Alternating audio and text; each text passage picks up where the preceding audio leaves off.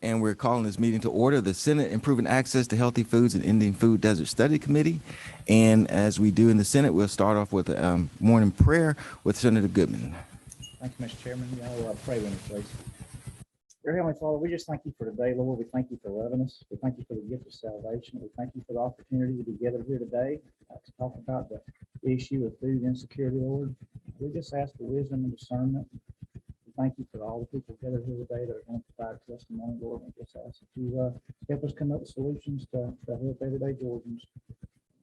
Lord, we just thank you for all your many blessings in this life, Lord. In Jesus' holy name we pray. Amen. Thank you. And we will start off this morning with John Anderson, Chief Deputy Division Director of Defects. Floor is yours, sir. Good morning. Good morning. Nice to have you here today.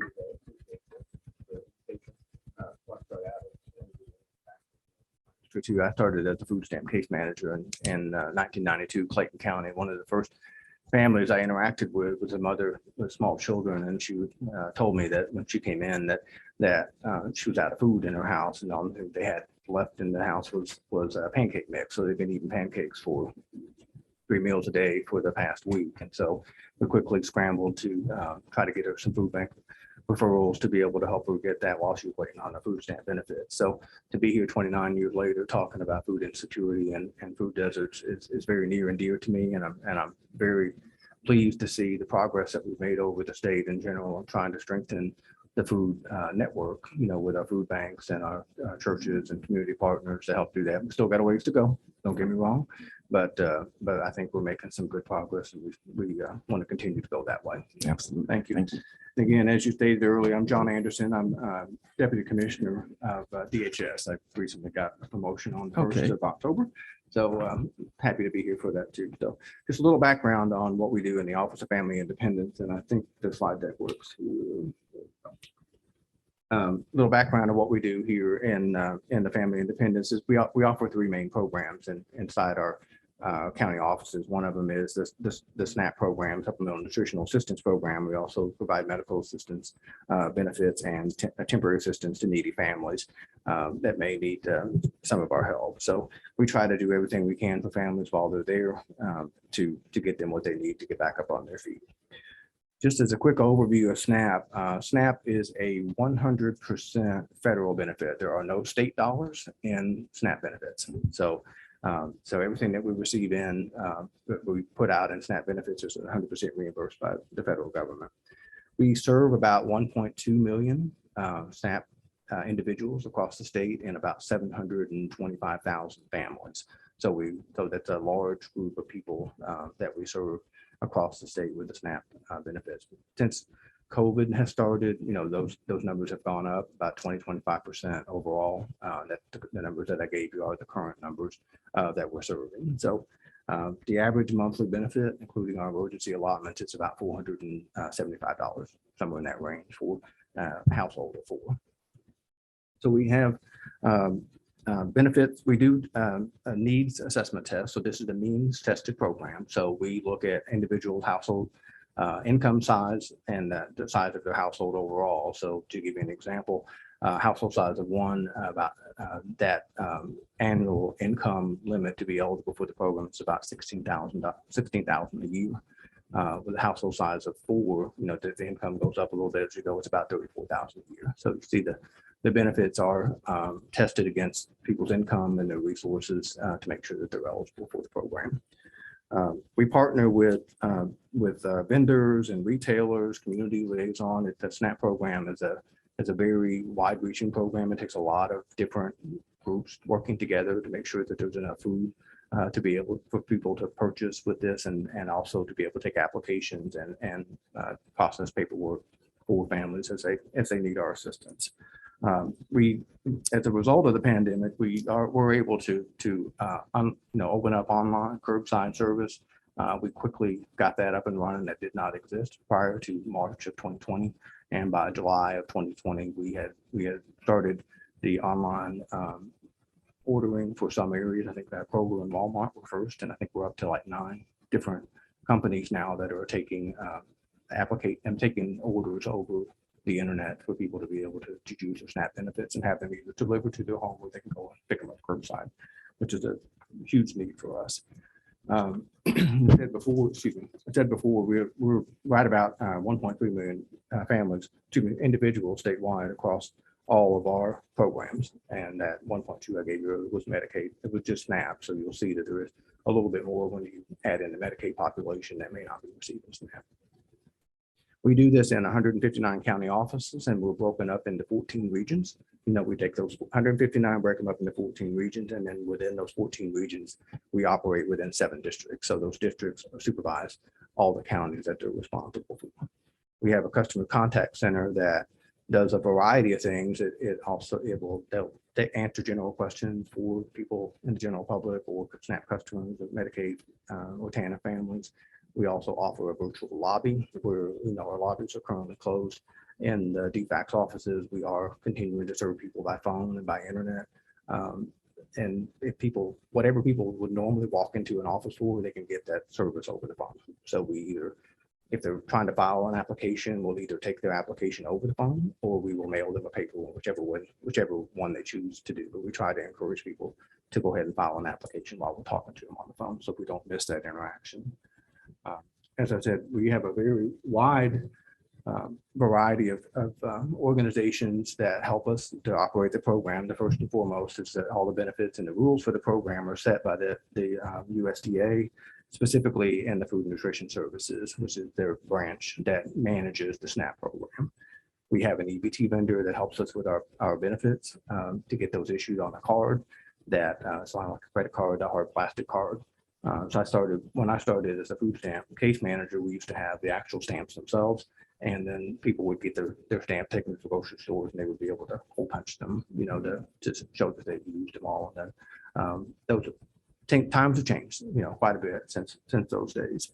We have retailers that we work with to make sure that they understand the total volume of SNAP customers in their areas so that they can order enough food to have available whenever we're issuing the benefits out. And we do break up our benefit issuances starting on the 5th day of the month. If we issue every other day until the end of the month, and that way that we don't issue all the benefits at one time and overwhelm the retailers. So we spread out that issuance over the month, but every family gets a benefit that's eligible once a month, no more than 45 days from their last issuance, so that we've got enough time to cover that whole market.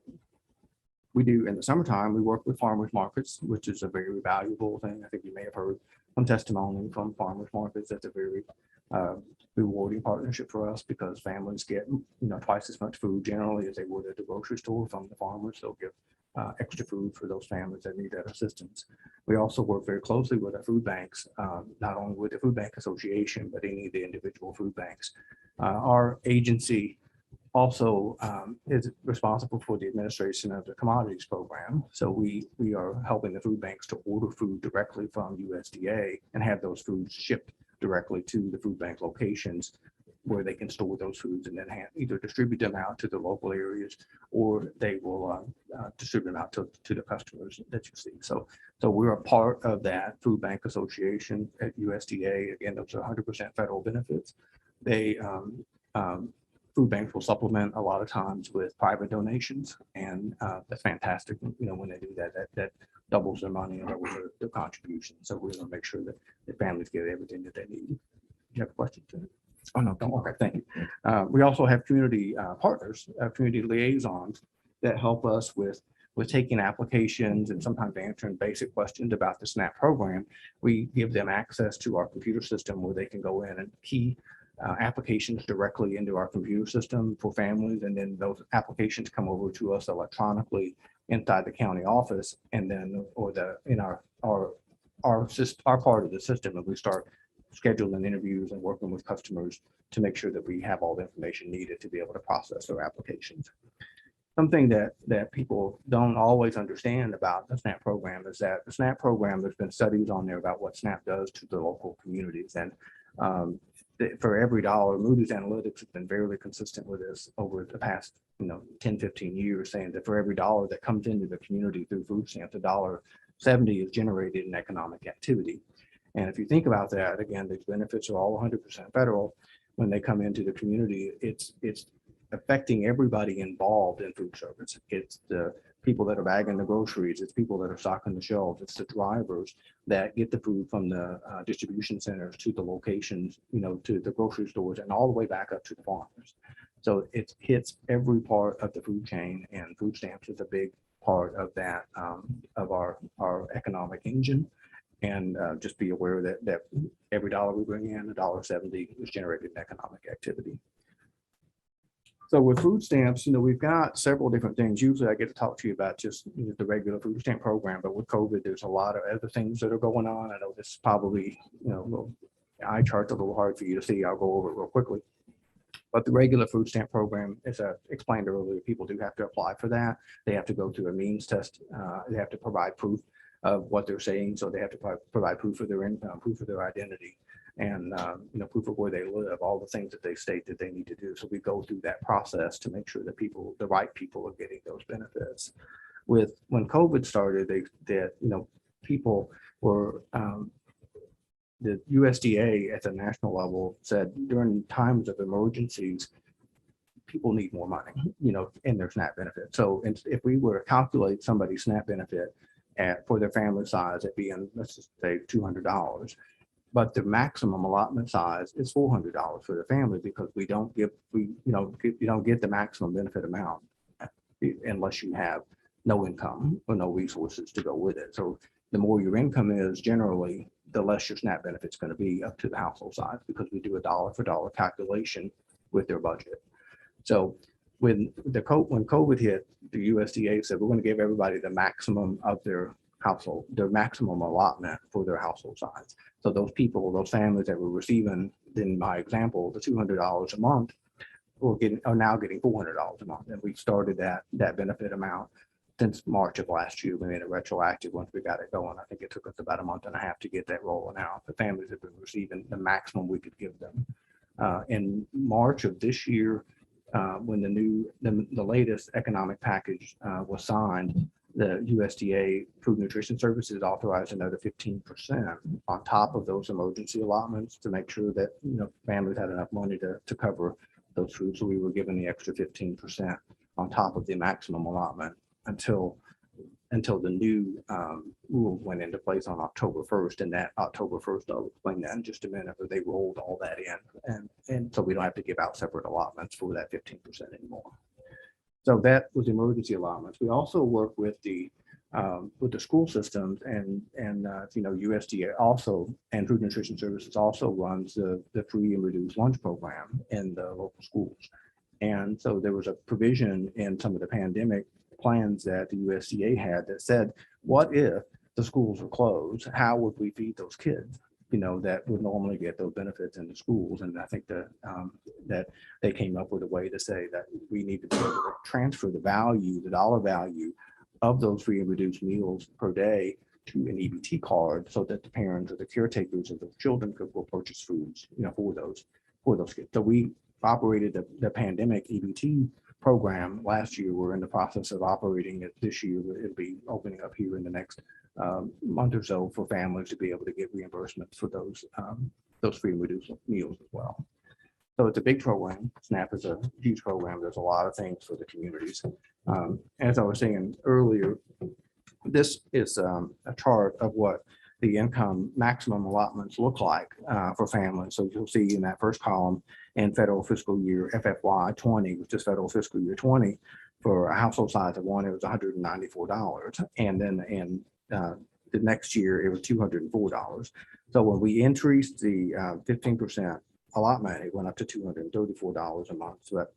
So with the 15% and the regular cost of living increase, and you may have seen something in the news where USDA was instructed to go back and look at the Thrifty Food Plan at the federal level to see is what we're giving enough to meet the basic needs of families to be under the Thrifty Food Plan. And they came back with the 15% and a little bit more. So the new allotment size, so like a household size of one, is $250.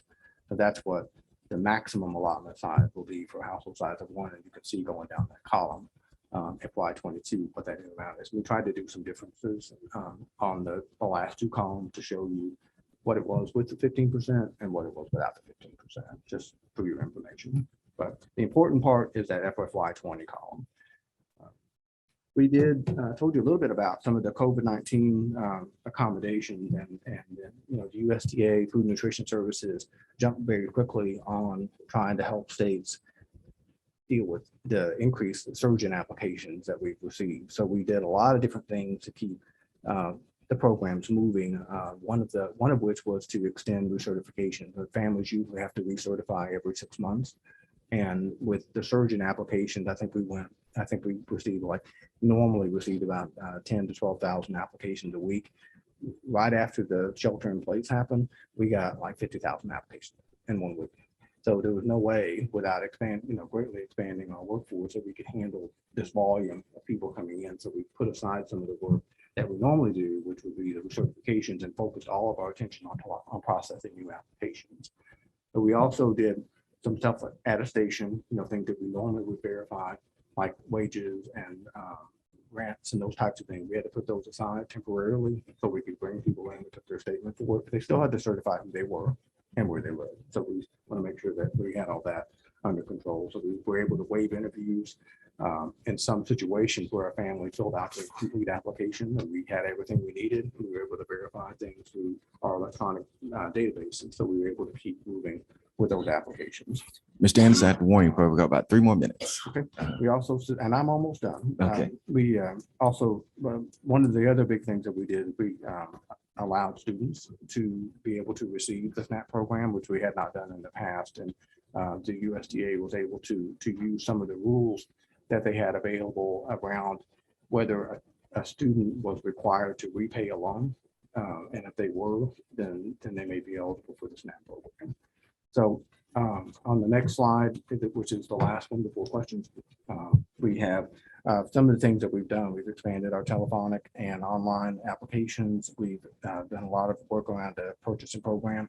We quickly stood up an interface with the driver's license services. So people, when they're applying online, can put in their driver's license number, and it tells us immediately whether that's a valid person. That person is the right person, and also helps us with their citizenship establishment.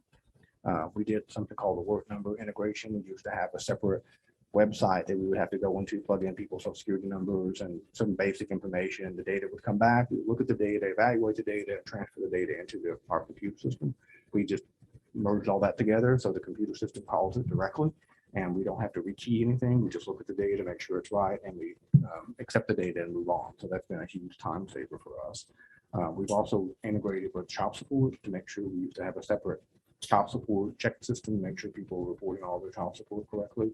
Now we're interfacing directly with them, so we don't have to do separate checks and balances on those. We can get that data directly for them. We also introduced a robotic process automation, which we call bots. Those help us with some of our renewals by doing the mundane casework for the case managers. It pulls all of our interfaces, it evaluates our data, it tells the case managers what data is not aligned properly and what they need to question. So the bots have been helping us do that as we've been getting through the pandemic, a huge time saver for our case managers. And so I think I met my timeline. So I'm at questions. Yes. And if you have any questions back after the presentation, that we've left all our information here, but I'm sure Ms. Vaughn knows how to get a hold of me as well. I did want to point out in the electronic version, you have something called our descriptive data book. And within the descriptive data book, and we publish this every year, it tells us by county how many people in each county are receiving SNAP benefits or TANF benefits or Medicaid benefits, and what the dollar value is per county. So if you're interested in your counties and what's going on in your counties with our programs, that data is available to you on the descriptive data book that we publish. I have one quick question. How are all retailers eligible to receive the SNAP benefits? How is that? No, the state actually is not involved in the retailer certification process. That's all handled at the federal level. They have to meet certain criteria. And I'm not sure what all the criteria is, but it has to do with, do they have the right storage facilities? Do they have enough capacity to handle different types of food that's required by the SNAP program? And what an organization, they have to apply at the federal level to be, an authorized EBT vendor. They review that at the federal level. They authorize it. Once they're authorized, they get into our EBT system and put their retailer number in there so that when somebody goes in to use their SNAP benefits, that benefit will be charged out to that card. Any other questions? I just want to thank you so much for coming and wonderful job about how you guys were able to pivot with COVID and everything and do all of this. It's amazing, quite frankly. Thank you all very much. Okay. So next we have Melvin Benson. There's Hope for the Hungry, who's joining us on Zoom.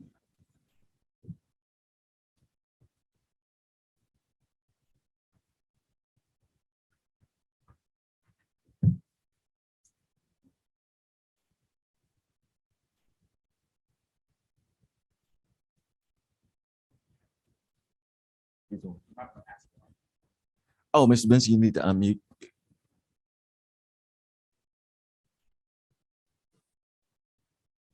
Okay, can you hear me now? Yes, we got you. You're up. Okay, I'm sorry about that.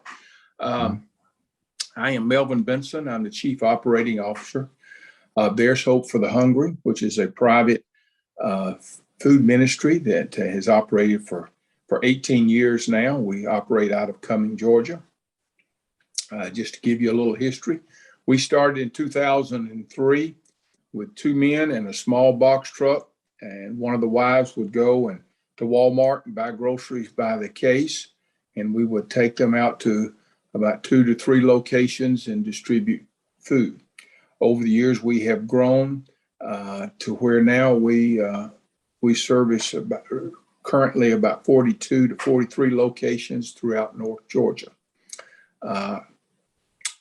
Our mission is to help people with their physical needs for food and to help people in their spiritual needs. We partner with churches throughout North Georgia.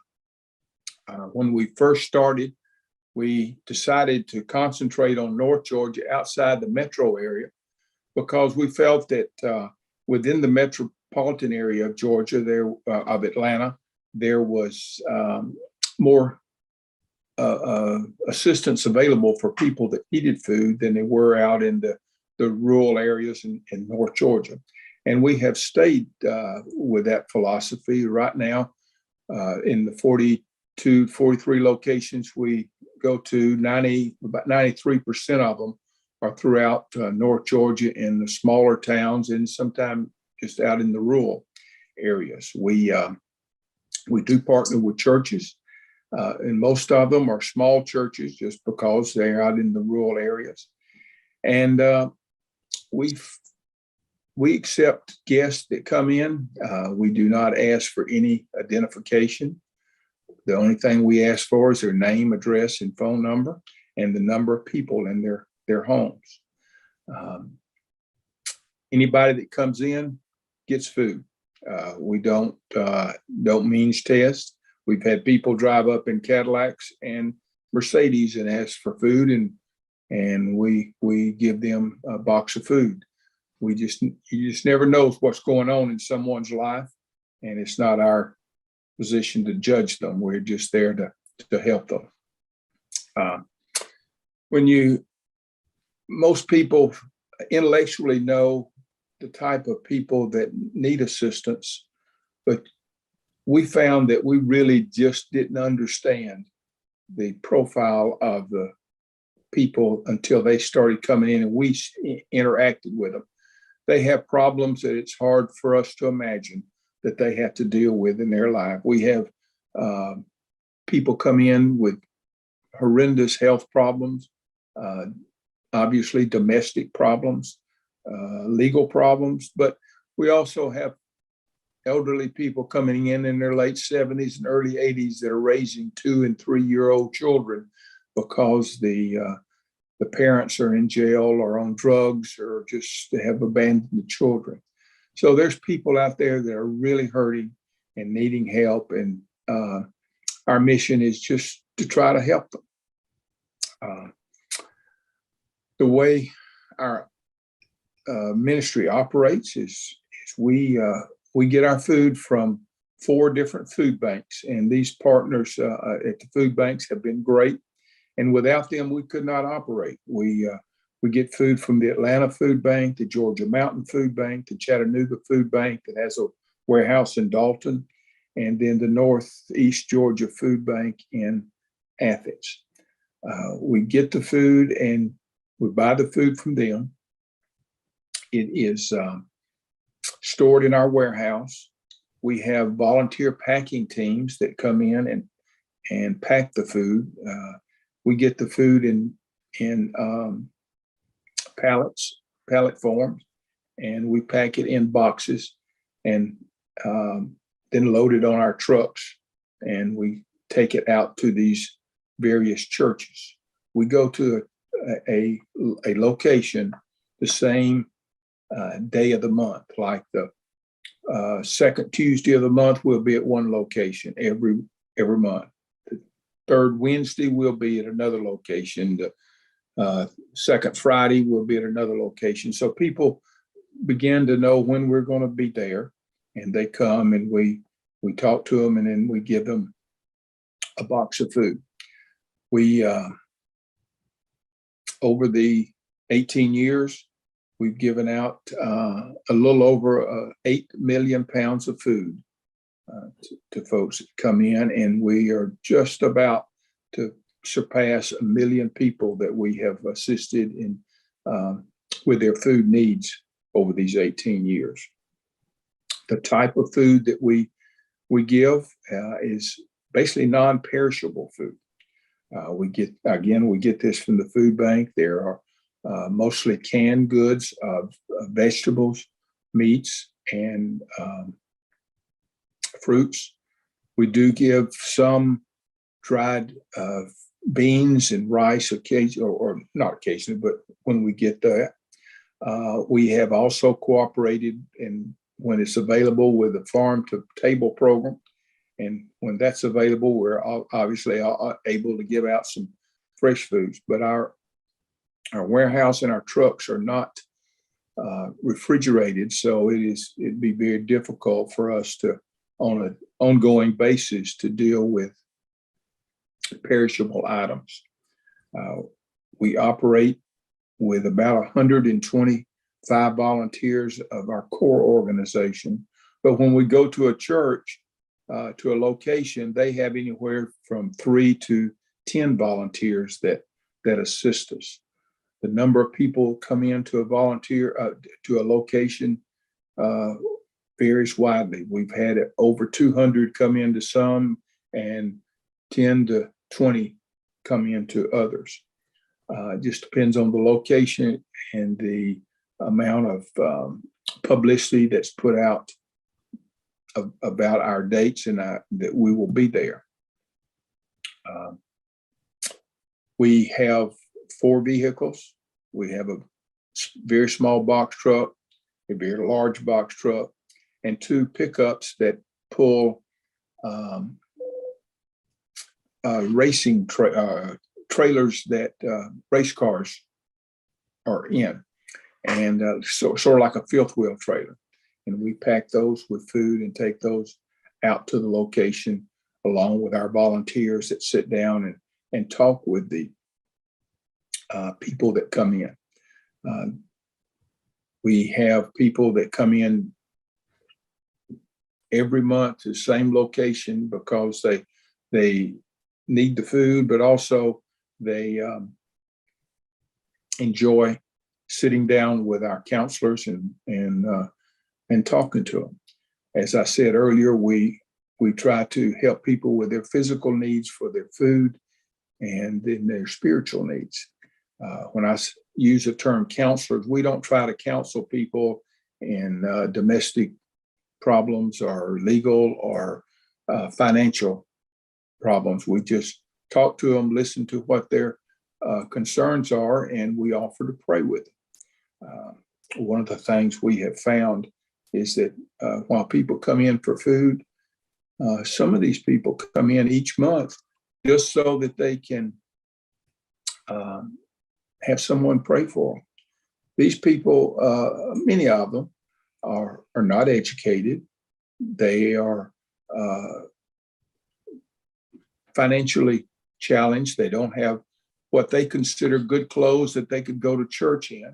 And many of them don't think that they would be accepted in a church because of their clothes and the way they speak and their economic situation. So in some ways, we become their church. Many of these people,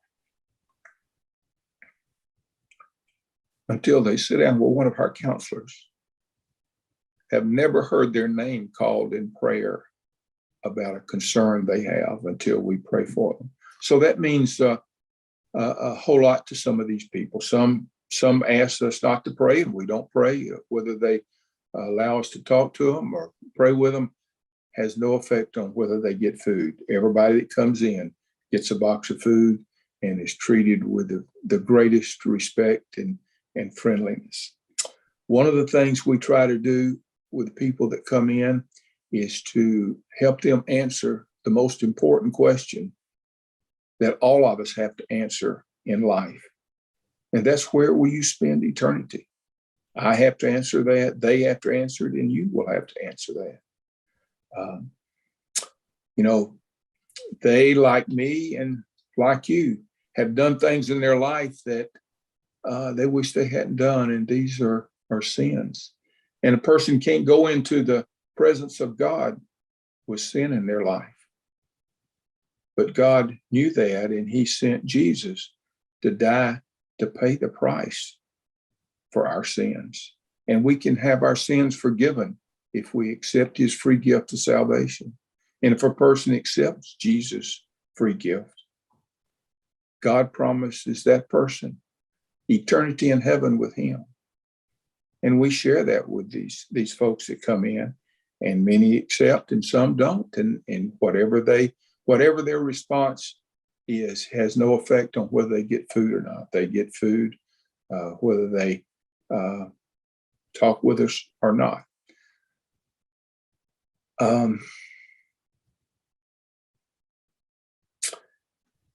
One of the things that I have thought about through preparing for this morning is, what can the state of Georgia do to help us?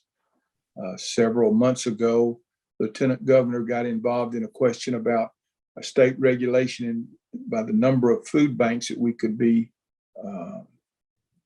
members of. And he was very helpful.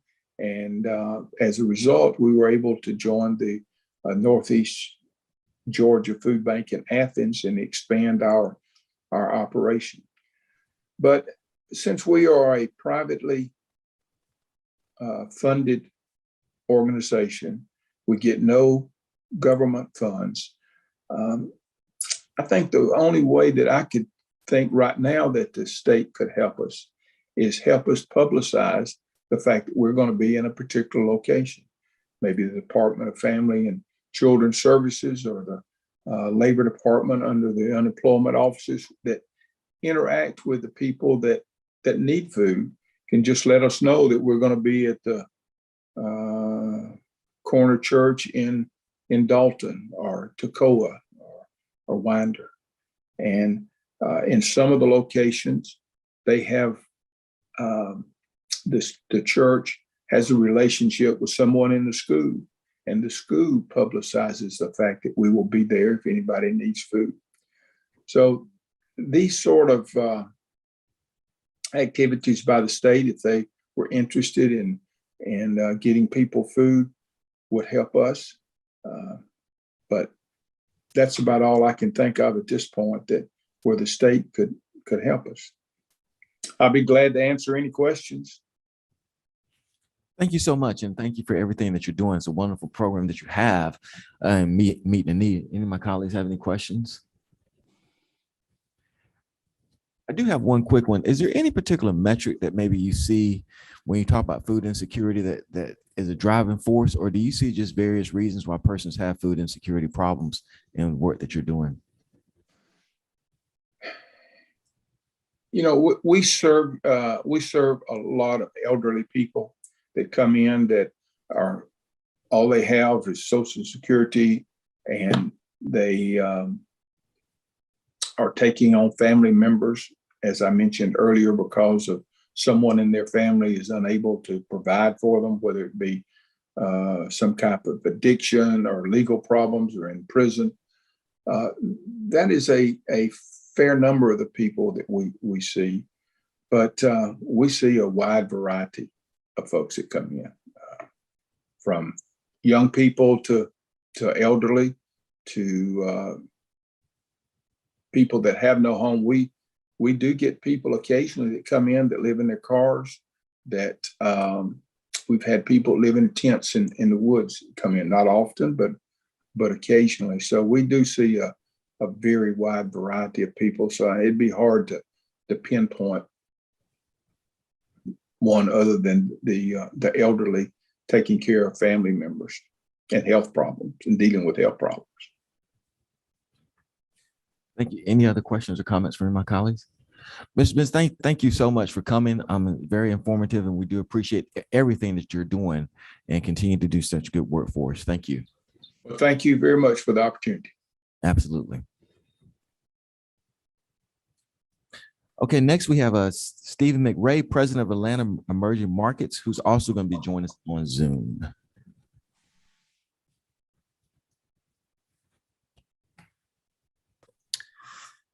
Great. Good morning, everyone. Thank you for having me. Yes. Do you need me to share my screen, or do you have a copy of the presentation in front of you? You'll need to share it. Okay, perfect. Yes.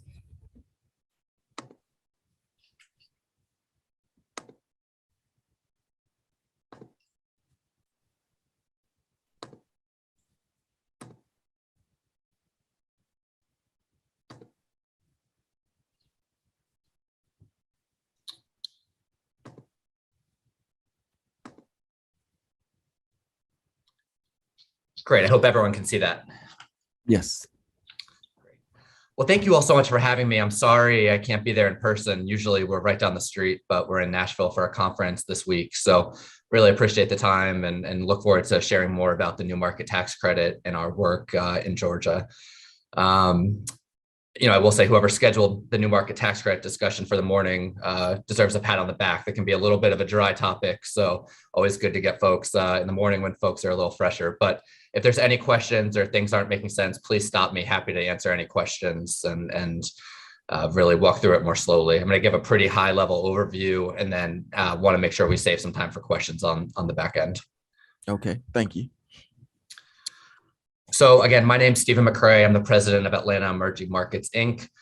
We are a Treasury certified community development entity, or CDE, that really was created in order to apply for and receive allocations of new market tax credits, which is a federal program offered through the U.S. Department of the Treasury and the CDFI fund. We were created back in 2005 by Invest Atlanta, the city of Atlanta's economic development agency. Take a quick step back for those who may be unfamiliar with that group. Invest Atlanta is contracted out by the city to do the economic development efforts on behalf of the city and has three main verticals. The first is more traditional economic development, so business retention, business expansion, and then we also have tools for small businesses and entrepreneurs. We also have a community development vertical that includes the management of 10 tax allocation districts, or TIF districts, and also does multifamily housing assistance and programs for first-time home buyers through down payment assistance. And the third vertical is relatively new and one we're really excited about. We are actually integrating the city's workforce development agency into the Invest Atlanta umbrella. And so we're going to be able to provide a lot more targeted workforce development assistance to businesses that are both coming into the city and that are already here. So we're one of the few economic development agencies that has all three of those in-house and makes us a little bit more unique. But some great leadership and innovative thinking around the economic development space has really led to those changes. But essentially back in 2005, the city and Invest Atlanta heard about new market tax credits, thought it sounded like an interesting program that could help businesses and projects in the city, and decided they want to get in the game and start applying for those credits. And they've been pretty successful. So have been awarded $308 million of the new market tax credits since 2007. That includes $50 million in the last round, the 2020 round that was released last month. And we've deployed 258 million to 24 projects. I'll have a few projects on the back end that, for example, is to show you what types of deals we're funding, but a lot of community facilities, education, hospitals, health clinics, and then community facilities like YMCA's, Boys and Girls Clubs, homeless shelters. It's a really flexible program and runs the gamut. We've tried to look at a lot of different food projects over the years. We haven't closed one ourselves, but their tool has been used for food banks, for grocery stores, and is a really fascinating tool for helping to address food deserts in communities around the country. With those 24 projects, we've worked with a lot of private partners in order to utilize the tool and get these projects subsidy. That list includes Truist, JP Morgan Chase, PNC, Bank of America, Northern Trust, Capital One. So most of the major institutions play in this space, and we've been fortunate to work with a wide range of them and have great relationships across the board. And then finally, our entity has, with a little bit of fee income we've received that doesn't go for servicing these loans, essentially. We have launched programs to support the mission of the New Markets program and created tools around social entrepreneurship, helping small businesses, and addressing catalytic redevelopment efforts and projects in the city. So again, I'm going to talk briefly about the program and explain what the program is here shortly, but just want to give a little bit of background on the entity first. I've been at Invest Atlanta for close to 9 years now, working with our community development department. And for the last 2.5 years, I've been leading this subsidiary entity called Atlanta Emerging Markets.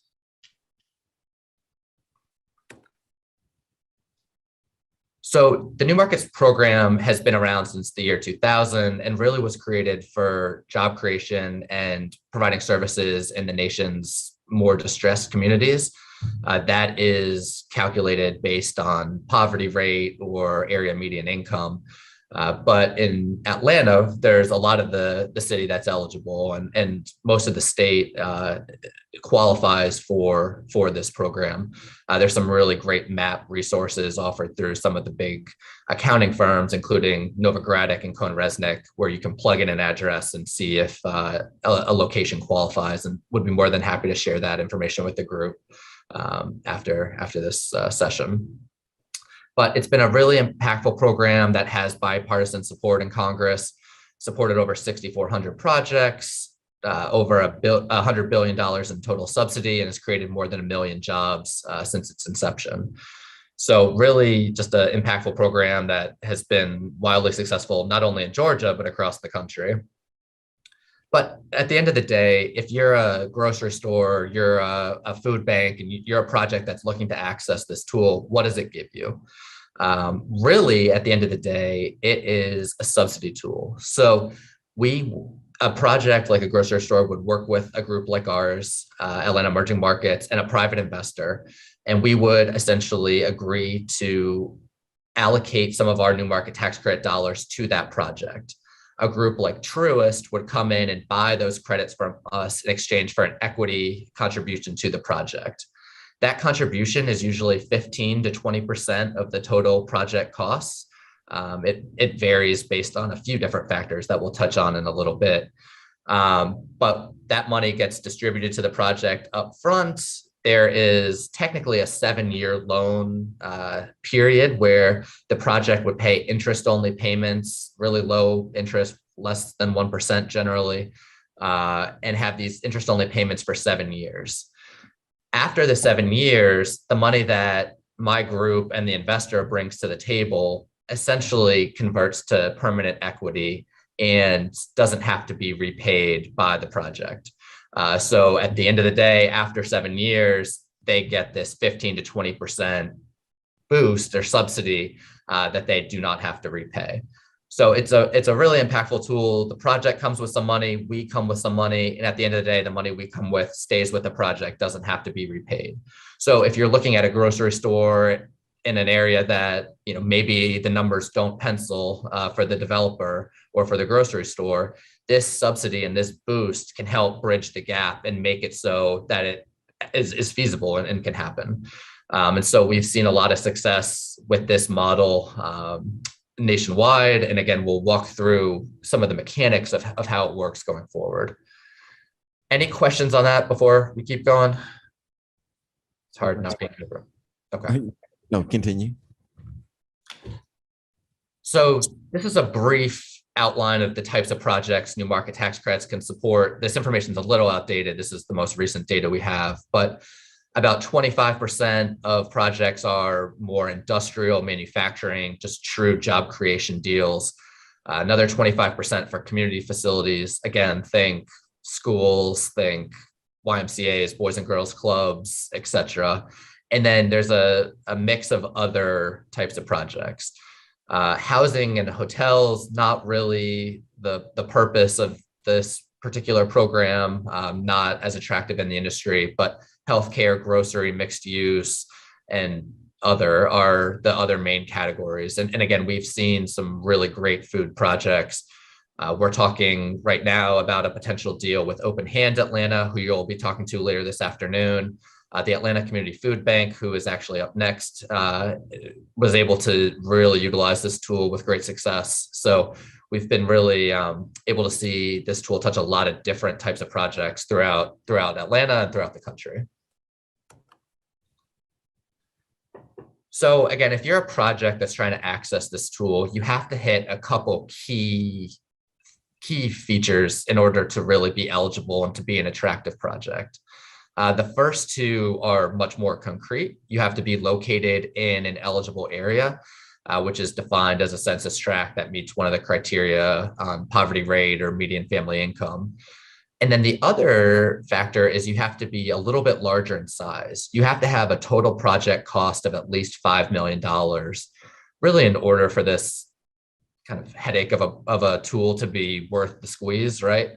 And so what we see is anything less than 5 million, it's just a little too expensive. It's a little too much work for not enough net benefit. So what we see generally is deals 5 million and up. Sometimes we'll see ones that are 4.5 million, but pretty rare in the industry. That total project cost can include a lot of things, though. That can include site acquisition, that can include some pre-development work, that can include site work, equipment, the actual construction of buildings, and then even up to 12 months of working capital from the date that you close the loan and the new markets deal. So there's a lot of things that can go in there to boost up that total project cost. And there is even a look back period. So say you've acquired a site 1.5 years, 2 years ago, you can include those acquisition costs and some of the costs you've already incurred into the new market structure. So those are kind of the two hard and fast things that you need to have in order to be an eligible new market tax credit project. The next three are a little bit harder to quantify, but are almost as important, if not more important, to groups that are looking to give out their new market tax credits. The first is community impact. So you're looking for deals that are going to create the most impact possible. So if you're a health clinic, you want to see how many patients you're going to be able to serve, how many of those have Medicare, Medicaid, how many don't, the income levels of the patients being served. You're really trying to create community impacts for low income residents. And so that's the first one. For some deals that's harder to assess than others. Obviously, a school or a health clinic has really concrete data on how many people they serve, what the benefits are. When you start looking at other projects, like a co-working space or, another type of community facility, it's harder to measure some of those impacts. And it's really subjective to the CDE or the group that's awarding their new market tax credits on if those impacts are good enough to receive the new market tax credit allocation. Grocery stores, food banks are almost always hitting that impact threshold because of the work that they do, and especially if it's in a food desert. And so the impact for a lot of food businesses is really strong and a good fit for the program. The other factors are readiness. So there's a lot of factors that need to be pulled in before you're able to close one of these deals. Or if you're doing a construction project, you need to have building permits in hand. You also have to have around 80-85% of your financing in hand, ready to go at new market tax credit closing. Again, we come in with 15 to 20% of the financing, but the project needs to have that other 80%. So that can be debt, that can be equity, that can be grants, that can be a lot of different things, but you just have to have it more liquid at closing in order to be able to funnel it through this complicated new market structure and actually receive the 15 to 20% that we bring to the table. And then finally, you have to have a need. There has to be a but for. We don't want to give this scarce resource to projects that don't need it or are not going to have an impact. So again, mentioned a lot of times, you're looking at projects in lower income areas that maybe don't pencil for most developers, or the performance just doesn't quite work. And so we want to see how this subsidy is going to make your project a reality and really assist with the construction of the project.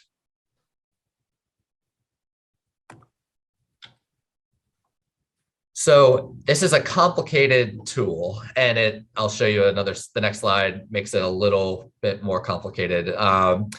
But I do want to just run through quickly all the different players who are involved. We've touched on a lot of these groups already, but just wanted to put a little more meat on the bone. So the first group is the federal government. So the U.S. Department of the Treasury, CDFI fund, administers the program.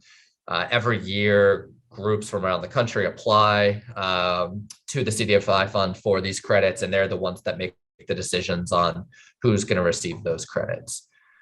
The folks that are applying for the new market tax credits are the community development entities, groups like Atlanta Emerging Markets that apply for and receive the credits from the CDFI fund. And then at the end of the day, they're the ones that are deciding which projects receive the allocation and the new market tax credit dollars. So a lot of times they're deciding between a health clinic, a grocery store, a school, and a YMCA. And so they have to allocate their money to those projects in a way that makes sense for them and their board and what they've told the Department of Treasury that they're going to do when they applied for the credits. Next is the new market tax credit investor. Those are the Truist or the JP Morgan Chases of the world. They're the ones that are buying the credits from groups like the CDEs in exchange for equity to go towards the project. So almost always they're large banks, and they will pay a certain dollar amount for the credits. So right now we're seeing generally a price of around 75 to 78 cents for the credits. And so they are the ones that are purchasing the credits and providing the equity to the project receiving the credits at the end of the day. There's other funders. So I mentioned that we bring 15 to 20%. The project has to bring that 80, 85% of the total project cost. So they, a lot of times will work with banks, CDFIs, government grants, in order for them to cobble together that 80% to go through the new market structure. And then the projects themselves. So that's your grocery store, that's your food bank. Those are the groups that are receiving the subsidy and the tool. We work with both nonprofit and for-profit projects. It really doesn't matter to a group like us as long as the impacts are there and the community is benefiting from whatever the development or whatever the project is. So this is again, a high level of exactly kind of how this works. So on these different boxes, the orange box is essentially the 80 to 85% that the project needs to bring itself. So that's loans, that's grants. It can be a lot of different things. The blue boxes are the project. So say the Atlanta Community Food Bank. They're the ones that have to cobble together this money. And essentially, if you have a $10 million project, we're saying that you'd probably have to bring 6.7 million to the table as the project. You can see there's another blue box down here. It's a little, this is where it starts to get a little confusing, right? The project is bringing money to the table to go through the structure, but at the end of the day, they're at the bottom receiving the benefit and receiving the tool. So they're at a couple different places in this chart. But so the project will bring 6.7 million, a big chunk of the project costs to the table. And then this is where the tax credit investor comes in. So the tax credit investor and us, the CDE, Atlanta Emerging Markets, will work together to get an equity contribution to essentially bridge the gap. If it's 6.7 and 10 million, we'll help bring the 3.3 million to get to the 10 million total project costs. At that point, the CDE, that's Atlanta Emerging Markets, will distribute that 10 million down to the project. Usually that happens in draws. So as you are building the facility or completing the project, you'll submit a requisition or a request for money to reimburse you for money that you've spent, and the CDE and the investor will approve that and send you the money to reimburse. So again, it's a $10 million that is in an account up front that you have access to during construction. You have 12 months to spend that $10 million. And then once you spend the $10 million, you essentially pay interest-only payments for 7 years on that. And after 7 years, this loan B piece, this 3.3 million that we bring to the table, that's the piece that ends up getting forgiven at the end of the day. So I'm sorry, this is so high level. I'm going to walk through an example here that puts some more concrete numbers on here to help you. So if you're doing the same project, $10 million of New Markets credits, I don't want to get into this too much, but essentially it's a 39% tax credit. The investor gets a 39% break on their taxes. So in terms of real money, it's 3.9 million available for the project.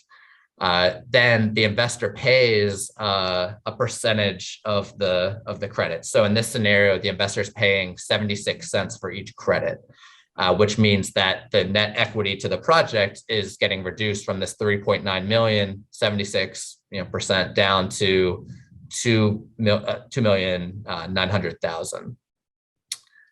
Then, unfortunately, there's a ton of fees and closing expenses with this program. This is part of the reason why we say that it is not necessarily worth it for projects less than 5 million, just because of how much work goes into structuring these deals.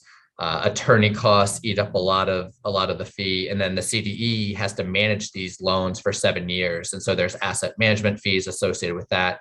So a lot of times we see the fees and closing expenses for these transactions equaling close to $1 million. But at the end of the day, the net benefit to the project gets closer to that 18 to 20% mark that we talked about. It's 1.8 million, give or take, for the net benefit to the project. So that 1.8 million is the number that the project gets to keep after the 7 years and is really the subsidy to the project at the end of the day. So, when you're talking about $10 million of New Market tax credit, it's a little, misleading or a little unclear, just because the true net benefit in terms of real hard cash is actually only this 18 to 20%, this 1.8 million.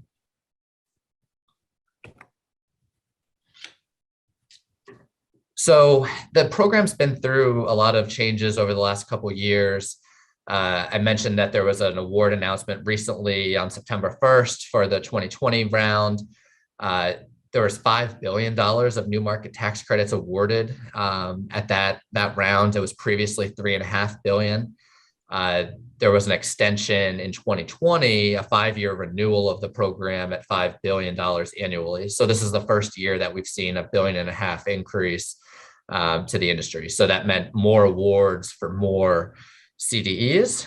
Usually this is an extremely competitive program. Typically only around 30% of those who apply for the credits will receive them.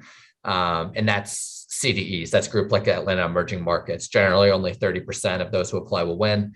This year it was a little bit higher because of the larger amount. I think it was 45%. But again, it's extremely competitive. So we were one of only 2 CDEs in Georgia that received the credits. The other is a housing group based in Decatur. And we were one of only 16 groups that had a local service area, meaning the city of Atlanta only. So a lot of groups that apply for this have a larger service area, either regional or national. And we partner with a lot of those groups. So we're currently in a closing process on a project now with the Reinvestment Fund, a local, a CDFI that's based in Philadelphia, but has a local office. LISC is another one that's based in New York, but has a local office. And then there's groups like LIF and Enterprise that we partner with fairly regularly as well on projects. And Deborah Schoaf, who's from the food bank and speaking next, will have some great insight onto the CDEs and the groups that she worked with that focus more on healthy foods and on addressing food deserts. So there are CDEs out there that focus on a lot of different things. Some focus on medical, some focus on food, some are more broad. But again, it's a competitive tool and you never really know who's going to win on a year-to-year basis, which makes it a little frustrating on planning projects. But most grocery stores, most food banks are going to be able to find allocation from somebody. There's another application that we're expecting to be released this fall. So we will most likely be applying again for additional credits.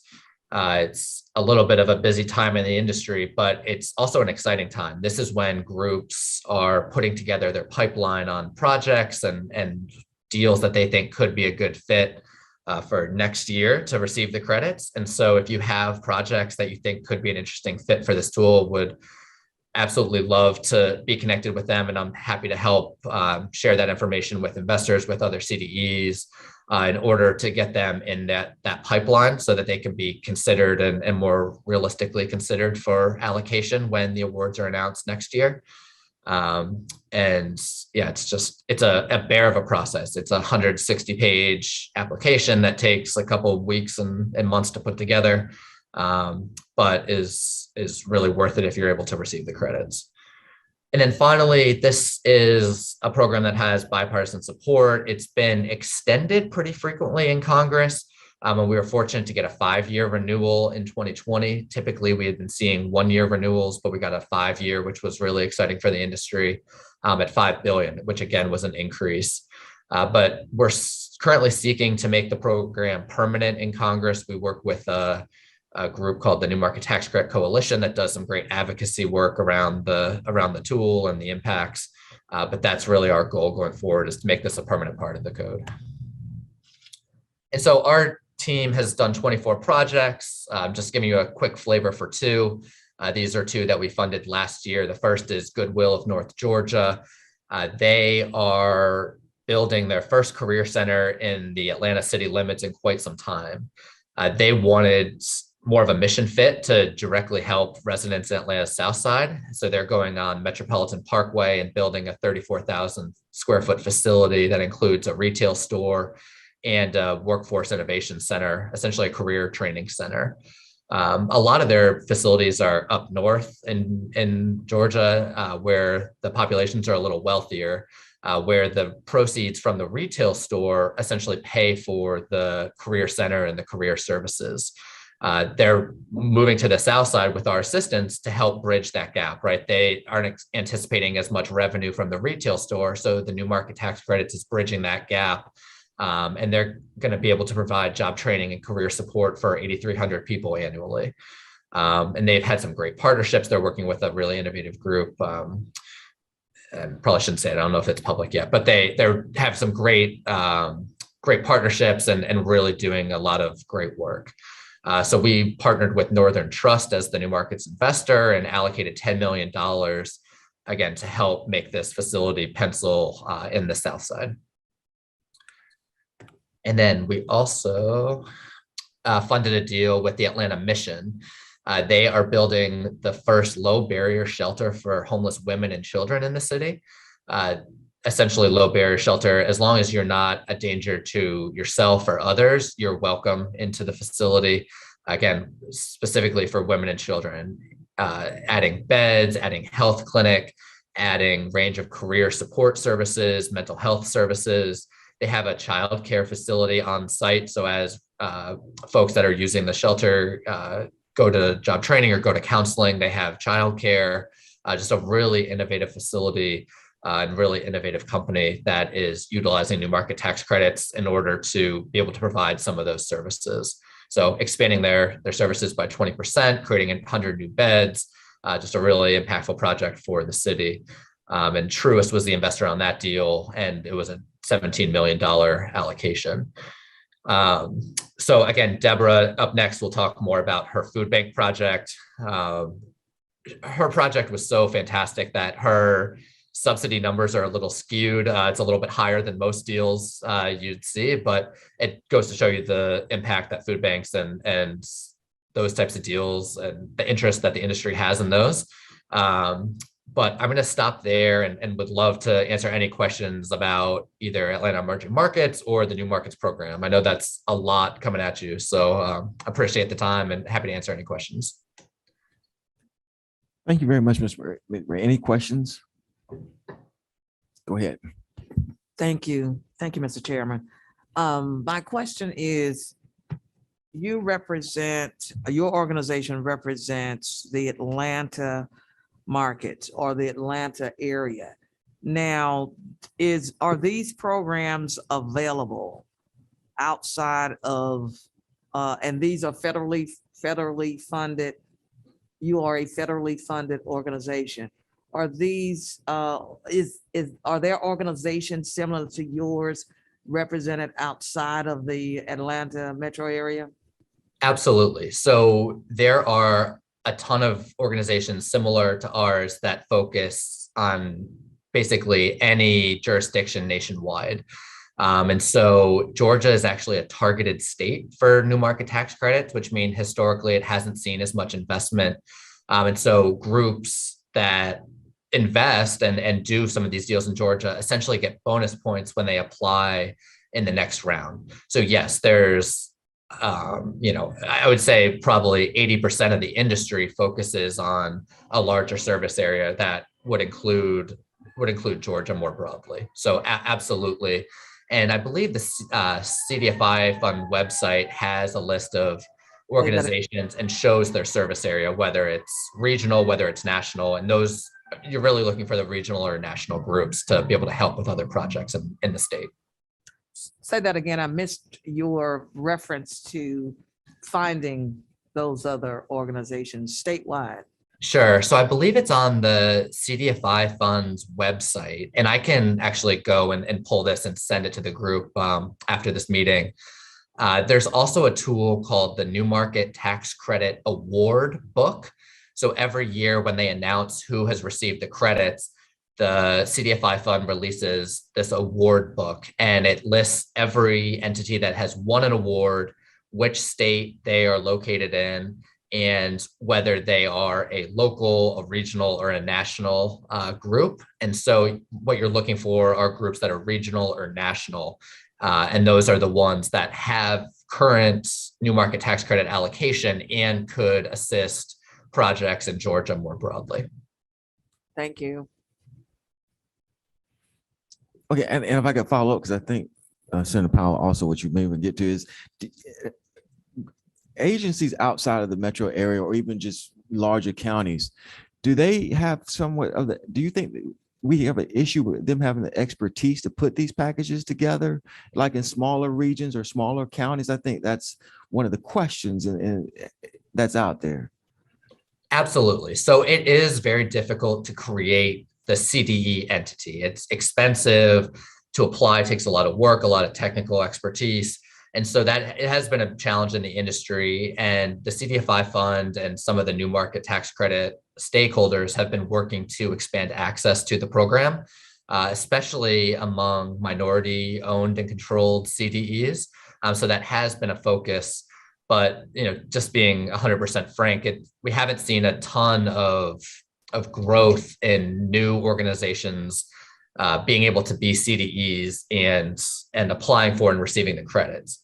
That being said, I think the industry is always interested in great projects. So if there is a project that we think is going to move the needle, has a lot of impact, and is really important for a community, there's a lot of different investors, a lot of different CDEs that you can talk to, present your project, and get it in their pipeline, so that when they win allocation, that project will be kind of top of mind. So, I think the answer is twofold. Yes, it's tough to have a CDE for some smaller jurisdictions or some smaller areas, but the industry they want good deals, they want good projects. So they're not going to care if it comes from a smaller county or a smaller city.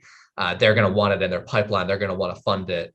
And again, especially with Georgia being a targeted state. So, I know that's not a perfect answer, but I think good projects are always in demand, and we're trying to build up the expertise and help boost the creation of other CDEs nationwide. But it is tough, and historically, new CDEs haven't been awarded. The C85 fund looks pretty heavily at track record.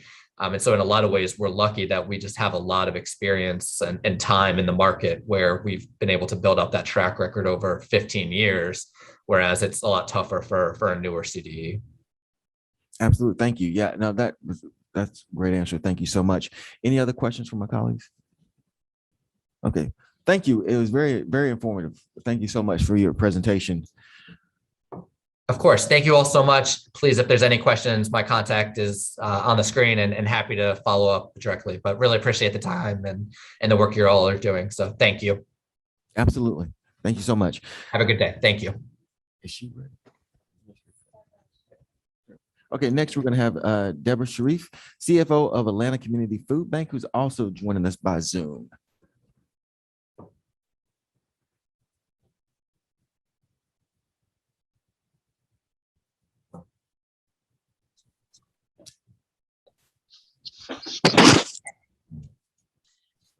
Good morning. How is everyone? Good morning to you. Okay. I am preparing to share my screen. I wasn't on schedule to start for about another 10 minutes. So just if you will give me a moment, I will be with you.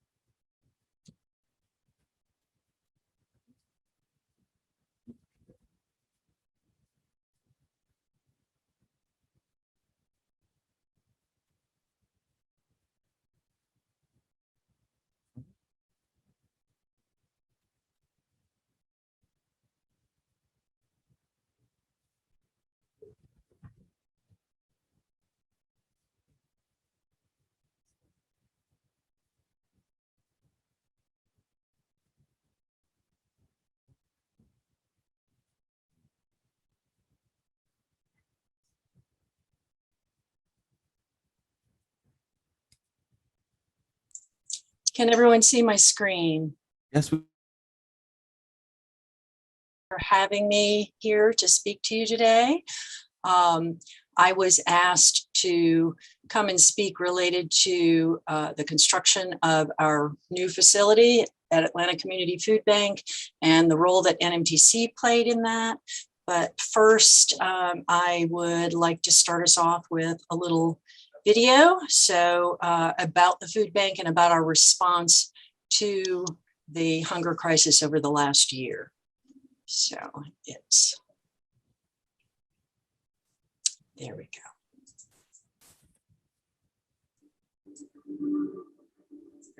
Right now, there are millions of Americans who are hungry and without food. Many people who've never needed food assistance before need it now due to the pandemic. But CEO Kyle Wade fears the economic impact of COVID-19 might just be their biggest challenge yet. 2020 was a year that tested all of us across the country and right here in Georgia. As the reality of the pandemic set in, the number of people who needed food assistance grew exponentially. At the Atlanta Community Food Bank, we were determined to answer the call.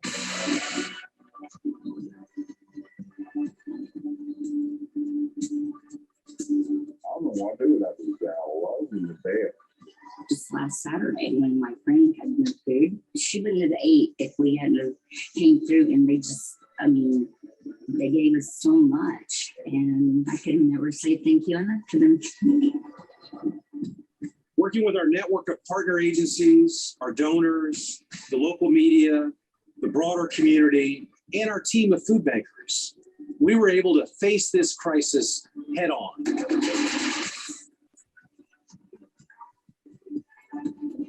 Across the country are seeing a surge in demand. But the Atlanta Community Food Bank says it is ready to help anyone who needs it. En esta iniciativa también participó desde temprano el condado de Utah. Nourishment that will be on those dinner tables came from the massive warehouse at the Atlanta Community Food Bank. We need to realize that together we're going to end poverty, together we're going to end hunger in Georgia. Even donating $1 can provide up to 4 meals. So even a little goes a long way at the end of the day. So don't ever think that you don't have enough to contribute. The Atlanta Community Food Bank granted us $35,000 to go towards our refrigerator. I can't even imagine what life would be like if we hadn't partnered with the Atlanta Community Food Bank. We get 95% of our food from the food bank. We learned a lot at the food bank in 2020. We learned how to respond with speed and agility while staying focused on our mission. When our neighbors are struggling, we have to be there for them.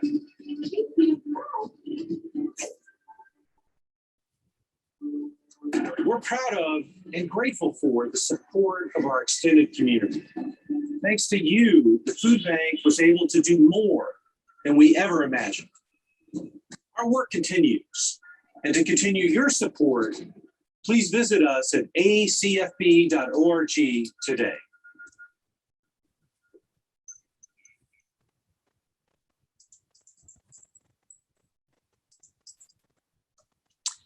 All right, everyone, that always just makes my heart swell when I see our videos on our response.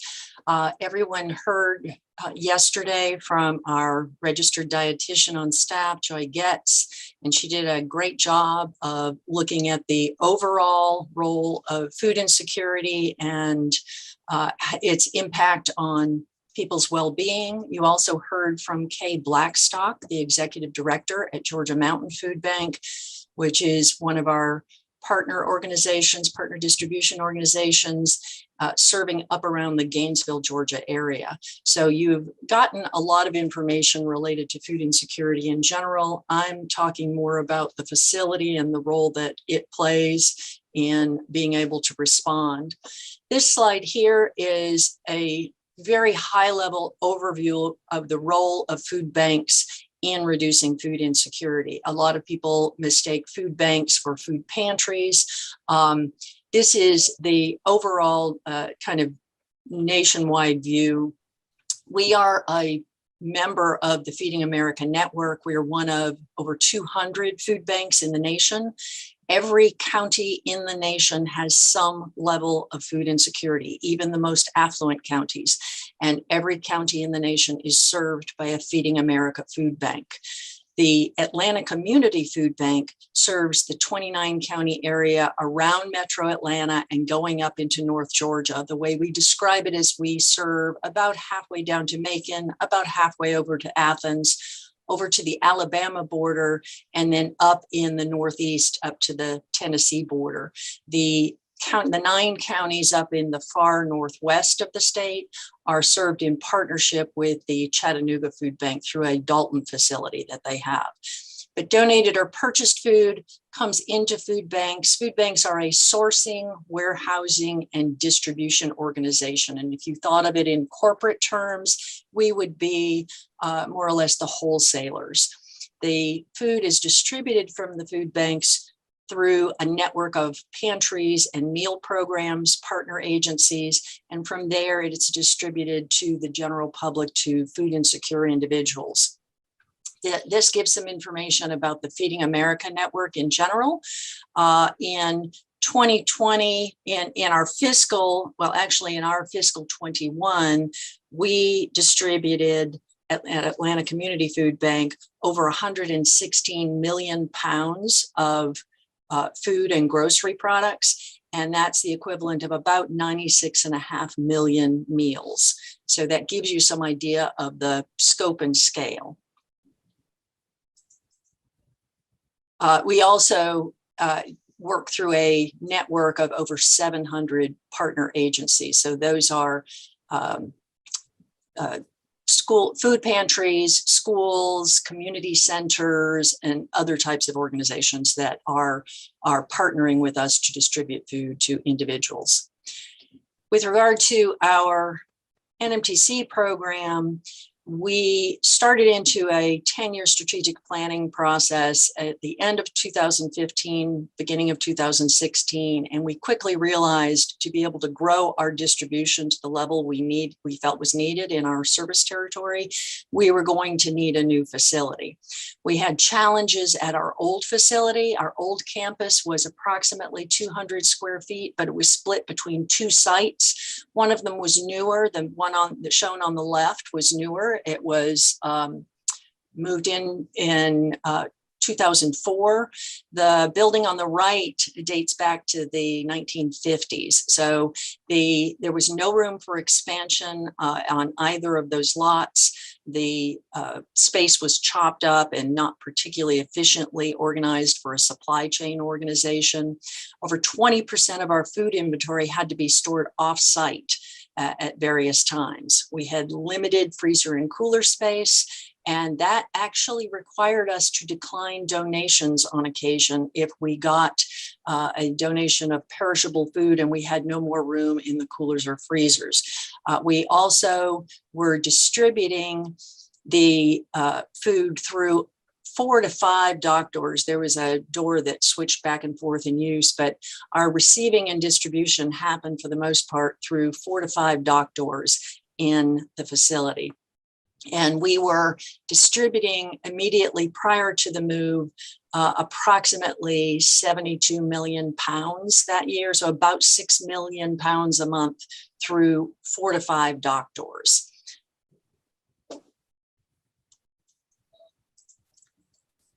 At our new facility, and this is a picture of the new facility, we have 345,000 square feet in what we call a state-of-the-art warehouse. It was designed as a supply chain warehouse, and it's on a 64-acre site. Of that facility, about 256,000 square feet is in warehouse space. About 70,000 square feet of that is in just cooler and freezer.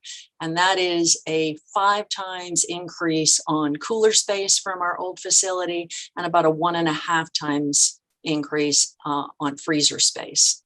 We have on the building a total of 34 dock doors, and that includes 3 cool docks that go directly into one of our large coolers. At the old facility, we had the 4 dock doors I mentioned that went onto a small ambient temperature dock. So you can imagine in the middle of July, if we got a truck full of milk, that it was all hands on deck, everybody get on a forklift because you had to get that milk put away into the coolers before it spoiled. So having these cool docks is a huge improvement for us because it reduces perishable inventory loss.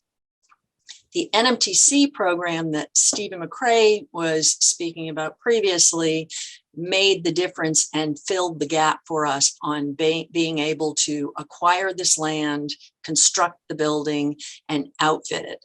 The NMTC funding supported the acquisition of the land, the construction of the facility, and outfitting with furniture, fleet, and equipment, material handling equipment. The total project budget was $47.1 million. We utilized $46 million of NMTC allocation, and that came from 4 CDEs, Rural Development Partners. It's an organization, a CDE, that focuses on rural impacts to farmers and to rural communities. The Reinvestment Fund that Stephen mentioned in Atlanta, that has a headquarters in Atlanta, Kroger Corporation, and PNC Bank as the lead bank.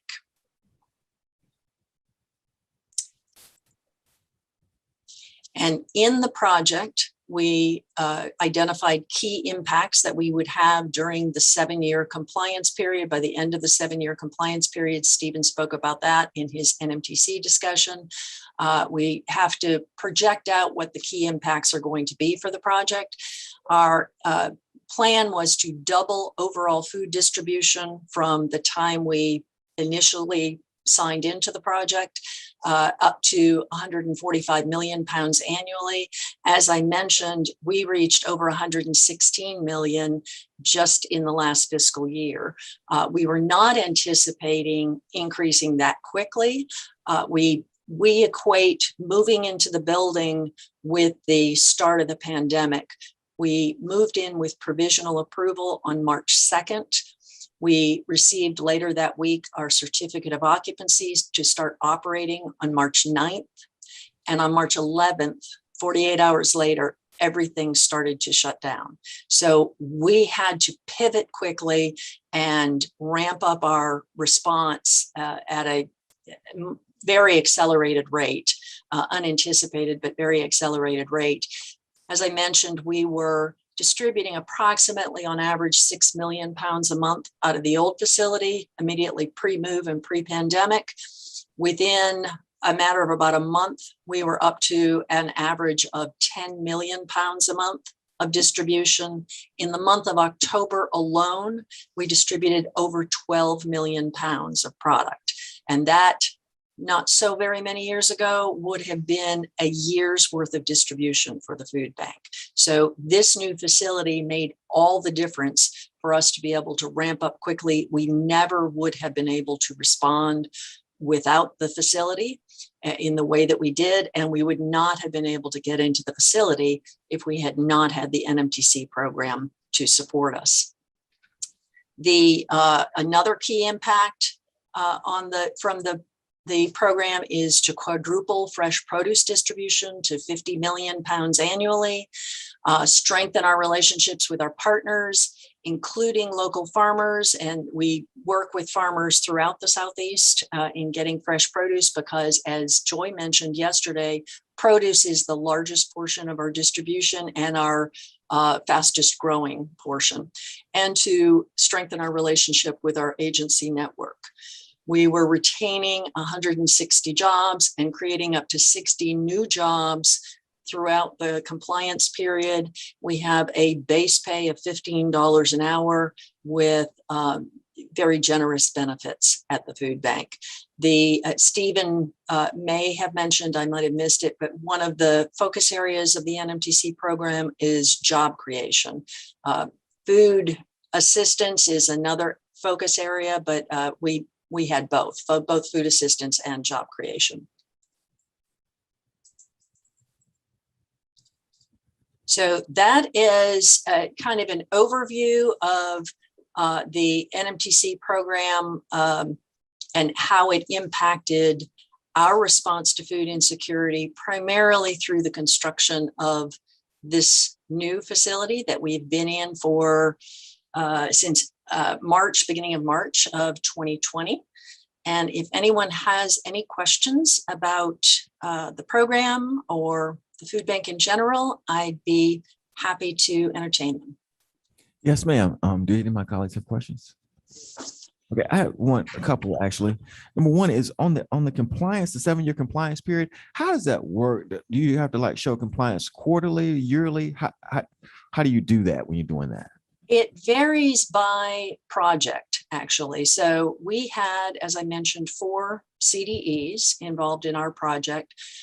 We were very fortunate to have a great consultant on our program, and he advised us that we wanted to have what's called a community benefits agreement. This is essentially the contract that you have with each of your CDEs who are involved in your project.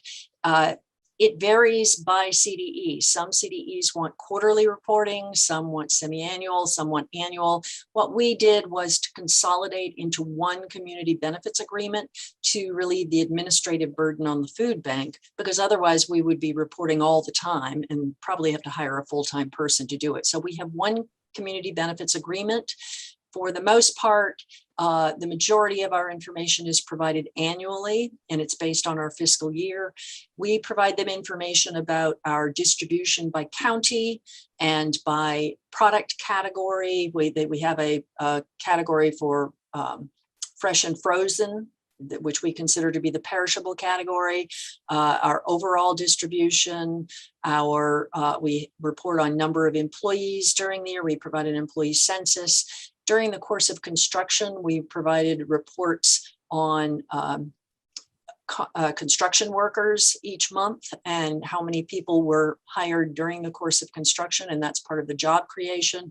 We also have a report that we provide related to sourcing channels for fresh produce, and that one of the CDEs was particularly interested in that, Rural Development Partners. And I now have been asked, I serve on their advisory board, so I have a little more understanding about that. That relates to their application to the CDFI fund and the impact that they are promising in the projects in which they invest. So those are the types of things that we are providing, mostly on an annual basis. On a semi-annual basis, we provide financial statements, and we provide a separate 990 for the special purpose entity that Stephen mentioned in talking about the structure. Everything kind of flows through a special purpose entity, and then the money comes back to the project sponsor. We have to have a separate 990 for that special purpose entity. It's also a nonprofit, ACFB Support Organization, Inc. One other one. On the social impact, does the CDE come up with the impact, or does it come from you guys, or do y'all work collaboratively together, say this is what the impact would be to try to get the funding? That came from us. And when we started the process, we talked with our consultant, as I mentioned, talking just generally what I was doing. I said my job was to be the financial evangelist. So I went out and I spoke to people and I just told them the stories of the food bank, what we were doing, the kind of impact we were having, information along the lines of the video that you saw at the beginning. That's the advice that I have given to a number of nonprofits and other organizations, food banks around the country, that you have to be able to tell your story, because if you can't say what you're doing and the impact that it's having in the community, no one else is going to know. So you need to know what you're doing. You need to know what you do well.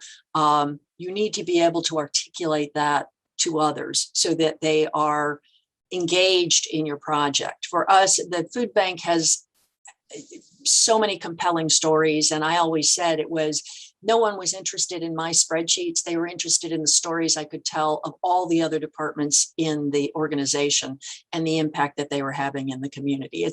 For me, I find it to be an easy lift. Other organizations, some organizations, it's easy to articulate that impact.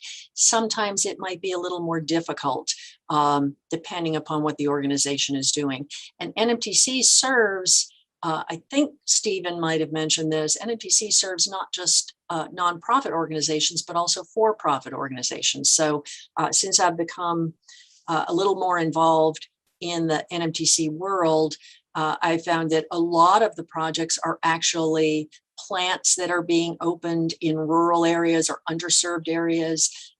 Stephen, I think, mentioned that the project has to be in a highly distressed census tract, but I know RDP, specifically Rural Development Partners, has invested in a Coke bottling plant in South Georgia, in a peanut shelling plant in South Alabama, in a barrel plant up in White Sulphur Springs, West Virginia, areas that need jobs. And that acts as a magnet to the community. Food insecurity is sometimes a symptom of other issues that are going on. So if people don't have jobs, if a plant has closed down in a community, or an organization has closed down in a community and suddenly everyone has lost their jobs, they're going to become food insecure. But just addressing the food insecurity is not addressing the underlying root cause. So some of these projects can address the underlying root cause and help people to get back on their feet. and address food insecurity that way. We're addressing it with food. Other organizations address it in other ways, but the NMTC program can serve to address that issue and that need in other ways by providing jobs in an area that may not have jobs, or helping other social service organizations like Goodwill that can help with job training and things like that. And you said that you're kind of like now on a board in the NMTC world. How complicated is this process that you guys had to go through as far as getting the new market tax credit? Did they find you, or you found them, or how did that work? I had worked, my background is in corporate and public accounting, a little bit of government accounting. I had served at Atlanta Habitat for Humanity for a couple of years before I was recruited to the food bank. And when they built their headquarters, they utilized the NMTC program. So that was my first exposure to NMTC. I had not heard of it previously. It's part of the tax code, but it is not part of the tax code I had ever delved into. And in utilizing that, I just found it to be a fascinating funding vehicle. I had utilized bank funding for many, many years in my corporate life, but had never utilized NMTC. I came to the food bank, and as I mentioned, the 10-year strategic plan, when we talked about needing to do a new building, NMTC came to mind. I asked if that was under consideration, and was told that yes, it definitely would be under consideration. So I started diving in at that point. I went to a conference on it, met a number of people. That was where I met Stephen McCray with Invest Atlanta. If we had actually been able to locate a parcel inside the city limits of Atlanta, I think that I'm pretty sure we would have been partnering with Invest Atlanta on this project, but ours is just outside the city limits of Atlanta. So I learned more about it there, but when you're asking about complexity, if you think how complex is the tax code, that's about how complex NMTC is. So it vary. I sometimes say that I know enough to be dangerous. I actually give advice to people, and I think that my best service to folks is to link them up with real experts when they get into technical aspects. I can talk about pitching the deal. It's very similar to pitching a bank transaction. So if you are going for funding from a bank, you talk to the bank about what your project's going to be, and you're doing a bank pitch. This is very similar to doing that kind of work. So you're talking to investors. The project has to be solid. You have to have solid outcomes. You have to have projected numbers. There's an awful lot of work that goes on in the background. And that was some of what Stephen talked about with the fees that are involved, because there are so many experts who weigh in, attorneys and accountants, specialized accountants. So it is very complex. If you have the right people on your team and the best advisors, they will help you to navigate through it. But it's trying to go alone. I never advise anyone to try to delve into the NMTC world alone. You really need good advisors on it, and they will help you navigate through.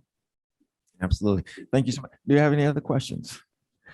Thank you so much for your information. Very informative. We deeply appreciate it. Thank you so much. Absolutely. Thank you so much for having me. Absolutely. Thank you. Okay. No problem.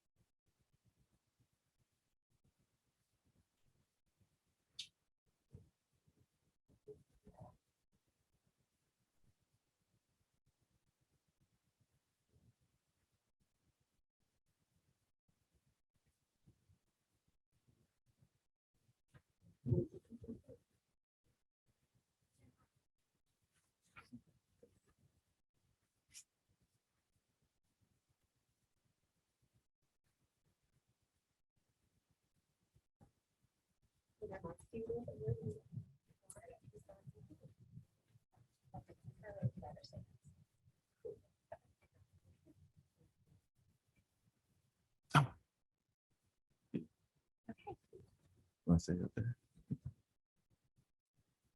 Thank you so much. I apologize for being slightly tardy, but You're fine. the presentation is here and queued. Yes. I am Lorraine Cochran Johnson, DeKalb County, Georgia, Super District 7 Commissioner.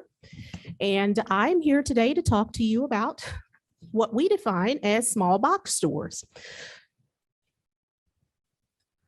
Okay, I'm not going to, of course, play this, but of course, I appeared on CBS Sunday Morning after doing some research. I've worked pretty extensively with the Institute for Local Self-Reliance, as well as the Bill and Melinda Gates Foundation on the effects of dollar stores and their presence within communities. I also presented in February of 2019, after being elected that January, the request for a moratorium to study the effects of dollar stores on our communities. Of course, this issue was first brought to me while I was on the campaign trail. Many of the individuals within my district said, we do not see dollar stores as economic development within our communities. So it was literally through the community that I became aware of the issue itself. Of course, I see the presence of what we call dollar stores, Dollar Tree, Dollar General, and Family Dollar. But initially, we had been unsuccessful, I was told by the legal team, in presenting legislation and or a moratorium. So what we decided to do after looking at the issue is, let me be very clear, I'm not against dollar stores. I'm a dollar store shopper. I'm against the proliferation of any business that may have a harmful, detrimental, or adverse effect on our community. So we first had to define what a box store is. So for the purpose of this conversation, I'm not going to refer per se to dollar stores, but what we determined is, for the purpose of legislation in DeKalb County, we have defined what we call small box discount stores.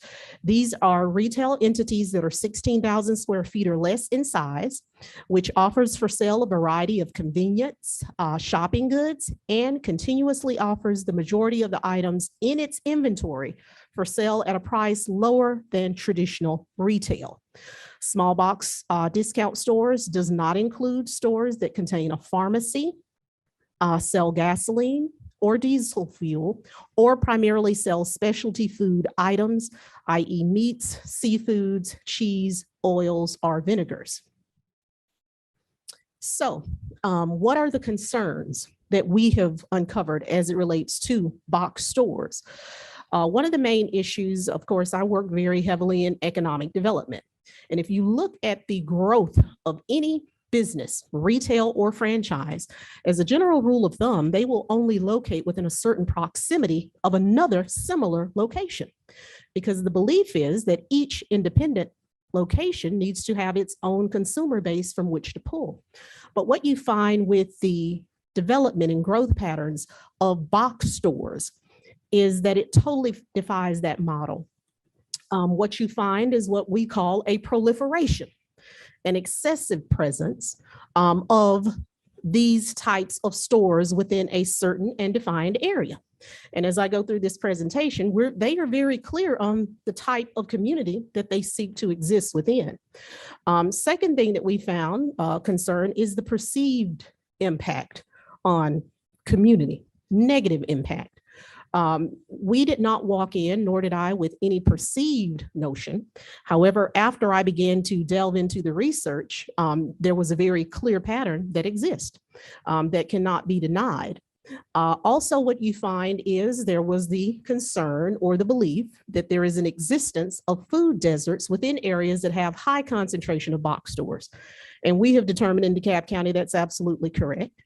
And also, you will see later, I have a heat map, the disproportionate health effects that are associated with the area in which these stores are defined cannot be denied.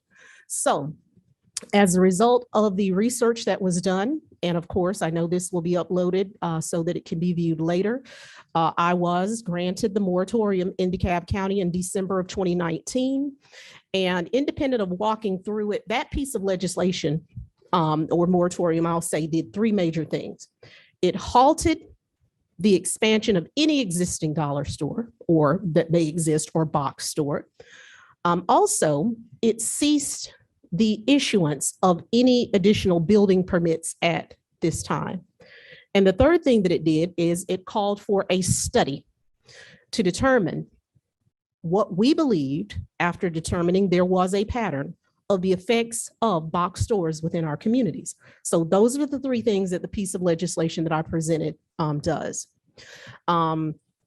Market trends for dollar stores. What you find is there is a concentrated location. Household income. And as I say in DeKalb County, it's not the Book of Lorraine. This is the President, Jim Thorpe, who clearly identifies the target population for communities in which they choose to locate have an income combined median household income of $40,000 or less.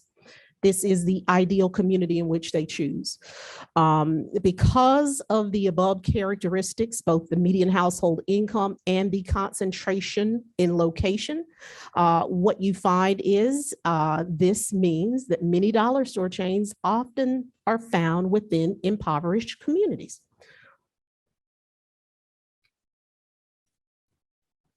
Market trends.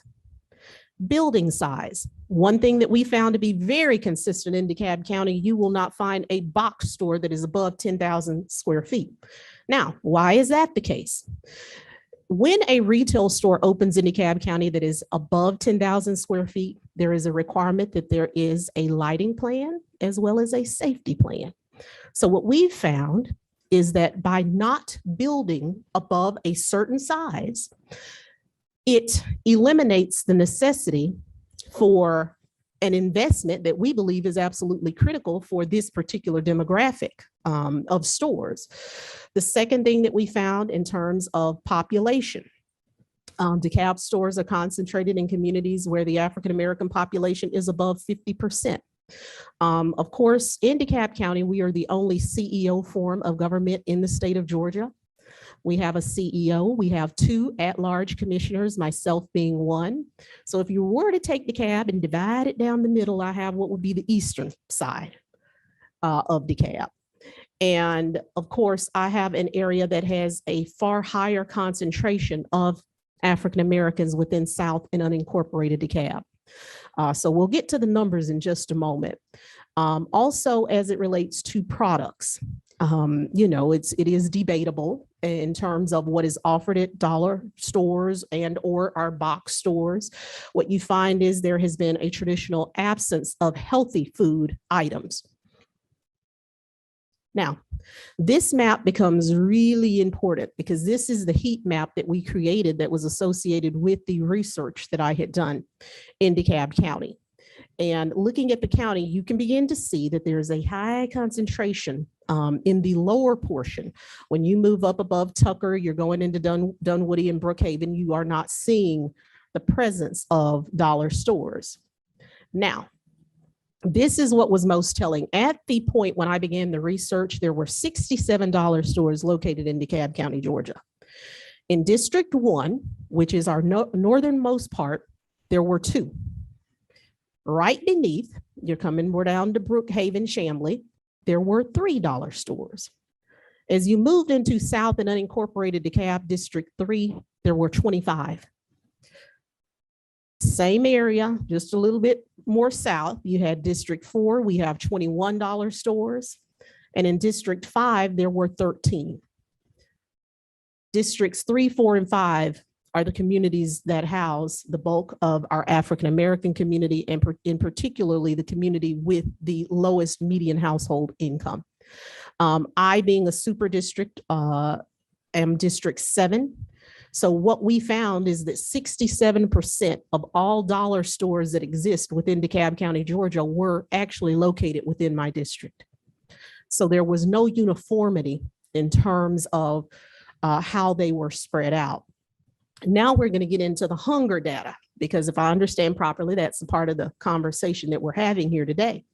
DeKalb County, Georgia currently has, give or take, 743,000 residents. And when you look here, we break down food insecurity rate, which is 12.9%. which is high. But then again, let me say that what we find is, of course, there are concentrations. But I think this chart may help even more, because this is the thing that concerns me most as it relates to access to healthy food and food insecurities.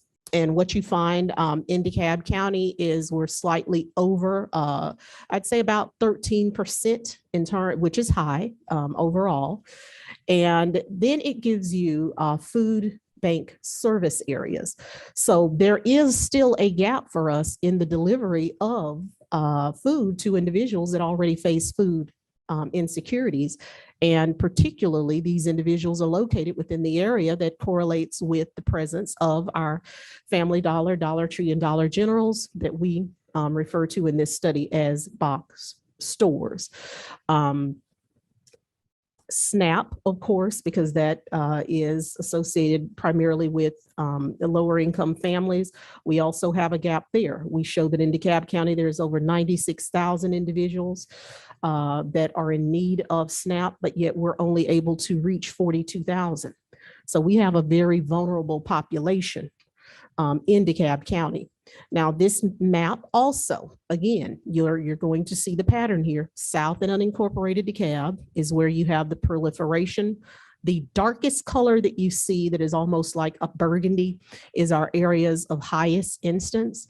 So that is your lower area of Decatur along Covington Highway, certain areas also of Memorial Drive, Candler Road area. And again, this is South and unincorporated DeKalb. And what you see is the pattern directly correlates with the income that is desired as being the ideal community for which these stores locate. What is the impact? We also looked at mobility in the study. And as a part of the moratorium, Georgia State University was engaged to actually delve into the research and deliver numbers. Although the first round of that study has been complete, I'm not going to go into it today, but mobility, we believe, also plays a factor in the location of these stores, because almost 2% of the target population within the communities where they exist do not have access to vehicles. So again, for us as a government, it becomes important that we're able to fill the gap and provide the access that they need. Also, what you're finding is these are median to low income communities. These are our communities that tend to have a higher poverty rate.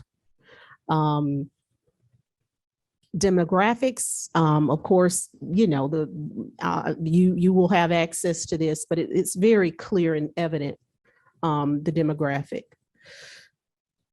What our legislation seeks to do, this is pretty simple. We want to address the distance, the proliferation of box stores, how densely they locate within communities. And we're also looking at safety measures, lighting, security, and staffing, because what our research has shown is that with box stores, oftentimes because they build under that 10,000 square foot requirement, there is no lighting. So what our research has uncovered is what we're finding is these are stores that tend to have a higher incidence of violence and crime. As a matter of fact, if you Google DeKalb County shootings and include dollar store, you will find that there's been no less than 3 that has occurred, one resulting in a fatality as a cashier was being robbed. So I have also presented legislation that allows us to require the presence of security cameras within any business in DeKalb County that we deem at high risk for violence or crime. So that is a way to circumvent our current legislation that does not have such a requirement unless you build at 10,000 square feet or more. Potential solutions. First and foremost, I say conversation. I have engaged in quite a few very positive conversations, in particular with Dollar Tree, concerning what we can do. Because of course, oftentimes what we find is our box stores are located within areas where there is a need for healthy food options. And oftentimes there is the lack of presence of actual grocers. So I know that Dollar General, they now have the DGX store. So you may wish to Google it. It looks like walking into a Whole Foods that they are trying out as pilots, because I would love to engage these stores to be a part of the solution for communities that lack the presence of healthy food options. Also, education. Education is very important. Educating community on what is a healthy food item, because of course, everyone is free in terms of choice to walk into any store. But when you watch the piece on CBS Sunday Morning, and I've also spoken with corporate office of Kroger in particular, and many grocers will not locate in a shopping or retail center that has the presence of a box store. And, or if they locate, there is a requirement or a provision within the contract that clearly states that there cannot be a box store to locate in that particular shopping center. Also, I believe that the build out of community gardens is very important, so that there are the creation of healthy food areas within communities to help alleviate the problem that is often faced by communities that have food insecurities. And also expanded financing for locally owned grocery stores is really important. And this is a topic that I think on the local level, we will be required to take up. One of my solutions to what we're experiencing, particularly in South and unincorporated DeKalb, is what's called Embark. This is my Education, Market, Botanicals, Agricultural, and Recreational Center. I am converting a 58-acre former YMCA into a youth farm, where we are building out a state-of-the-art greenhouse, 64 raised beds, both hydroponic stations, as well as rock climbing, kayaking will be available. And the core of this facility will actually be an all-natural food store. And there we will actually allow the students to sell the products that they create. So we'll have everything from pickled okra to jams, jellies, and preserves. And also we have constructed there the largest pavilion in DeKalb County.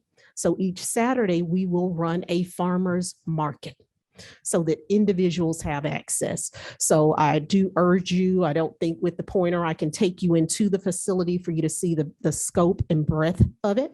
But it's very important that we, as elected officials, we find solutions to these issues, because we in DeKalb County have true food deserts. And there are many individuals that face food insecurities that do not have access to healthy foods, but they have access to many box stores. So thank you. And I don't know if it's appropriate. If there are questions, I will entertain and answer them. Yeah, thank you so much. We have a couple of minutes left to take some questions.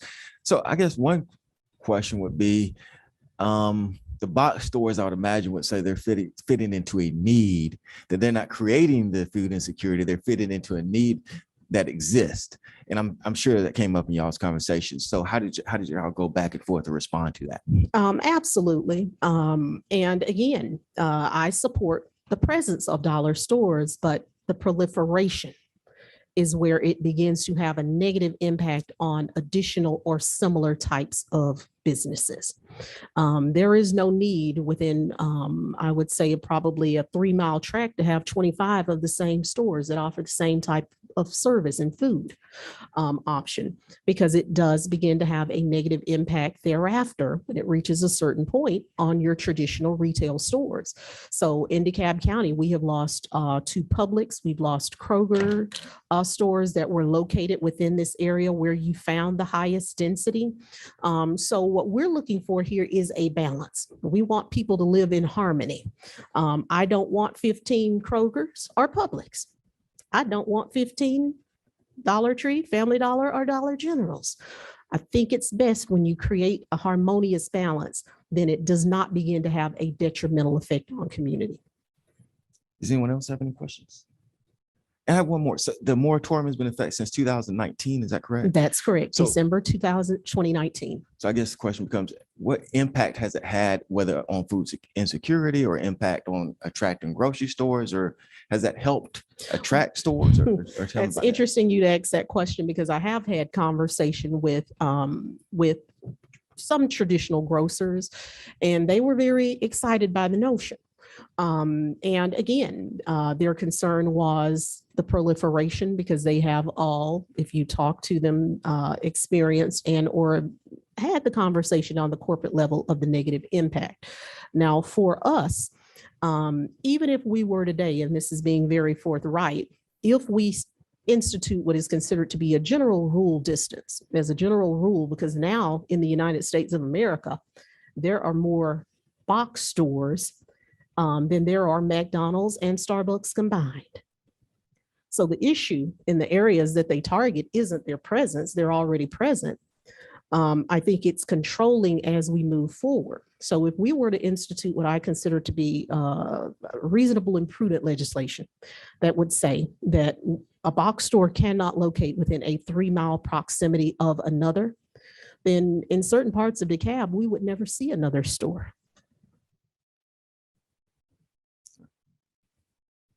Okay, thank you. Any other questions? At least based on another that? box store. Another box. Any other questions based on that?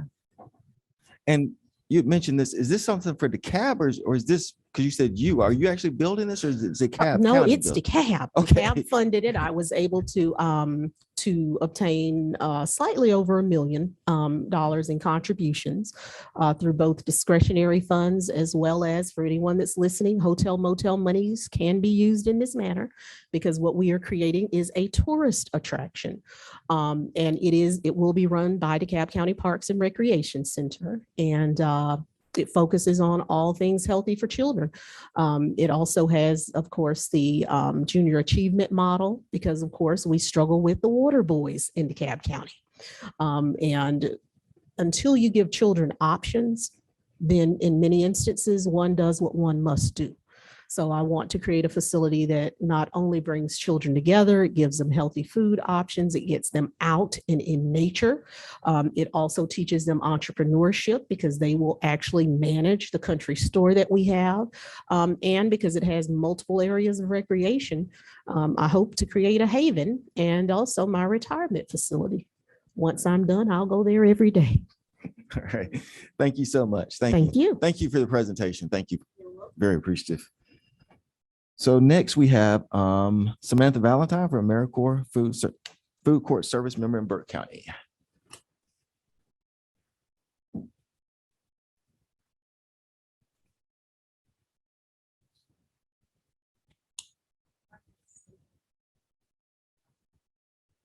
Okay, if Dr. Walker's ready, yes.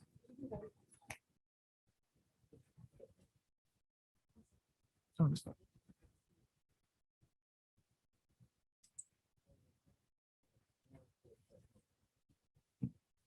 Okay.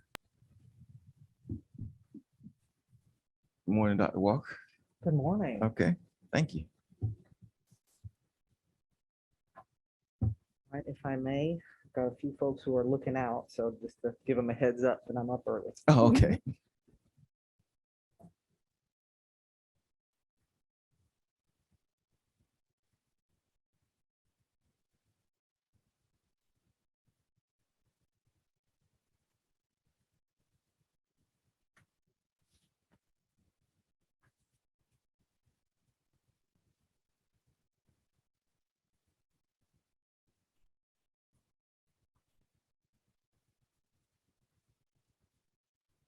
All right, one to mom and then I'm good. All right.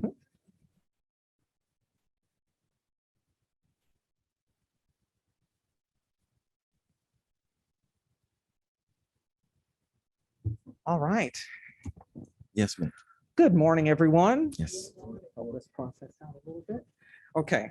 Well, it's been a pleasure. I've had the opportunity to visit with you all in Augusta and Valdosta, at least be in the audience. So I bring you greetings from the Department of Human Services Division of Aging Services. So in this discussion of food deserts, I thought this might be a great opportunity to talk about the work that's happening to address senior hunger, specifically with the state. In our Department of Human Services, there's a lot of great work happening, and we want to be at the table with these discussions. So if I may, let's see, is this a clicker that I should move forward with? Okay, then I shall. Okay. All right. So as was stated, I am Temitope Ayejoron Walker, and I am the Senior Hunger Nutrition Coordinator. The overall mission for Department of Human Services is Stronger Family for a Stronger Georgia. For the Division of Aging Services specifically, and of course within DHS, our goal is to support the family in whole, but specifically with older adults and those who are disabled, we want to make sure that we ensure their ability to remain independent for as long as possible, and providing them the choice to be able to do that in whatever community or home that they wish to be in.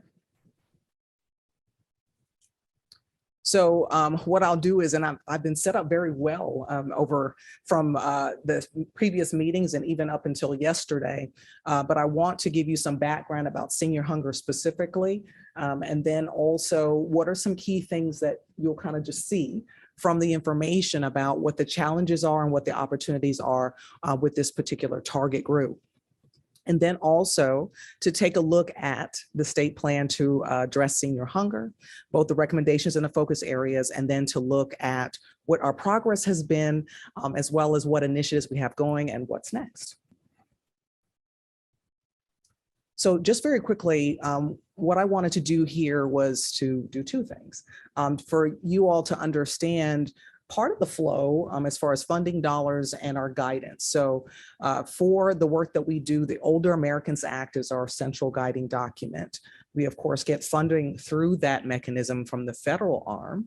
But then of course, the state also puts in funding.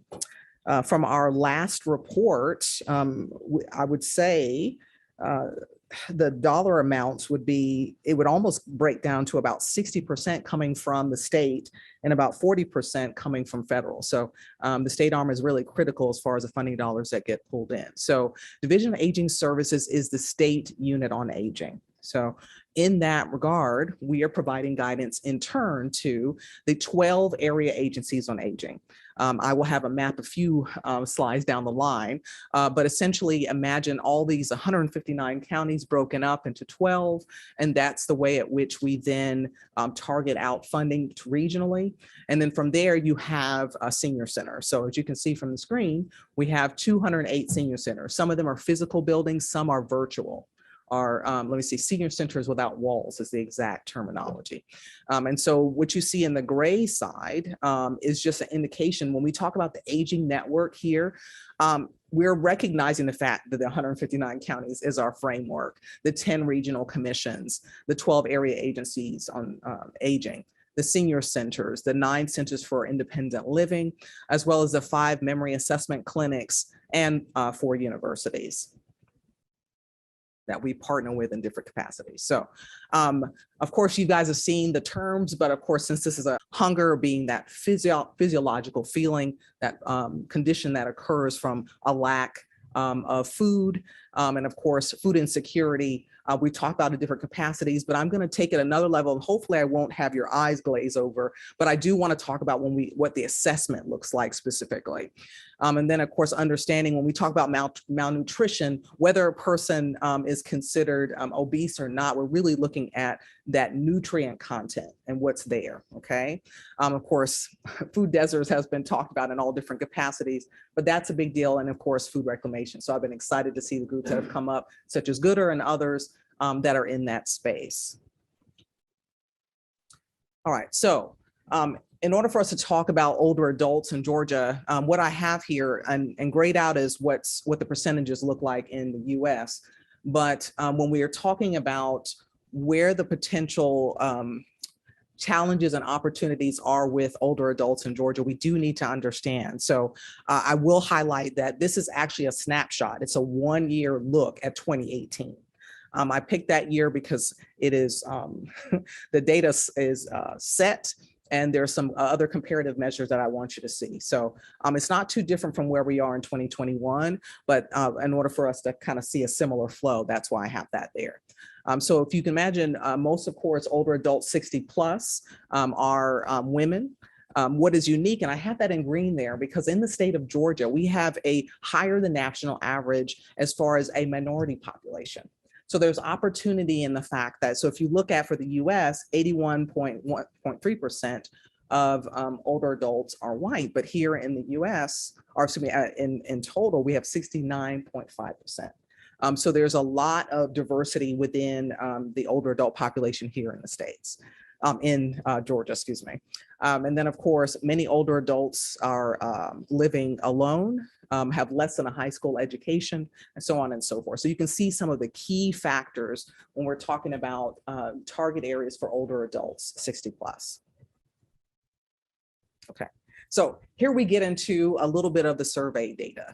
So there are a number of assessments that are done for food insecurity. The 18-point question, 18-item questionnaire is the one commonly referred to for the Feeding America study. So you've had people to come in and talk about different food banks to talk about that. They use the 18-item questionnaire. And so I'm specifically showing here the modified version. It's a 6-item questionnaire. And I bring that to you because for the Division of Aging Services, the clients that we serve who are receiving meals, this is the assessment that we give to them. So I bring this up because when we talk about assessing senior hunger and we use the term food insecurity, we're really trying to understand more about that ability to afford food. Not that whether you like it or not, or all those other factors, but it's that financial ability. We're looking in our assessments at the last 30 days and that ability to do so. So just wanted you to take a look at what those actual assessments are then when we look at that. So in further looking at Georgia by the numbers, so you had an opportunity to see the data that for the report that just came out for 2019 yesterday with the Atlanta Community Food Bank showing for 2021. It's a 2021 report, but it's 2 years behind, of course.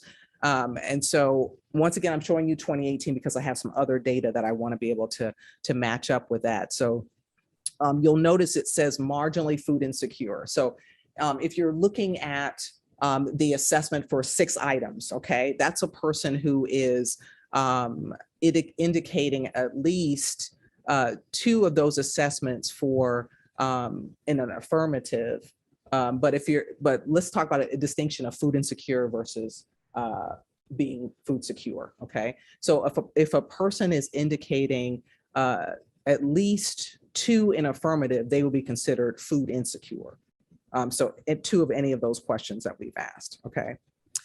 So part of that is we have, if you look at the numbers, it really boils down by percentage of older adults in total. We're talking about approximately 300,000 seniors in the state of Georgia who are at risk of hunger for various reasons. In that though, we find that about 77% of those who are living in poverty are SNAP recipients. So there is a large portion of those who are living in poverty who are utilizing the SNAP program. Of course, there's still a gap, right? So there's still there's still a significant portion of older adults who could still utilize the SNAP program that aren't. For other services, so I have some shorthand here. So when you see CM and HDM, that's congregate meals. So likely in a senior center, you're receiving those. Home delivered meals is HDM, and those are seniors receiving those. So in SFY 20, state fiscal year, over 4 million meals were provided both to older adults and disabled adults as well. And a critical factor for us is, so you'll see there ADRC, that is the Aging and Disability Resource Connection. They are a critical connection point for seniors, caregivers, and those who are receiving disability benefits to get access points to information that they may need. And then the other part too for us is the great thing here in Georgia is the Senior SNAP program. And so the fact that we have 135,000 seniors receiving that in this last state fiscal year. So there are some critical supports and opportunities with what's being provided to seniors. So the thing that is specifically tied to the work that I do, Georgia has a state plan to address senior hunger. It was implemented in December of 2017. I started with the state in July of 2018. So I graduated from the University of Georgia, Foods and Nutrition, having then helped older adults apply for food stamps to really understand that process there and jump into this larger initiative. And so essentially, what is the state plan about? These are the recommendations. So I have some check marks here. So you're getting to know what the recommendations are and where we are in our progress all at the same time. So the first was, of course, to establish a senior hunger position. Hi, I'm here. That's checked off. And then, of course, I'll tell you a little bit about the regional coalitions. The map that you see on the side there are the the different connections of where these area agencies on aging are located. And then the establishment of a policy review council, which we've now coined SHIC. It is Senior Hunger Interagency Council, which has representation from other state agencies that have a vested interest in addressing senior hunger, services that are critical for that. So we're excited that that has been kicked off. Coordinating data collection across agencies and being able to get some critical information. One of the great things is working with universities like the University of Georgia to find out, okay, we collect food insecurity measures. What does that look like for our area agencies on aging and mapping that out? And then developing education and training. A lot of people are talking about, well, tell me more about this SNAP program. What can we do? So we're reaching out in partnership and trying to say, okay, well, DFACS, let's talk. How can we work together to make something happen?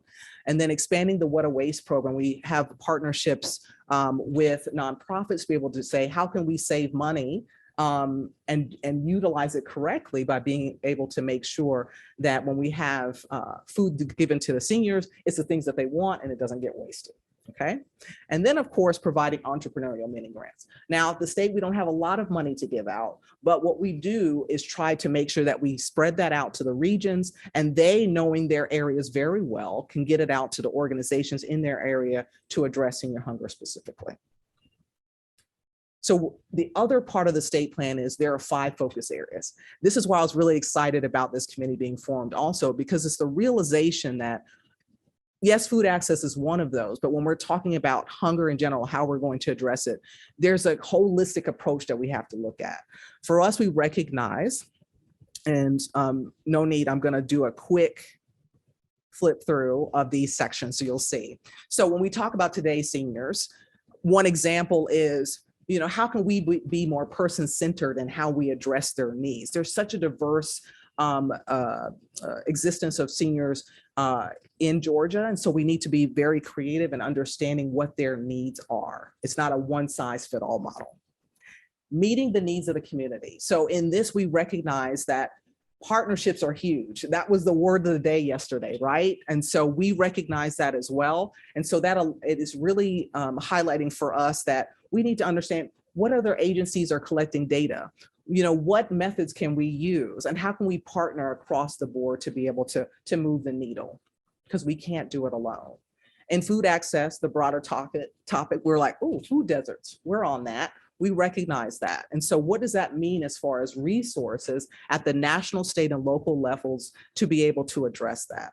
And so there's so much opportunity with this discussion here and partnering and just talk about transportation and all those factors.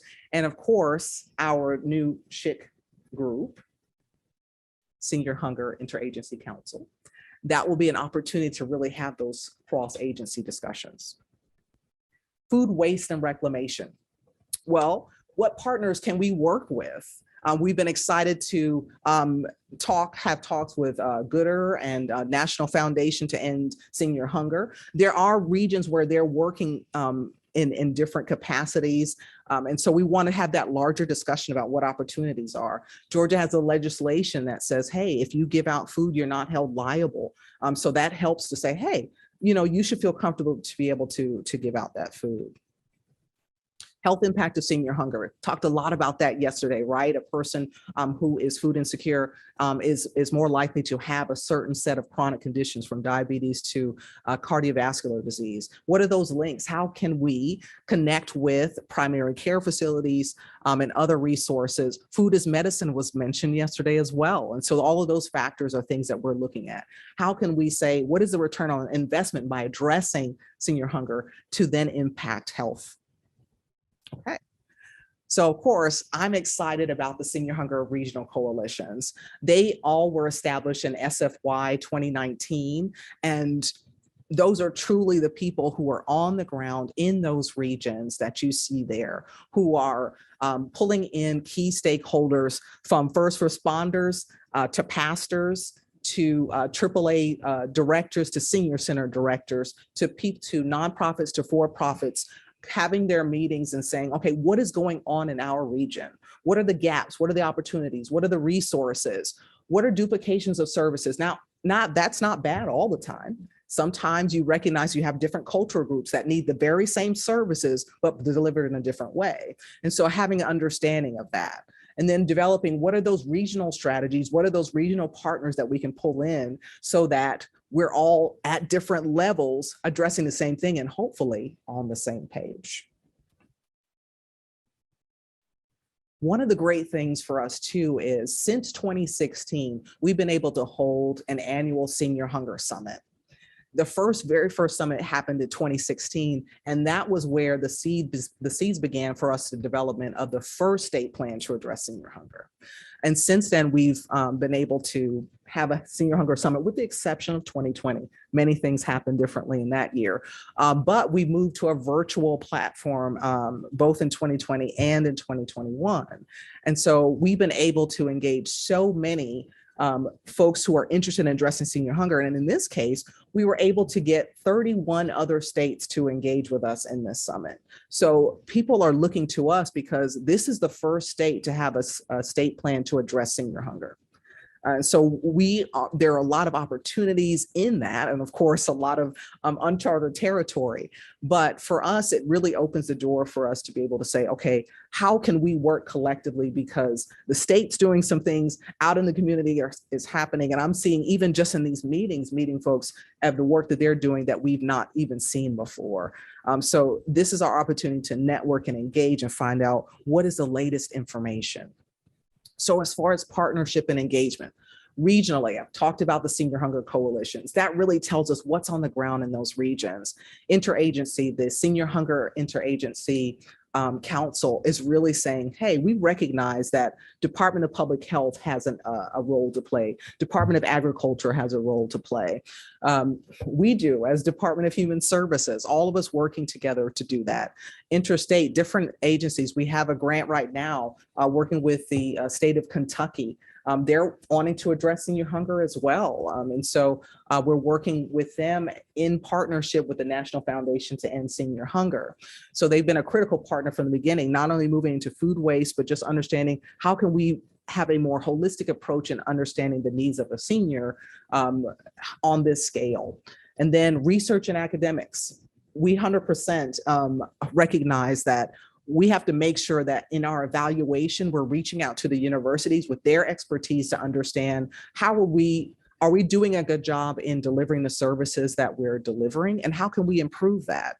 And so right now, in one of our collaborations with the University of Georgia, as well as with specifically Division of Family and Children Services, this is a great opportunity for us to say, okay, how many of our seniors who are receiving meals also are getting SNAP benefits? How much are they getting? And the fact that we measure food insecurity, we can say, okay, yes, as a Division of Aging Services, we may provide one meal in a day, okay?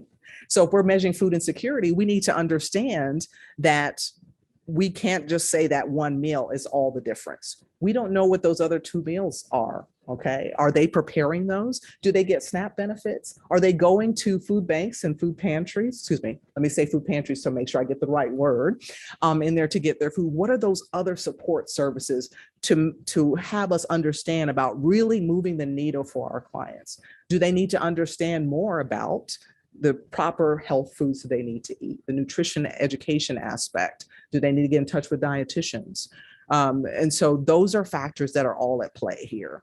Nonprofit, I've mentioned the National Foundation to End Senior Hunger, working with Open Hand and expanding that opportunity to get dietitians at the table for our seniors who score high on our nutrition screening assessment.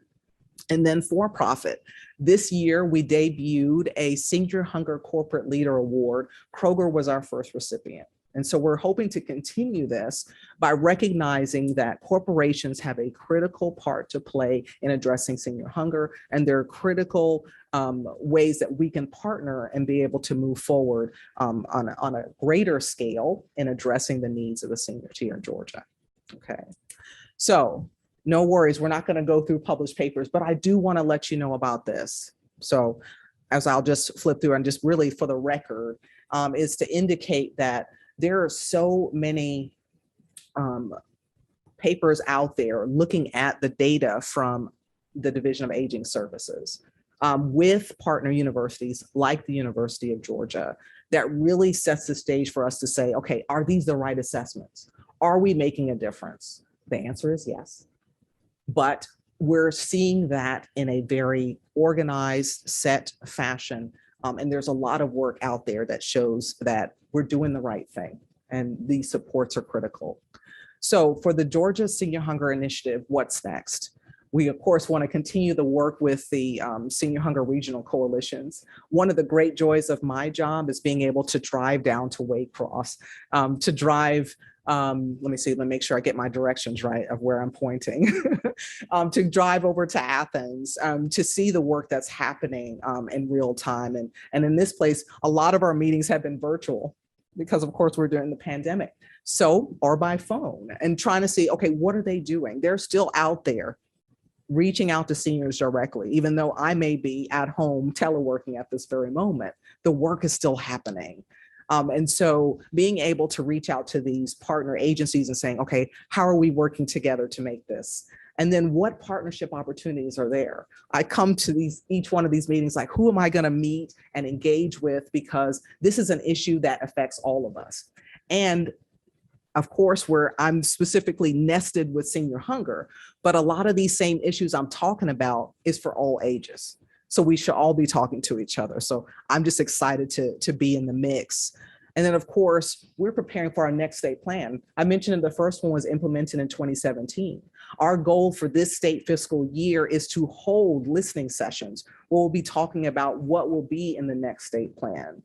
And then as we continue, we want to make sure that we continue to raise awareness and seek solutions at our annual Senior Hunger Summit.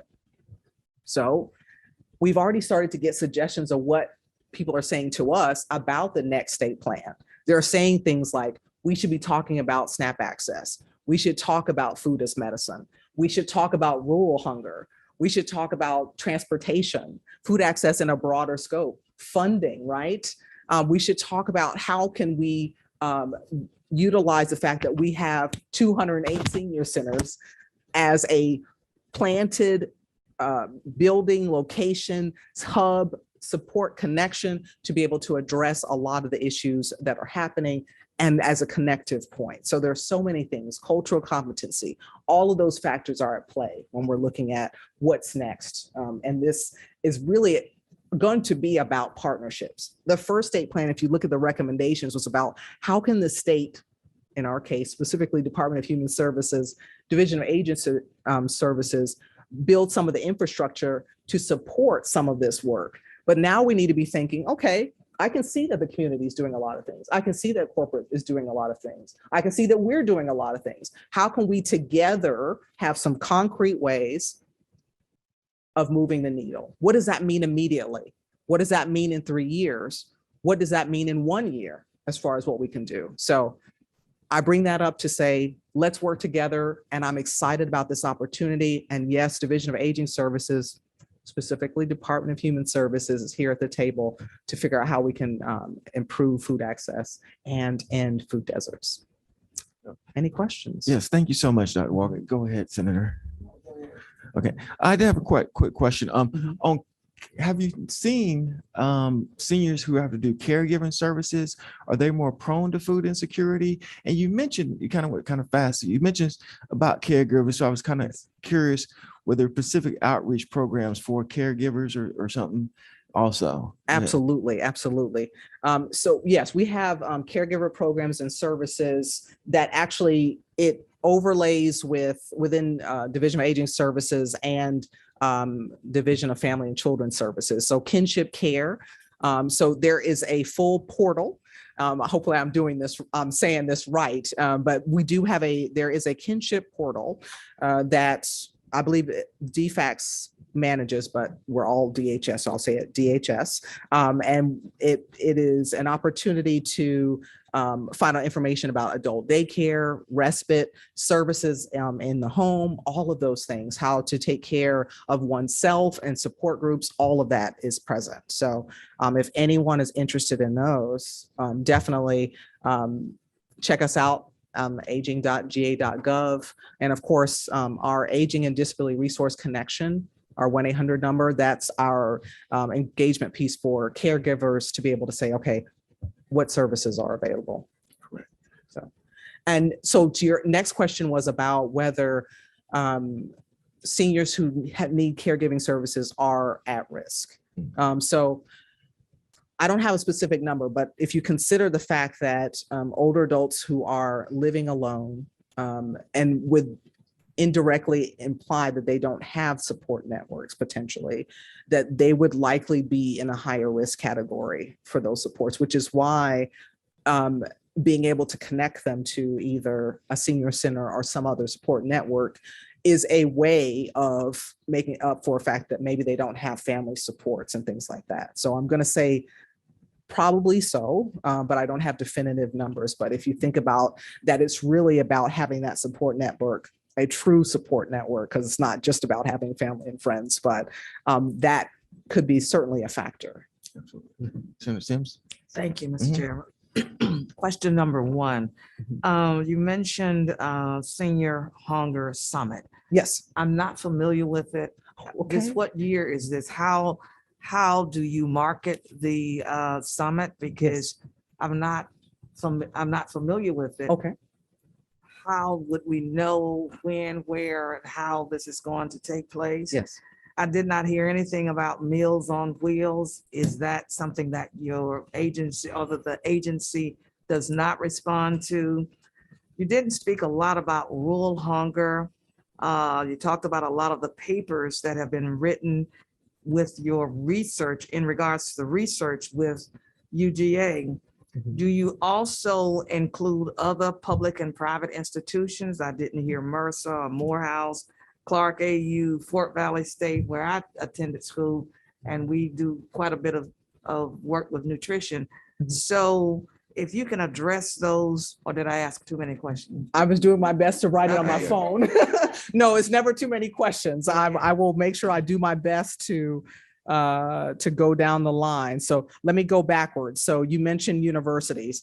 I specifically talked about UGA because we're, in partnership right now looking at, data, and I have intimate knowledge specifically with senior hunger in the capacity that I know of. So having looked at our overall report, I know some of our other groups, Georgia Cares has done some work with Fort Valley, I know of. There are, I can definitely follow up, but I mean, we know that one of the advantages for us, and I forgot to mention this when we talk about universities, the academic component, that we are blessed to have student interns coming from all universities who have gerontological studies to come in and do the work. And even one was critical and actually preparing this state plan. So as far as initiatives, the thing is, we have so many different subsections. So it is absolutely possible that there are partnerships that are happening that I'm not aware of. But specifically, as far as a state plan, and mind you, this is my opportunity to get out and say, hey, let's find out about what's going on. I'd love to partner. So I'm not aware of, well, I'm the only person in this post, so I can say I'm not familiar with anything happening, but certainly I've jotted all down. I have connections with all of those universities. So I'm definitely going to see what we can do in that regard. So the other questions. So I did not mention rural senior hunger because I don't have a distinction of that versus urban. One of the things we did in our senior hunger summit is actually split our area agencies on aging as best we could into rural and urban sections to say, okay, what are you doing in your area that may or may not be different. So I just look at senior hunger, but I recognize that there are distinctions between them. And I was just giving a basic overview of that. Yeah. But if there's some specific things you're looking for, I'd be happy to provide that.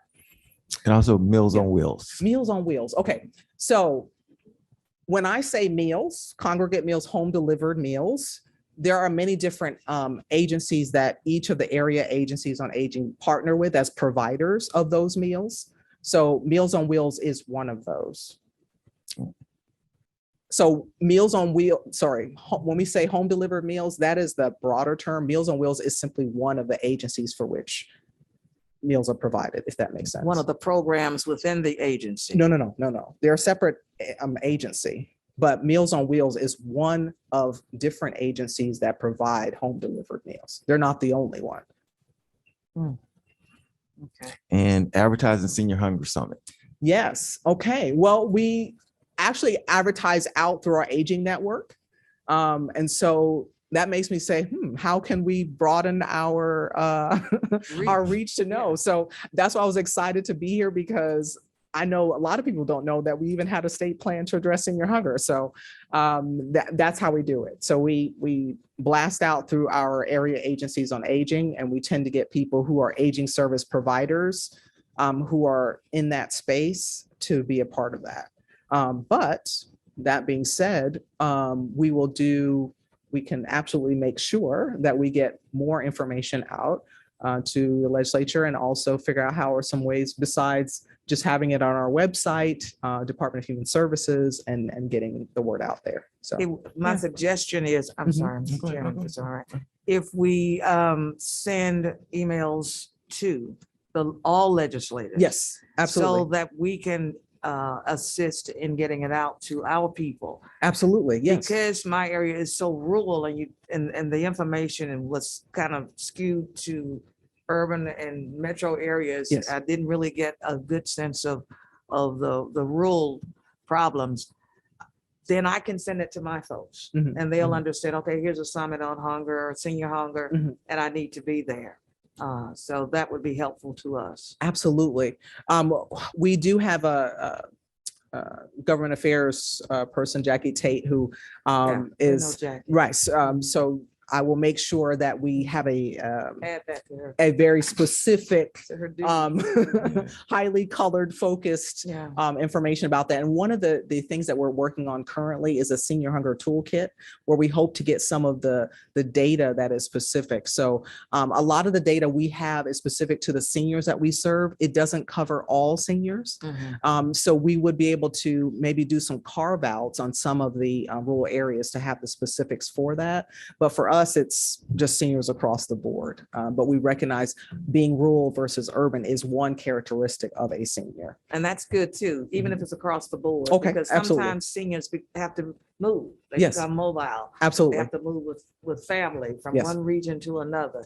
So the families need to have that information. Oh, absolutely. Absolutely. So Thank you. any opportunity to share that, we're on board. So thank you for Alrighty. that. Thank you so much. Thank you. Go ahead, Senator Hibbert. Thank you, man. for being here. Oh, pleasure. From a personal standpoint, Okay. I've always felt like we need to take care of children and we need to take care of the older people. The people in the middle can, for the most part, take care of themselves. I've got a real passion to take care of the older people. Thank you. And so along those lines, I'm sitting here thinking while you're talking about my mother. And, she worked all of her life very hard in a little sewing plant. And when she retired, she got a grand total of Social Security, I think about $700-800 a month. And Yes. so I'm sitting here thinking about buying groceries, buying food, living on Yes. that kind of stuff. Yes. Medication on it. And, Yes. and it's all this stuff that just hit me in the face. I mean, just blowing me away. Yeah. Tell me on the SNAP program, how much does how much does a person get on that, like a one-person household, and say they 70 years old? Give me an idea on that, because I never asked anybody. Right. Okay. So with SNAP benefits, you've got to take into a fact whether what their income is they got coming in, what their housing expenses are. And for older adults who are 60 plus, you also have the ability to include medical expenses. That's a big one that a lot of seniors don't know about, that can make a difference in showing that they ultimately have less income to spend on food, which can actually bump them up. The range, so I would hope there's a SNAP person in the house, because it just changed with, I think, up to 15% bump because of the Thrifty Food Plan change. But generally, it has been $16 minimum, $194 max. Per what? For individual as Per- max that you can get in SNAP benefits per month. Per month? Yes, but remember, I'm over my time. I apologize. SNAP stands for Supplemental Nutrition Assistance Program. So that means that that amount, 30% is about what you're supposed to spend on food. And so that amount is supposed to be the difference of that. So one of the things we're working on is trying to figure out how could we share that information so people understand in 5 minutes or less. But there's some real concrete math about it, but that's why it's 30% of your budget is supposed to be spent on food, and there's certain things that don't count. And that's really what that is. So my understanding, SNAP program is replaced the food stamp program. Or same program. It's the same program. They changed the name partly so that people would understand it's not covering your full budget. But the perception out there is that people receive hundreds and hundreds and thousands. Yes, and so that's not a true deal. That's not true. No.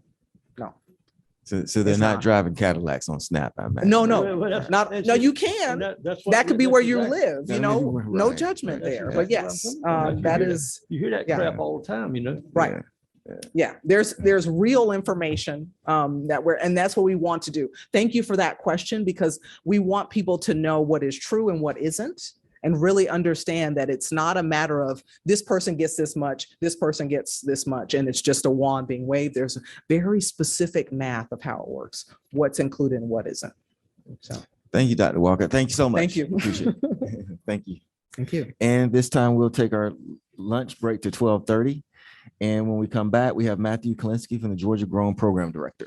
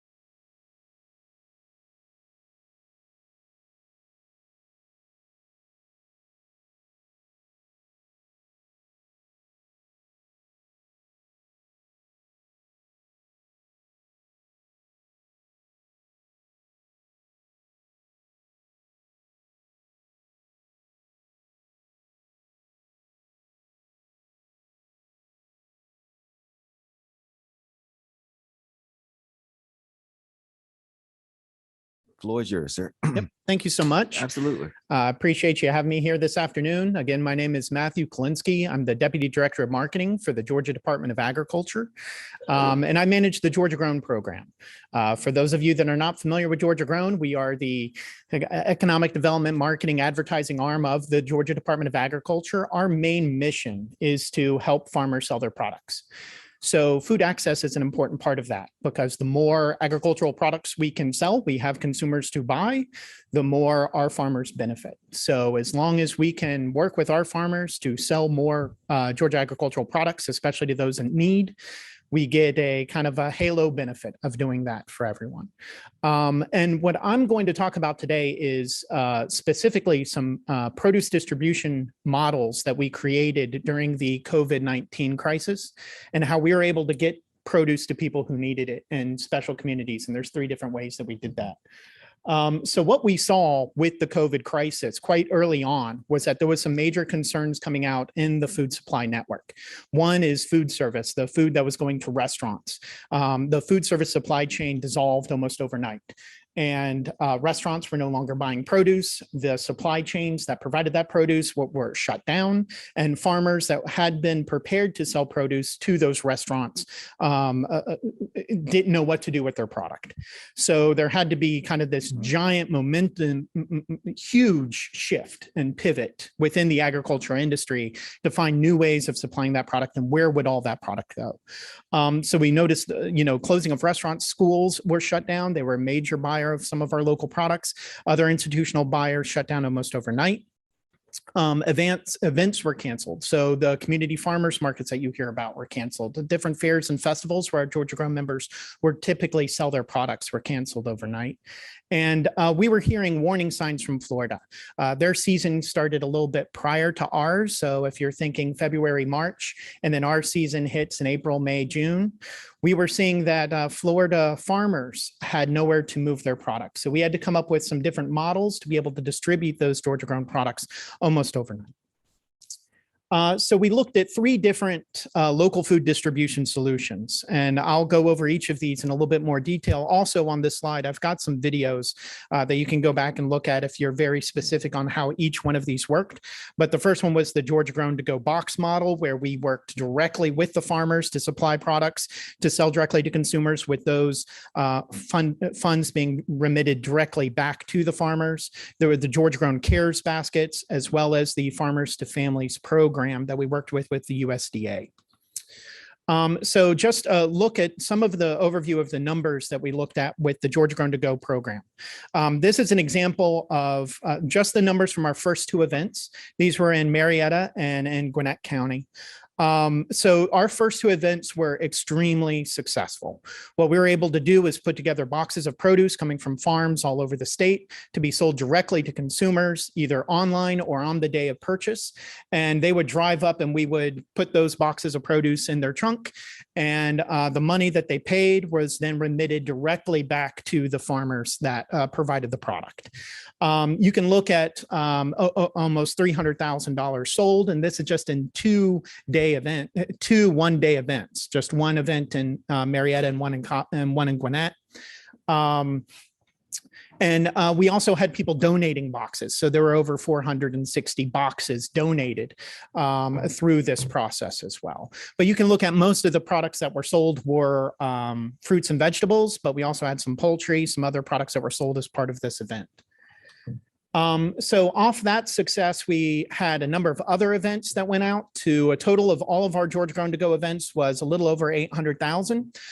37,000 units sold of product. And you see here kind of in that word map that most of the products that were sold were the mixed fruit and vegetable boxes. Now, some of the benefits to doing this program were that it hit right in the middle of the Georgia growing season. So we're talking about over the early months of the summer where we had plenty of fresh product coming out of Georgia. And there was a high demand at that point. People were still very anxious about going to a grocery store and buying products. So they were looking at other ways to be able to get products to be able to bring home and consume. Also, a thing to keep in mind is the first 2 events that we had, the one in Marietta and the one in Gwinnett, were in relatively affluent areas. They weren't necessarily in food deserts, but there were a large number of customers that came to that area from around the region to buy the products.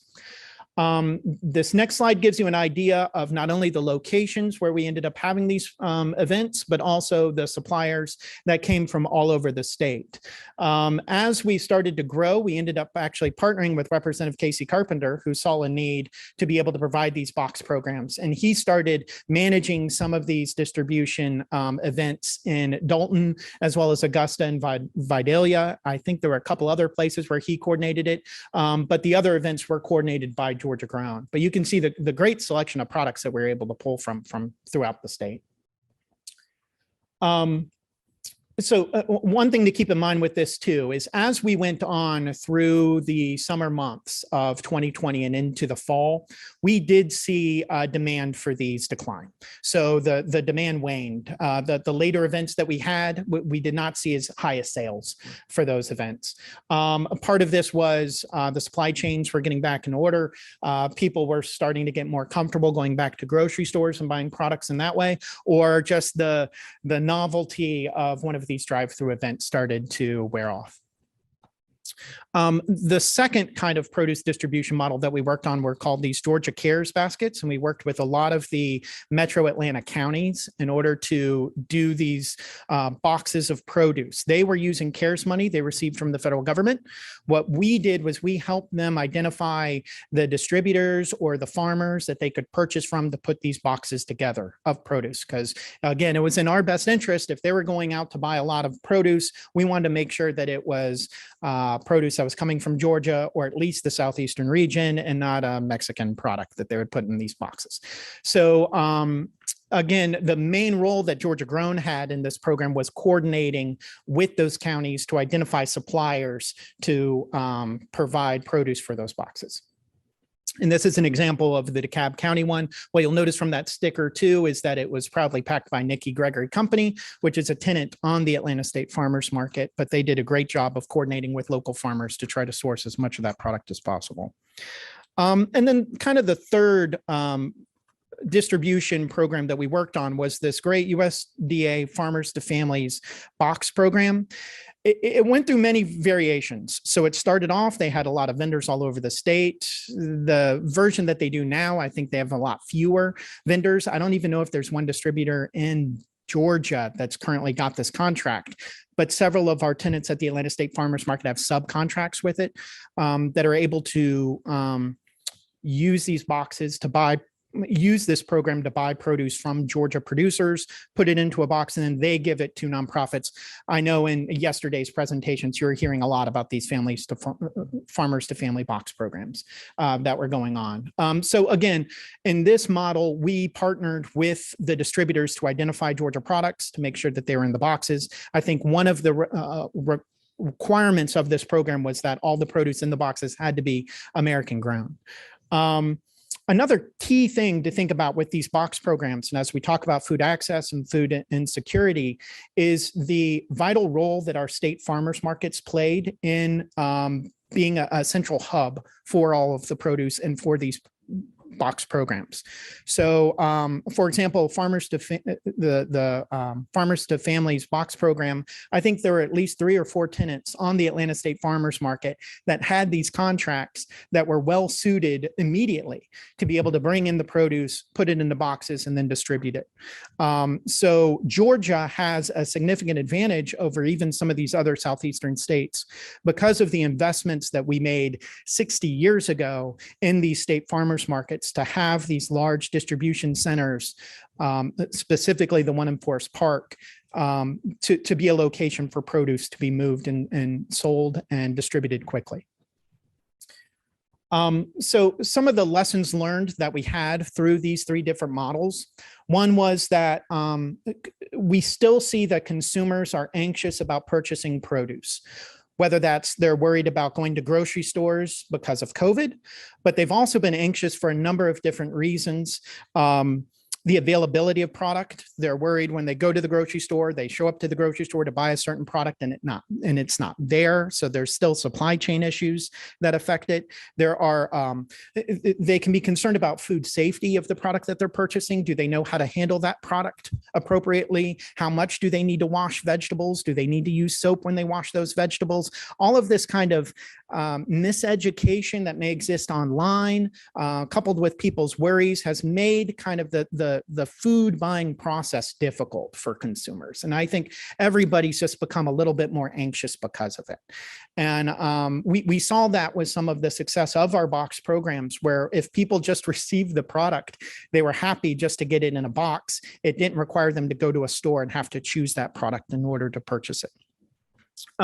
So going forward, one of our recommendations is that we should continue to provide or increase providing education about agricultural products. You know, what a conventional product is, why it's safe, what an organic product is, why it's different than a conventional, and how to educate consumers on all of these different types of produce that are out there, and how that they're all going to be safe, but just to provide them with education on that, because that anxiety still exists.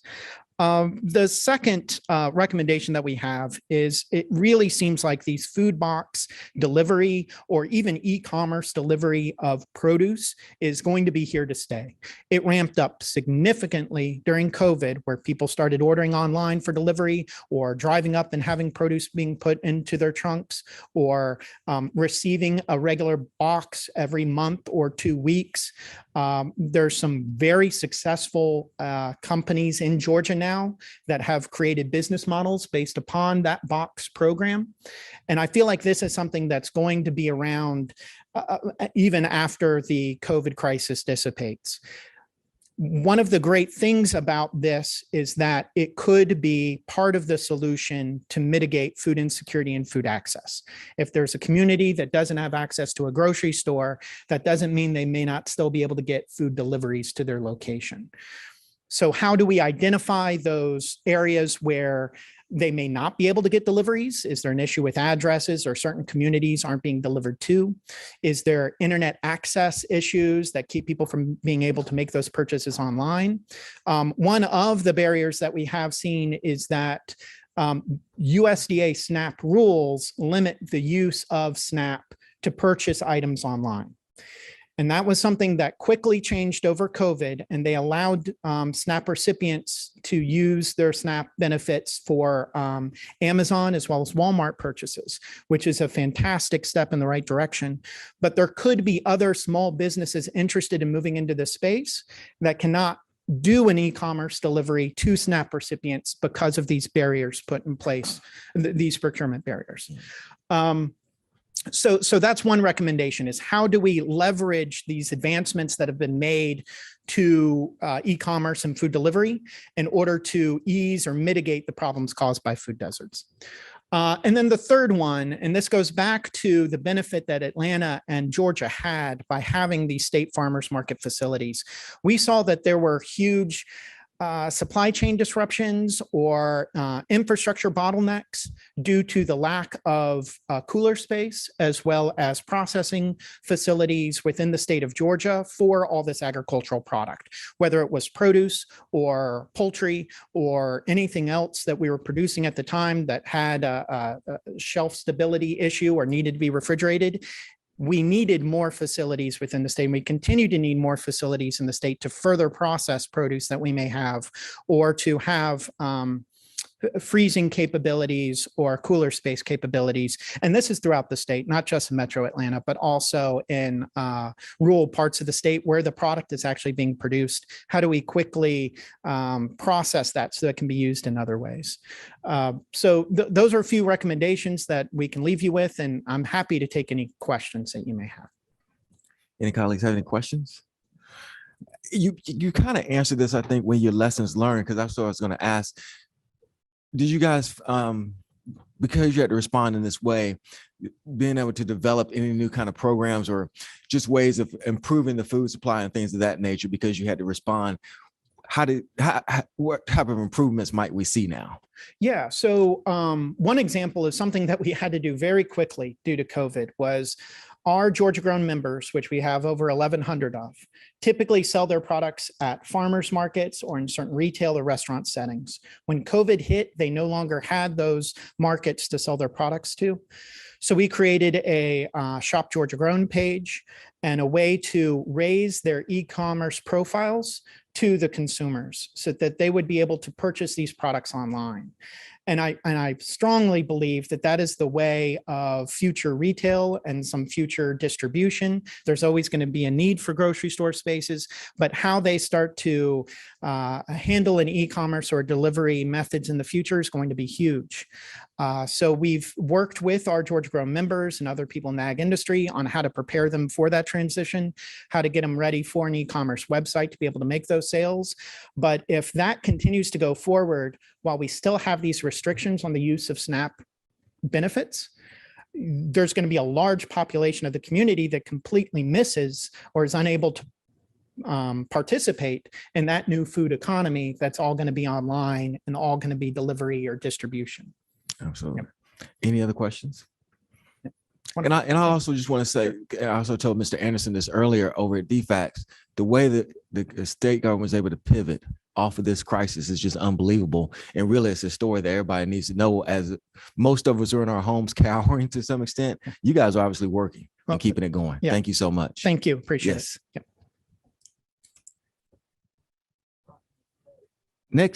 Next up, we have Pramil Das, Board Chair of Market 166 Grocery and Co-op, if you're here.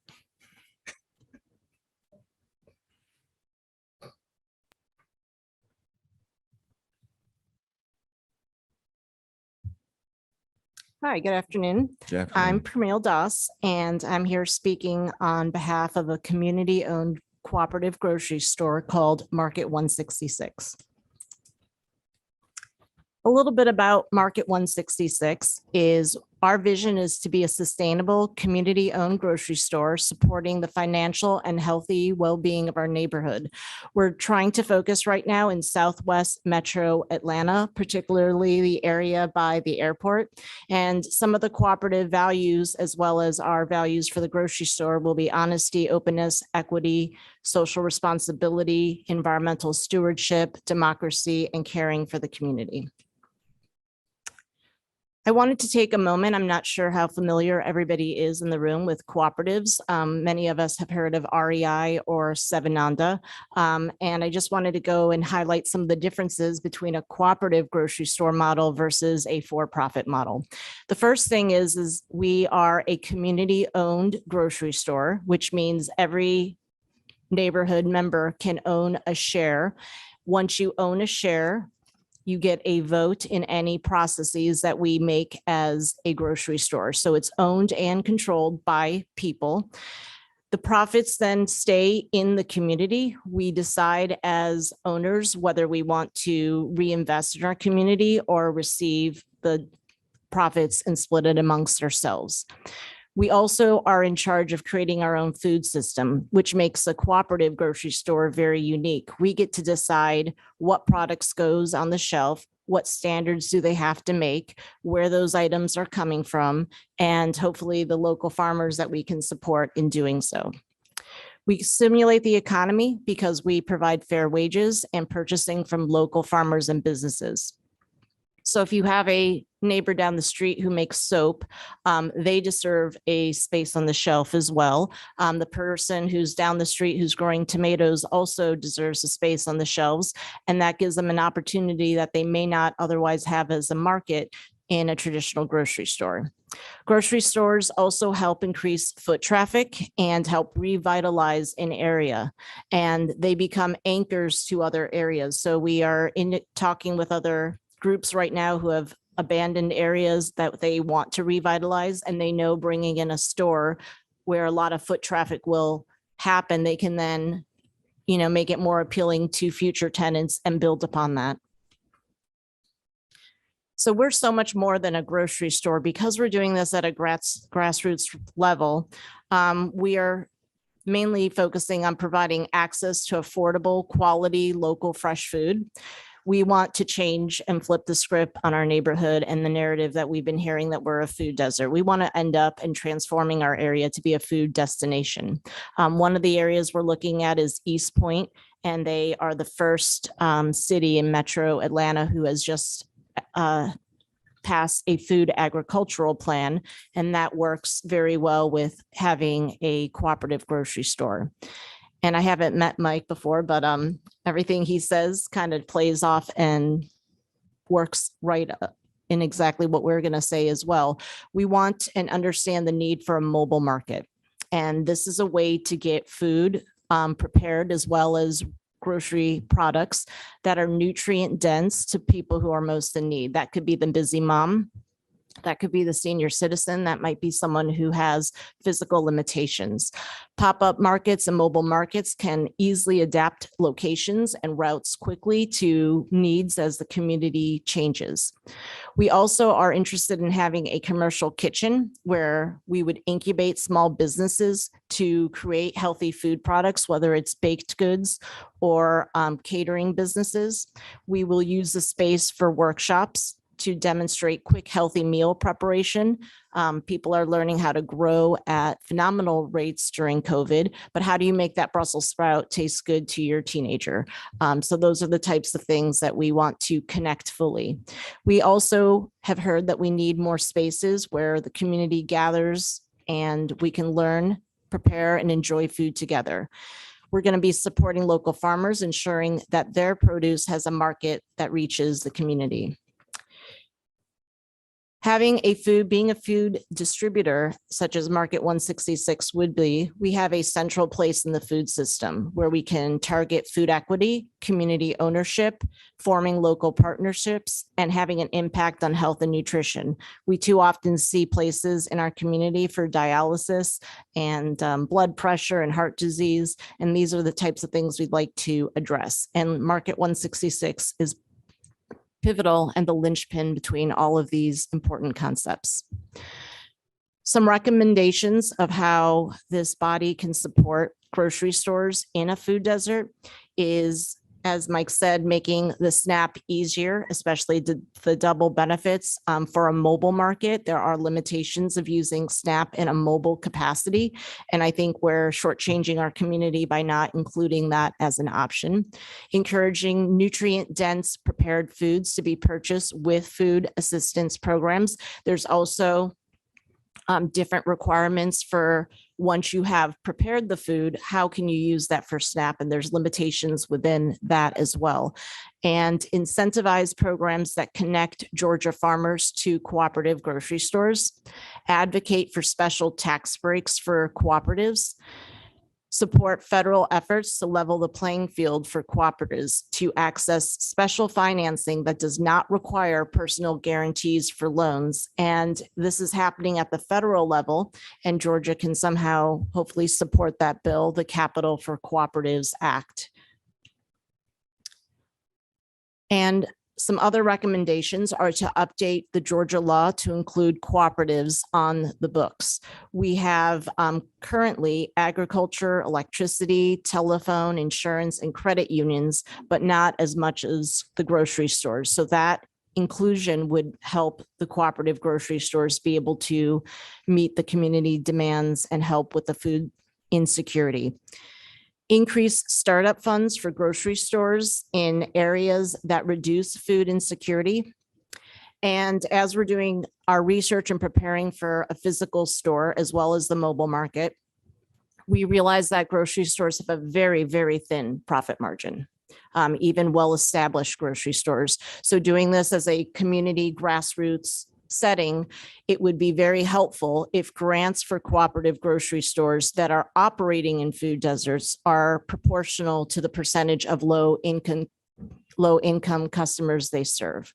So those are some of our recommendations. We are 265 owners strong, and we keep increasing every day. And our belief is that everyone deserves fresh, healthy, local produce, not just a certain segment of the population. Everybody deserves that. Absolutely. Any questions? Yes, go ahead. Thank you. So I'm a member of a farm co-op. I was just curious, we don't have to sign personal guarantees. As you know, there's about 250 farm families that own our co-op together. Are these grocery store co-ops, are you having to sign personal guarantees? It depends on how your formation and your documents were. If you formed as a nonprofit, I don't know if you are a nonprofit with your. Well, we're a pass-through organization, but.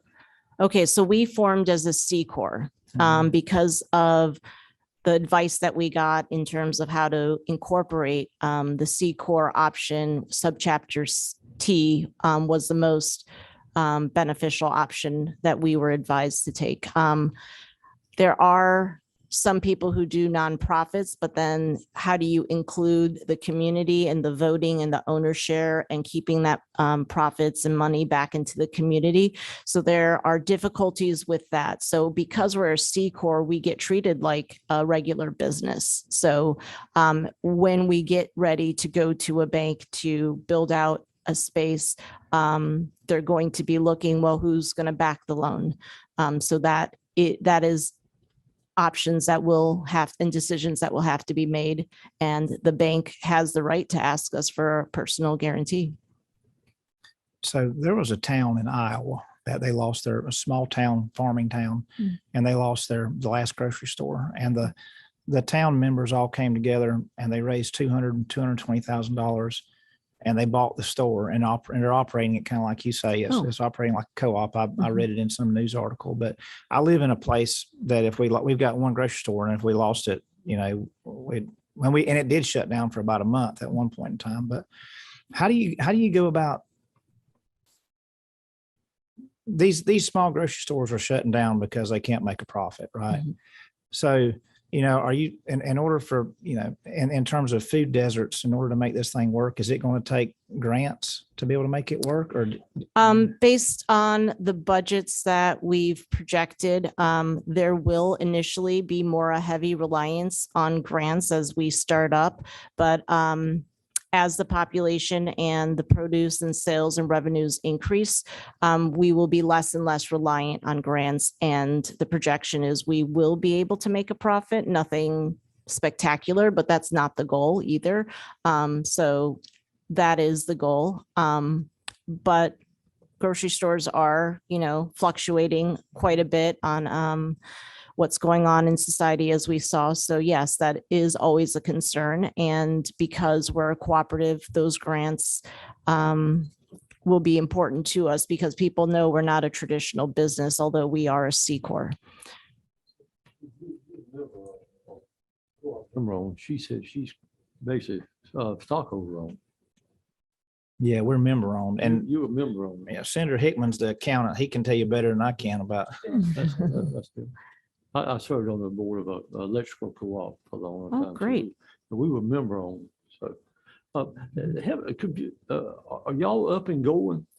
No, we're about to, we've reached a ownership number that we're now ready for the next stage, which is to do our capital campaign, which you were talking about, raising funds, writing those big grants as well, looking for a site, breaking into the mobile market field. So we're right on the cusp of going into that next level of organization. Great concept, great idea. Thank you. Any other questions? Yes, you mentioned about the neighborhood. How far does the neighborhood reach when you can trade the community shares and it helps the neighborhood? Is there is a neighborhood defined by a 5-mile radius, a 2-mile radius? That's what I'm asking there. So we have not defined the Okay. neighborhood. Obviously, the area that we're talking about is close to the airport, East Point, College Park, and Hateville, which we call the Tri-Cities. So most of our owners are coming from those 3 areas. We do have people all the way out from Atlanta, a few family supporters from out of state, but we do not limit who can be an owner based on how far they are from our projected site. Okay. Any other questions from colleagues? All right. Yes, absolutely.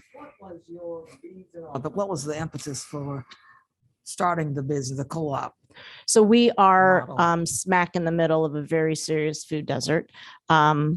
We we went to the FDA where the maps I'm sure you're familiar with, you put in your zip code and they have it clearly marked. And we are smack in the middle of a very serious food desert. So, and I've lived in the area since '02. We are starting to see some changes in the grocery stores, but most people are still too far from a grocery store. The produce selection at an affordable price is also considered part of the food desert definition. So that's been an issue as well. The quality of local fresh produce at an affordable price and the distance to a supermarket. Anything else? Thank you so much. And actually, well, let me ask though one more thing now. If you look at some of the research where you have food deserts, the co-ops seem to perform really well. Now, your guys haven't necessarily started up yet, but why do you think that may be that they actually perform well where others may not be able to succeed? So I think our model is people over profits. So we're not going for that money incentive. We are willing to work with nonprofits and partnerships and get those grants with other organizations. We are owned by the community. So they believe and invested their money into this concept. So they're not going to let it fall. They don't have that same community relationship with their Kroger or Publix or some bigger chain grocery store, where that's a corporation where the people who control it may not even be in Georgia. So they meet us, they see us, at the library and other places. So it's very relationship building. And that's what happens at the grassroots level. These people, our owners and our neighbors, believe in the vision. Did you have something? How much does an average family, your members, how much would an average family spend a week for groceries? I would say we're up to probably 300 per week. On average, depending on, of course, on how big the households. Some of our households, in some populations, you'll see a house with 5 cars parked in the driveway at night. So, there's probably some homes that are much bigger, but there are also people in single families. But to become an owner and own a share of it, one household makes a one-time lifetime investment of $100. And then they become an owner and get to vote. So very simple math. If you got 200 members, excuse me, if you got, you said 200 members at $300 a week, that's $60,000 a week revenue. That you got a kind of a captive audience. That's what you got. Okay. And that is going to be our next big thing, is to do our budgets and to write our feasibility study and do our pro forma. So that's part of the opening of the store, is to do those due diligent exercises and make sure we are looking at the market and how much reliance we may or may not have on grants. But there's definitely money in the community. So we just have to make sure that people are willing to switch their habits and see that a grocery store that's cooperative, they may get into a routine. So we'll just have to make sure that the people who are not yet owners also can see the benefits of it as well. Absolutely. Any other questions? Thank you so much. Very informative, and congratulations and good luck on everything. Thank you. Very good. So next we have Dr. Amy Sharma, PhD Vice President of Science for Georgia. Brooke Lapp, PhD student at the Rollins School of Public Health at Emory University, and also Jordan Ellison, 4th-year student, Georgia State University. Please come forward. All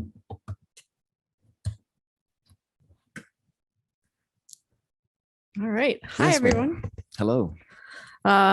My name is Amy Sharma, and I'm the Vice President of Science for Georgia. On behalf of my colleagues, Brooke Lapp and Jordan Ellison, and everyone at Science for Georgia, I'd really like to thank you all for the opportunity to speak today.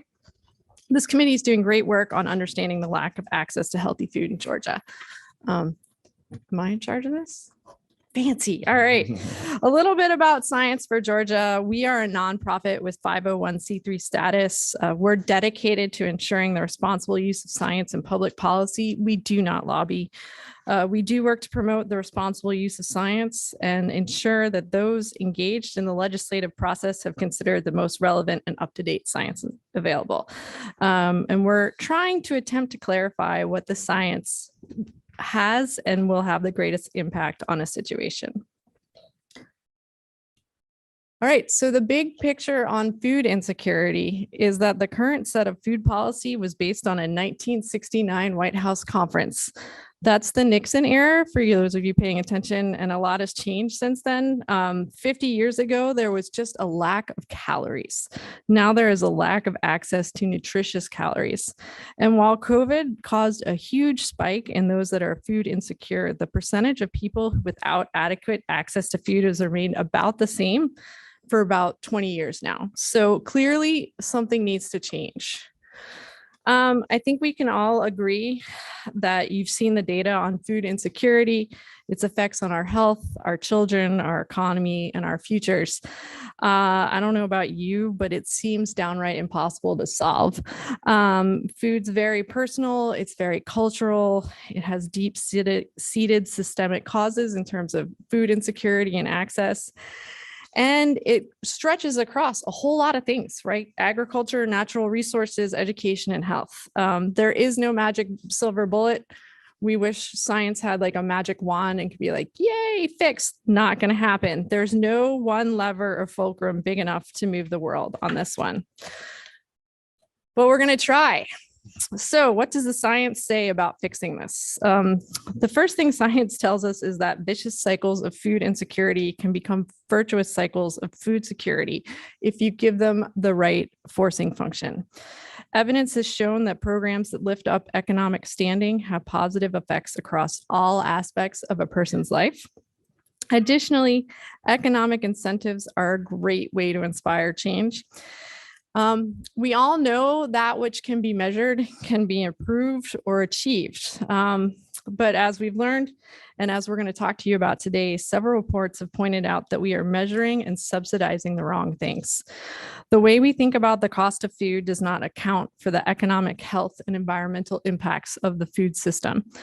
Thus, if we aren't measuring the true cost of food, we cannot create the proper incentives to change or break out of these vicious cycles. However, we can totally science this. First, we're going to scientific method this. We're going to identify the problem, which we already know is food insecurity. We're going to measure the scope of the problem. We're going to try some solutions. We're going to analyze those results, and then we're going to replicate successes. That was your crash course on the scientific method, in case any of you forgot 4th grade. So right now, Jordan is going to talk about how to measure the true cost of food and what some people have been looking at around that.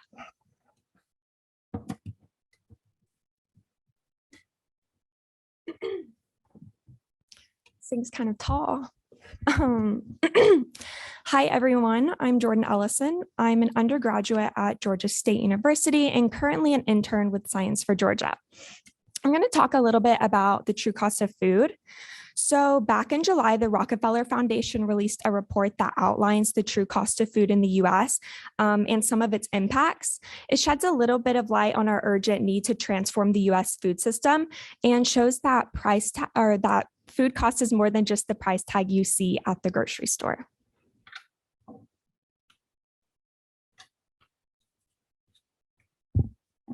In order to estimate the true cost of food, the Rockefeller Foundation looked at additional food system costs across 5 different impact areas. These were human health, environment, biodiversity, livelihood, and economy. Once these external factors were taken into account, it was found that the true cost of food in the US is around 3.2 trillion compared to our current estimated cost of 1.1 trillion. So how is it that our costs are so vastly miscalculated? The current food system does not take into account outside factors such as societal costs, agricultural subsidies, disproportionate food costs, which is seen a lot in marginalized communities, and then improved nutrition and healthy food access. And these are honestly just a few examples of an ongoing list. So what can we do to possibly fix this? The Rockefeller Foundation recommends that we use true cost accounting, which will help us take responsibility for all of these external costs that are not currently factored into the food system. We need transparency in both of these external and internal costs. We need meaningful ways to address these costs without increasing consumer prices. And we need investments in sustainable production practices and technology, which is good for both producers and consumers. So this is only a short summary of the report that was put out by the Rockefeller Foundation. In your free time, if you're interested, I highly recommend reading it. It's extremely educational. It's got great ideas. Thank you for listening. I hope this brought a little bit of awareness, or maybe gave you some ideas of some things that we can integrate into Georgia's food system. So now I'm going to hand it over to Brooke, who's going to talk a little bit about some food solutions.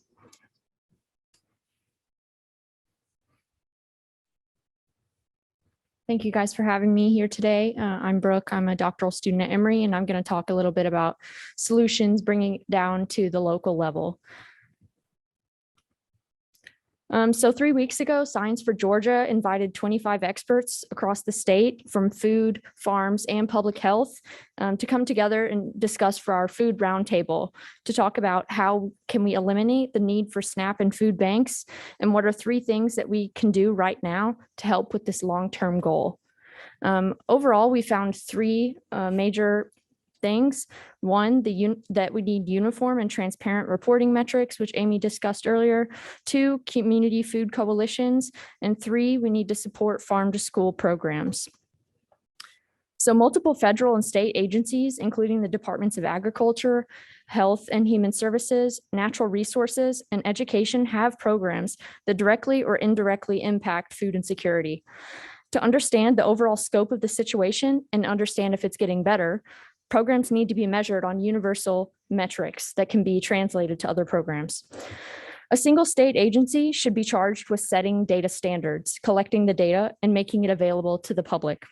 This data can be used to track and analyze where outcomes are improving, the effectiveness of food cycle programs, and the utilization of resources. This leads to more efficient distribution and prevents duplicated efforts.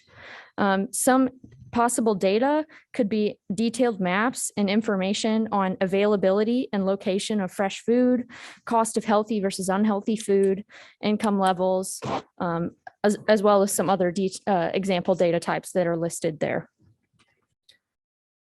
So the second metric, or the second finding, was that we need more community food coalitions.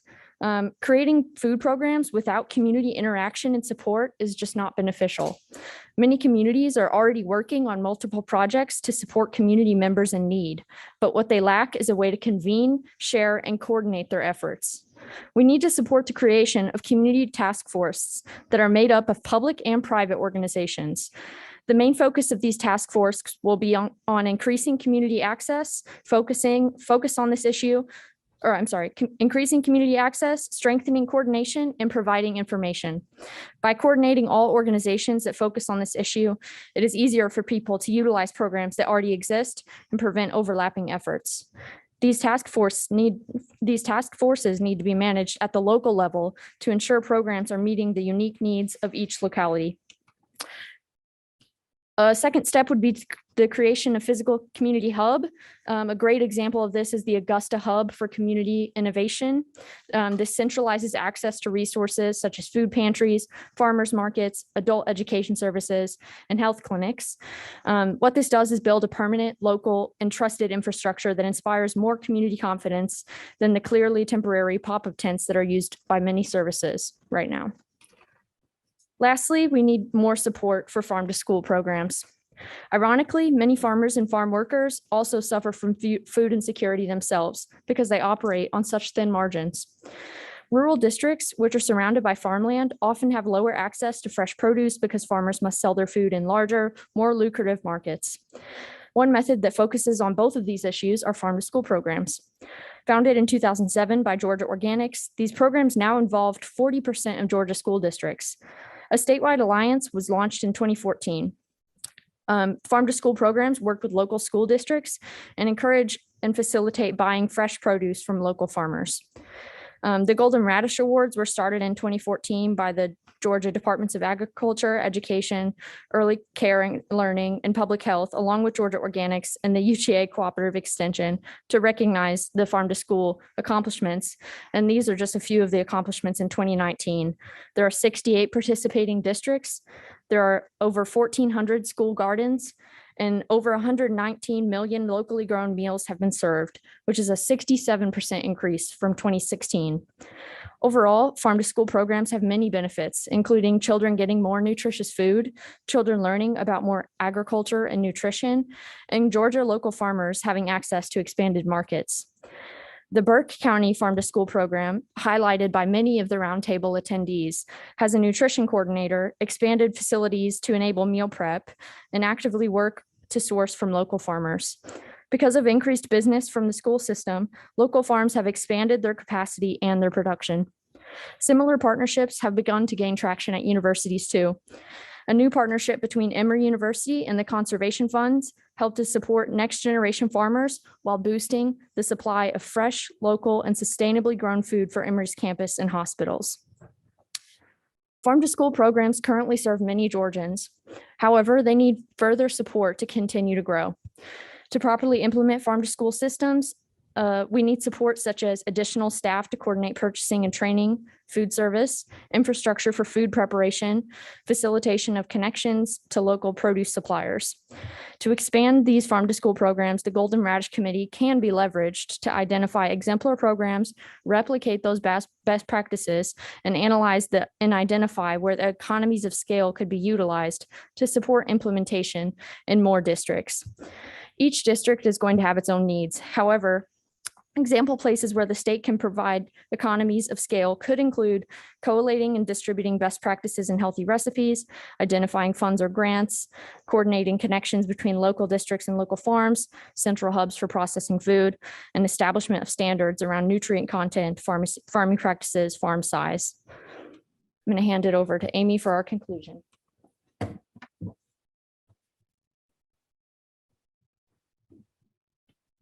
All right, thanks, Brooke.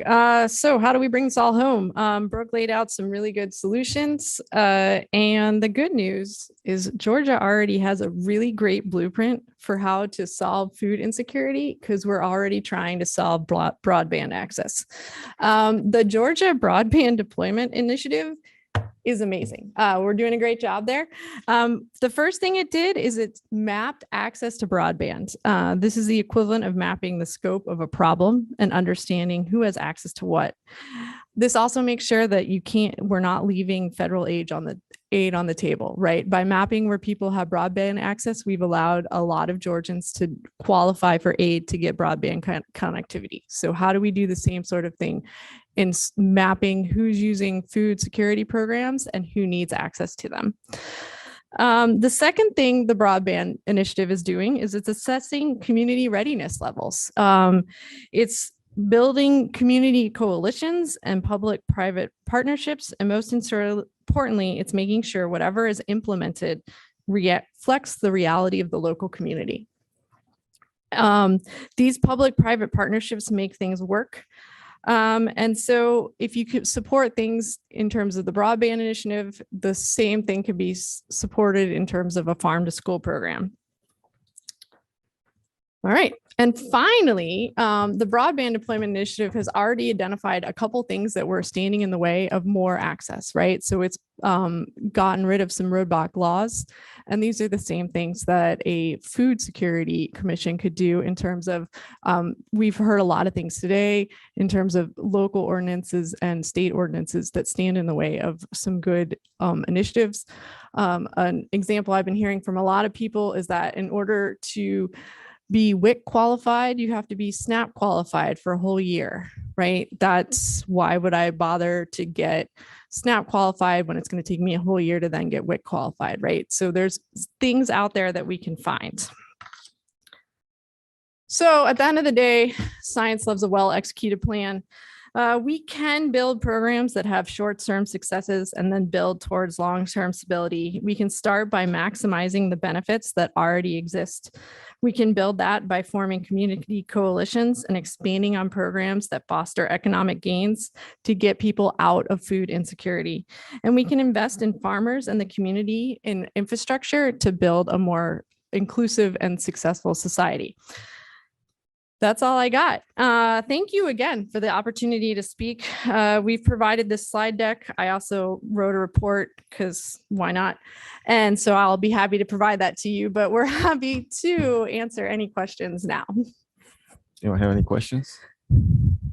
I do. I mean, so obviously, I guess these conversations have happened before with the state, national, other states. Where have we gone wrong?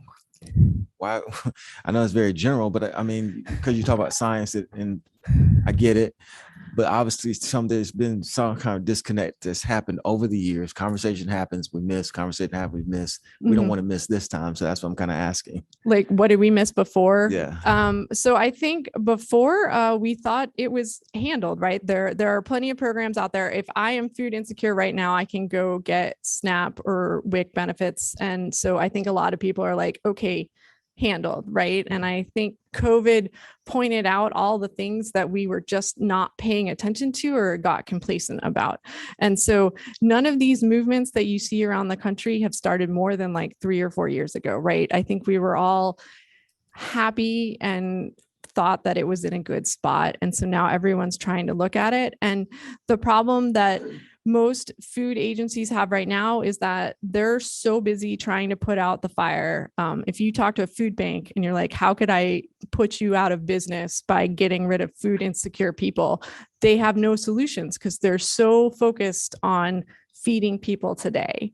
And so what we need to think about is thinking outside the box and what can we do to change systems that have progressively gotten worse over the past 50 years and jolt them back into success. Any other questions? Absolutely. What would you say the greatest difference between what our ag policy was during the Nixon years versus today? Well, so it's the same ag policy. It hasn't changed. But the biggest difference is that during the Nixon era, people were just starving. They just didn't have food. And so the Nixon White House was very concerned about making sure that people could have access to food and to calories and to not starve to death. And if you look around, the food desert problem is not that people don't have any food. It's that they have access to the wrong food or not nutritious food. So we did a great job as a country as making sure that people have calories. But now we're not giving them sustaining calories or nutritious calories. And what is nutritious has changed a lot since the next, right? If you look at those, right, we were supposed to eat white bread and whole milk and a lot of corn, right? I don't know. I mean, I remember the 4 food groups from elementary school. And if you pulled that out right now, any cardiologist would like fall over and die. So we were supporting what we thought was the right thing to do. And now we need people to eat more vegetables and less whole milk and things like that. Thank you. Any other questions? Thank you so much. All right. I'm going to leave this light reading with you all. Oh, you absolutely. can enjoy it before you go to sleep tonight. And we will try our best to put science to this. Thank you. All right. Thank you. Absolutely. So next up, we have from the city of Atlanta, Jolie Bowen from Urban Agriculture. He's the Urban Agriculture Director coming on Zoom. Thank you.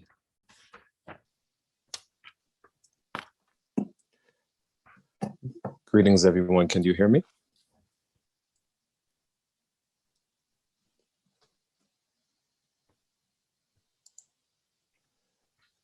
Greetings. Can you hear me, everyone? Yeah, but gotta unmute yourself. Okay. No, it's excellent. I'm connected on my phone as Still well. Can't hear you.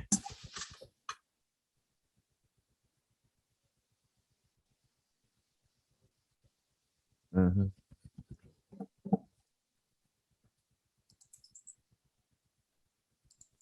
Okay. How's that? You're good. Floor is yours. Thank you so much. Echoing. Okay, there we go. I think the echo is now taken care of. Okay. Yes. All right. Greetings, everyone. My name is Jay Olu Bayowu. I am calling from the city of Atlanta. I am the Urban Agriculture Director. I'm really honored to be here today to communicate with everyone throughout the state. Hopefully we may even have some people checking in from out of the state, and really wanted to tip my hat off to all of the wonderful speakers who have presented, several of them being my colleagues here in the city of Atlanta, as well as in the Atlanta metro area, as well as throughout the state. So I'm very grateful for this opportunity to speak with everyone today. Want to start off by just quickly acknowledging the land that we speak on and the land that I'm coming from in the city of Atlanta, indigenous Muskogee and Creek land. So we do know that in our history, we still have indigenous tribes. We still have now sometimes referred to as Native Americans, First Nations people. So want to acknowledge that in the city of Atlanta, the Atlanta metro area, we're looking at the Muskogee Creek area. I am going to share my screen because I realized I was looking at my PowerPoint, but you're not seeing it. All right, is everyone able to see the screen? Yes. All right, wonderful. Just trying to put it in presentation mode, I apologize. Okay, so in the city of Atlanta, we work on a couple of different things as far as food systems, urban agriculture that directly speak to food insecurity, food access, food justice, food equity. I am housed in the Atlanta Office of Resilience. Great partner of ours is the Department of City Planning. Together, some of our urban agriculture initiatives are referred to as Aglanta. Just to give people a quick little background to how we kind of look at food system in the city of Atlanta. We're looking at food access, urban agriculture, waste diversion, which is a combination for us of food recovery as well as compost. And we're addressing kind of the 5 Ps here: policies, permits, plans, partnerships, and programs. This little table here is also to show just a little bit of the intersection between our public work, private work, community intersection. What we do here is employ a multi-layered, multi-pronged collaborative approach to address the community's fresh food access, justice, and equity needs. So the Mayor's Office of Resilience, Department of City Planning, we kind of are the primary leads on that work. We have the Chief Sustainability Officer, Director of Office of Housing and Community Development, as well as the Assistant Director in a supervisory role. We work intergovernmental as well, Parks and Recreation, Watershed Management, Public Works, and others. And then of course, we collaborate with external partners as well. We can't do this without community members, social enterprise, nonprofits, philanthropy, private and corporate sector. We are real accessible people. And there's a very intentional use for this slide. So of course you see me there as the Urban Ag Director. We also have Elizabeth Beek, Food Systems Planner, Justin Nicholson, Atlanta Grown Project Coordinator. We know that sometimes when we talk about food and we're coming from a municipal point of view, people may ask questions like, are these emails really going to people? Is anyone going to respond? Is anyone going to answer? So just wanted to show that we actually are real accessible people. Even in this PowerPoint presentation, you can click on our names and you can send us an email directly. Also want to use that as a point to say that when we're talking about doing this work, and again, I'm coming from the city of Atlanta, municipal, but we do work with many of the partners involved in this testimony and this hearing, this study, and others as well, is that the key takeaway is that we do need to invest in people to be able to facilitate this work and move things forward. Investing in people at the city level, investing in people in state, local government in general, and then also investing in people in the community. So that's also the other reason to go with this slide. One of the things that we're well known for is Aglanta. Aglanta is our city program to support urban agriculture initiatives in Atlanta. We're here to cultivate a more resilient, equitable, and accessible food system for Atlanta. And we actually have a goal set by the mayor to ensure that 85% of Atlanta residents are within a half a mile of fresh, affordable food by 2022. I'm going to read this slide verbatim because it's really, really important, and I recognize not everybody can see it. Social infrastructure is as essential as physical infrastructure. Again, social infrastructure is as essential as physical infrastructure. Reducing food insecurity requires comprehensive, thoughtful, intentional, and community-informed and engaged intersectional solutions. These solutions should acknowledge, document, and address the systemic inequities that currently and historically have the highest near and long-term negative impacts on systemically underserved and under-resourced communities. Often, those same communities are largely comprised of Black, Indigenous, and other people of color, also known as BIPOC, as well as have sizable youth and senior populations. Systemically underserved and under-resourced communities are often the most vulnerable populations to experience things such as lower individual and household food security, lower access to affordable housing, higher individual and household energy utility burden and costs, higher individual and household transportation costs, lower performing primary and secondary public educational institutions, lower access to living wage paying employment opportunities, and higher unemployment rates. A solution is to utilize an equity-centered racial and social justice lens across multiple sectors, internally and externally. So meaning for us at the city, we do this analysis as far as how we're doing our policies, how we're setting up our teams, as well as when we're working with community as well. This strategy will help advance us along the journey from food access and food insecurity to food justice and food sovereignty. This requires the will. I'll say that again. This requires the will, continuous collaboration, and financial investment of public sector, private sector, nonprofits, philanthropy, and others. Communities need to be at the forefront of vocalizing gaps and deficiencies in their local food system. It's part of our role to support them with the data, toolkits, resources, subject matter expertise we possess, while also reducing barriers for local communities to create the local food realities they desire. I recognize that's a lot, but it was very important to me to read that out verbatim because I want to make sure that we uplift that with all of the talent that we have throughout this committee and this testimony that we've heard over the past 2 days. I know it's been said multiple times that the community has to be centered and the community has to be heard from, and we have to be reflective and responsive to what we're hearing from the community, and that's how we're going to really work ourselves out of food insecurity.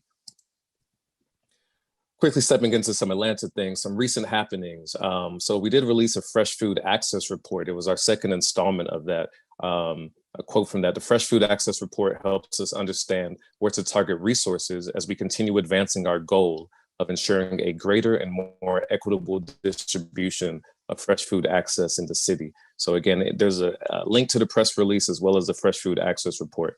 In that Fresh Food Access Report and on our website, we have a fresh food access map. So the way we've defined fresh food access as far as the mediums for it are through grocery stores, super centers, neighborhood stores, farm stands, and markets. We are also now adding farms to that equation. So if you go to that map, you'll be able to click on it. It's through a ArcGIS mapping system. You can literally look at all the grocery stores, super centers, urban farms, farm stands throughout the city. So it's a very important information tool and shows people where they can access fresh food beyond the usual super center and grocery stores, and those are included as well. Most recently, we've also done an on-site farm stand sales ordinance. Urban farms are a key component to establishing a healthier and more resilient city.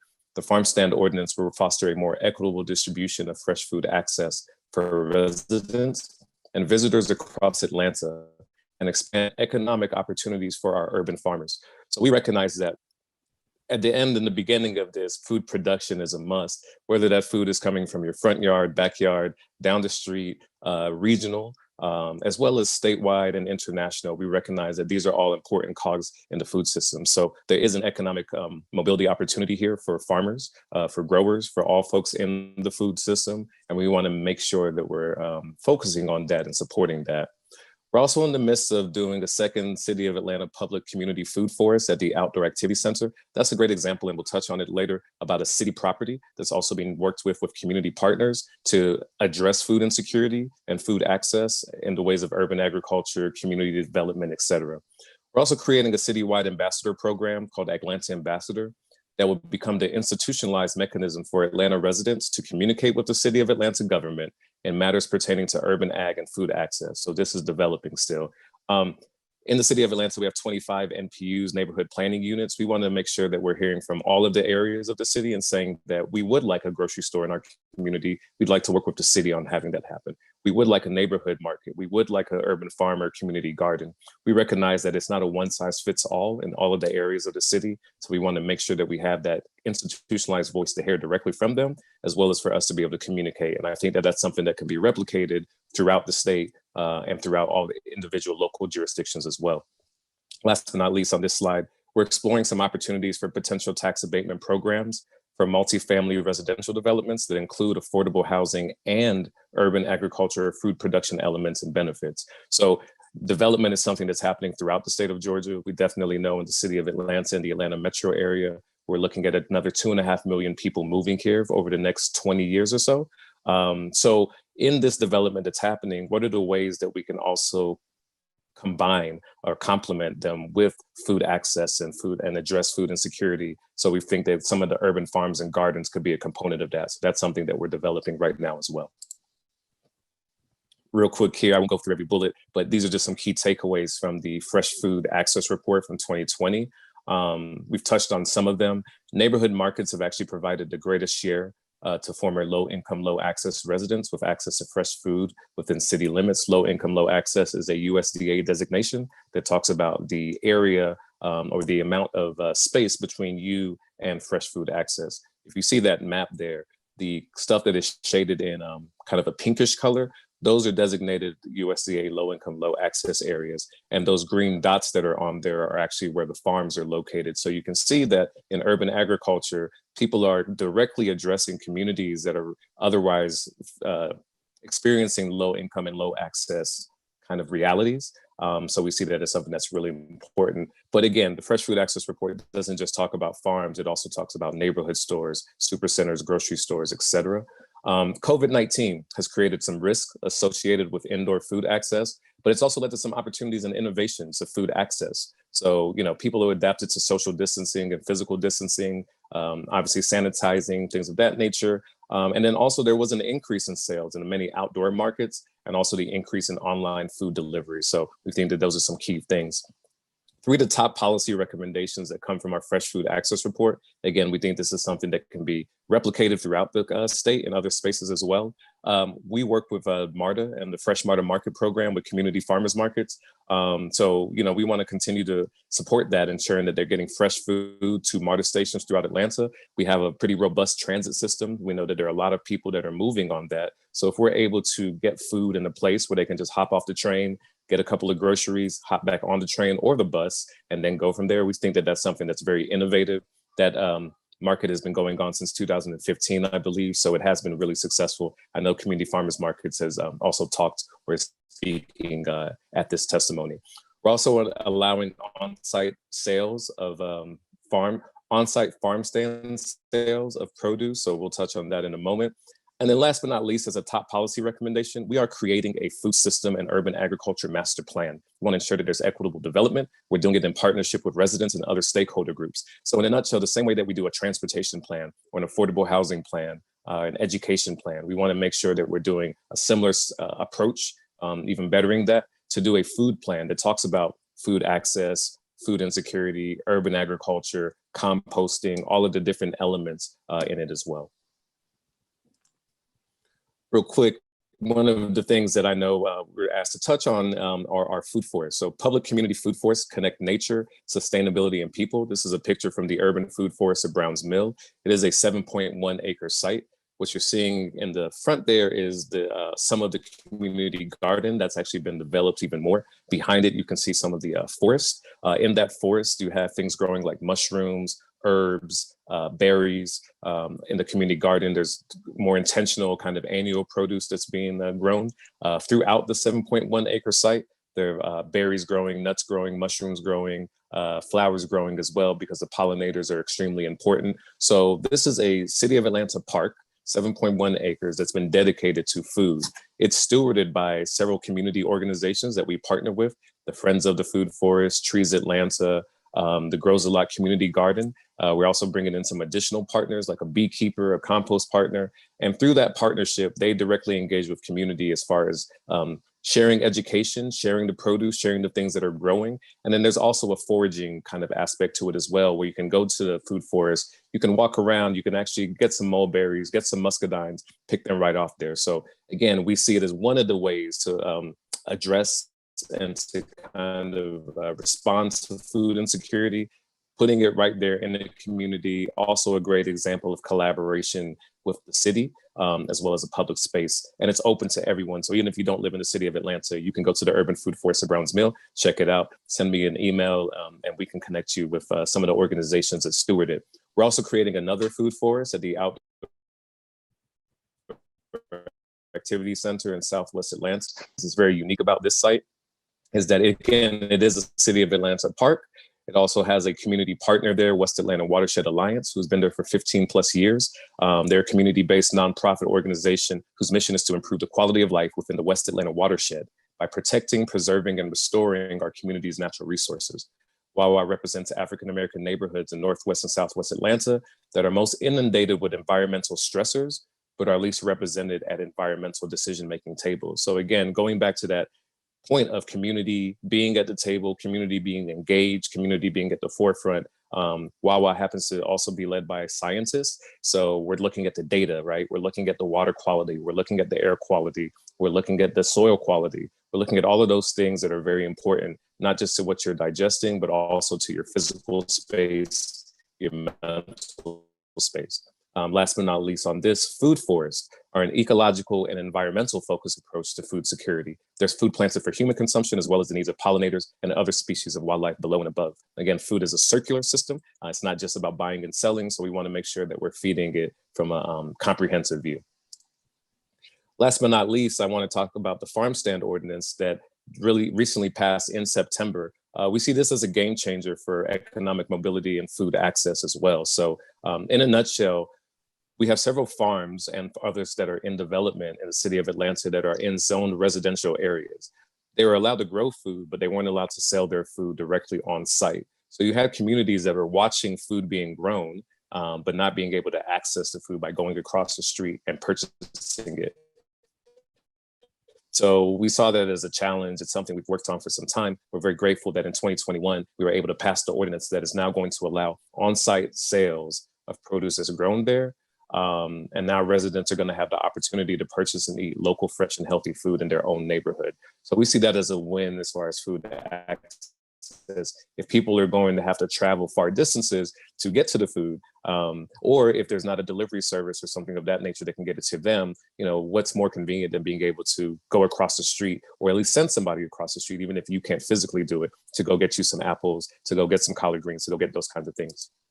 The benefits are quick here: access benefits, economic benefits, community benefits, and resilience, right? Food insecurity, as I touched on before, is connected to transportation burden, is connected to education, is connected to employment. So we see these farm stands as a way to build resilience. They support increased food awareness, education, nutrition, environmental health, wellness, and community empowerment. And that's what it's going to take, I think, to really work us through all of the things here. With that being said, we know we can come up with all kinds of ideas. We also have to do the work, which includes the administrative work. So we have a permitting process for that. It's called a SAP, Special Administrative Permit. We're also creating a farm stand toolkit. So if you want to open up a farm stand and you want to grow food in the city, and you say, I want to build a 20 by 20 foot shed and all of that stuff, is that going to trigger, you know, the zoning department? Is that going to trigger the buildings department? You know, we all know when it comes to agriculture, you need food, air, water, and soil. So we have a Department of Watershed Management. Are we able to get an irrigation line? So we're creating this toolkit that's going to be able to enable and empower the people who are applying for this farm stand ordinance to be able to have the resources and streamline it, because we don't want to get people caught up in the sometimes the challenges of efficiency when it comes to some of the systems. We're also pursuing opportunities with partners like Wholesome Wave and others. One example with the 2-for-1 EBT SNAP benefits, and constantly ongoing stakeholder communication, which again, this is even a part of that. There's always got to be reminding people what we're working on, showing people the data, hearing back the feedback, responding, et cetera. With that being said, that concludes the presentation at the moment. I'll leave this slide up here. Jay Olubayiwu again. I'm the Director of Urban Agriculture for the City of Atlanta. My email is jobayiwu@atlantaga.gov. And I can also be reached at 470-620-8545. So extremely grateful for this opportunity. I grew up in Athens, Georgia, and went to college and undergrad. So I don't know if I could have predicted that I'd be testifying on the state Senate, but I'm really, really grateful for that. And I'm glad to be here. So I'll listen if there are any questions at the moment. Any questions? Okay, I do have one. Absolutely, very good presentation. But I do have one. You were mentioning about the fact of being able to sell the product just a few slides ago. Did something have to change? Like, did the ordinance have to change? How was that change made? Absolutely. Thank you for asking that. So yes, so that in changing that ordinance, it was a zoning ordinance. It basically, again, allowed folks to grow food in residential districts, but not sell it on site. The other option was that you could grow food in commercial districts. So for example, you could grow food at a church property or some kind of commercial property, and there you could have a farmer's market on site. So what we did is we were able to update the zoning. With that zoning amendment, it then went through the process where it has to get approved presented to the neighborhood planning units, so all 25 of them. They do a vote, then it went to the zoning review board. They do a vote. After the zoning review board, there's zoning committee. And then after zoning committee is the full council of the city of Atlanta. So in September, the full council passed it. So we were able to go through all of those steps. So it did require a zoning amendment change, yes. Okay, thank you so much. Thank you, great presentation. Very, very appreciative. Thank you. Appreciate it, thank you. Next, Ms. Reesner. We have Tammy Reesner, who's already in place, Director of Programs for Open Hand Atlanta, ready to go. Thanks, Chair Lou.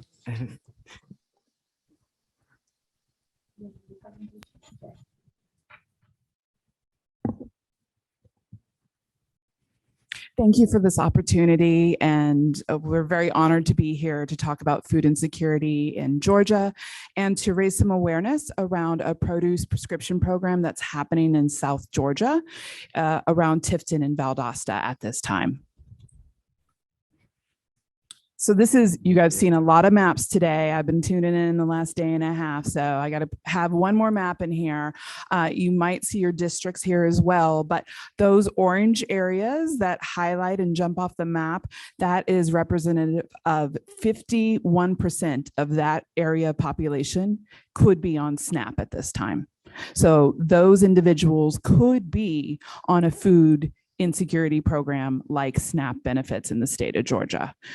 We're going to talk about that circular area in the partnership for rural Georgia, but I wanted to make you aware as you look, there are, you get to Metro Atlanta and it's community by community, but if you do look at that need in South Georgia and rural Georgia for additional supports around food insecurity.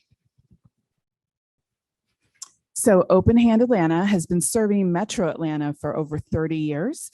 It started in the Ryan White HIV/AIDS crisis, and we've expanded to do other work around chronic diseases, nutrition-related chronic diseases, around medically tailored meals, as well as nutrition education.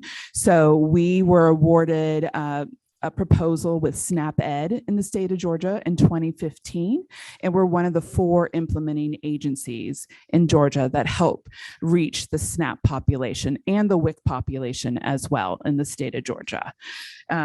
We have different offices and different remote employees that work in regions such as South Georgia, Coastal Georgia, North Georgia, and other partners as well in health systems and food banks.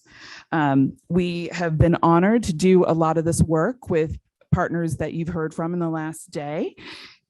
And that includes Grady Health System, who's been a long-term partner of Open Hand Atlanta. And we started our original produce prescription program with Grady Health System and Wholesome Wave Georgia, who presented yesterday. So that is the program that we've been honored to replicate in South Georgia in partnership with Barnes Health System.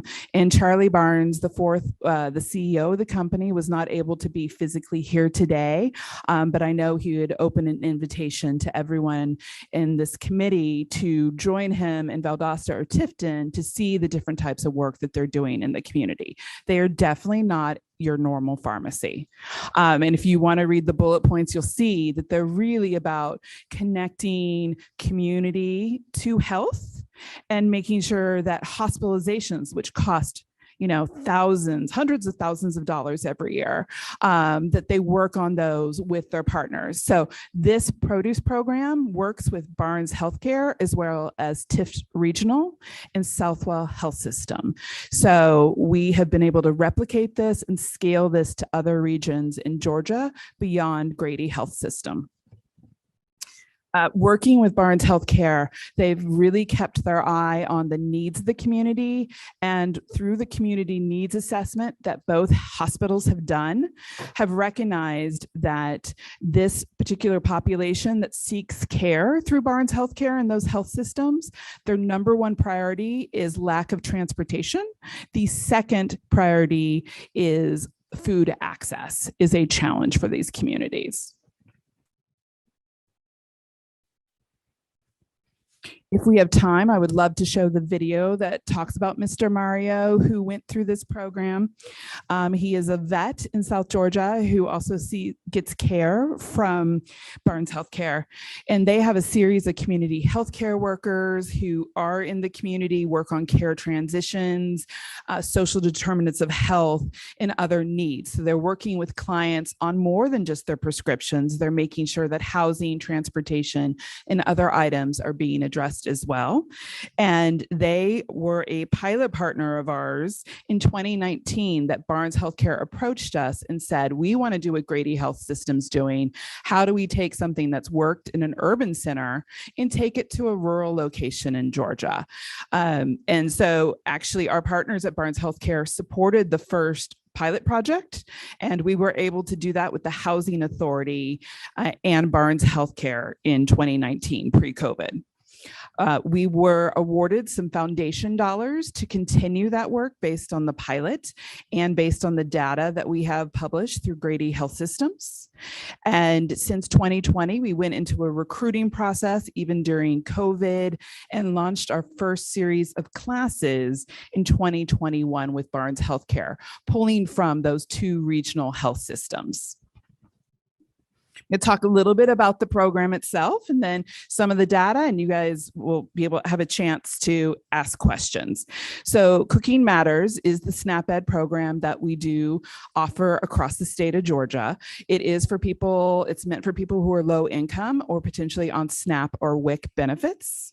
It is in its purest form, it's a 6-week program, and we talk about how to shop on a budget, how to chop up fresh vegetables, how to even make things that you get at your corner store that are canned healthier, because we know not all those options exist for folks. So, definitely making healthier choices when you eat out, walking into a grocery store with a list so you aren't tempted by things that you don't need, and how to make your benefits last longer.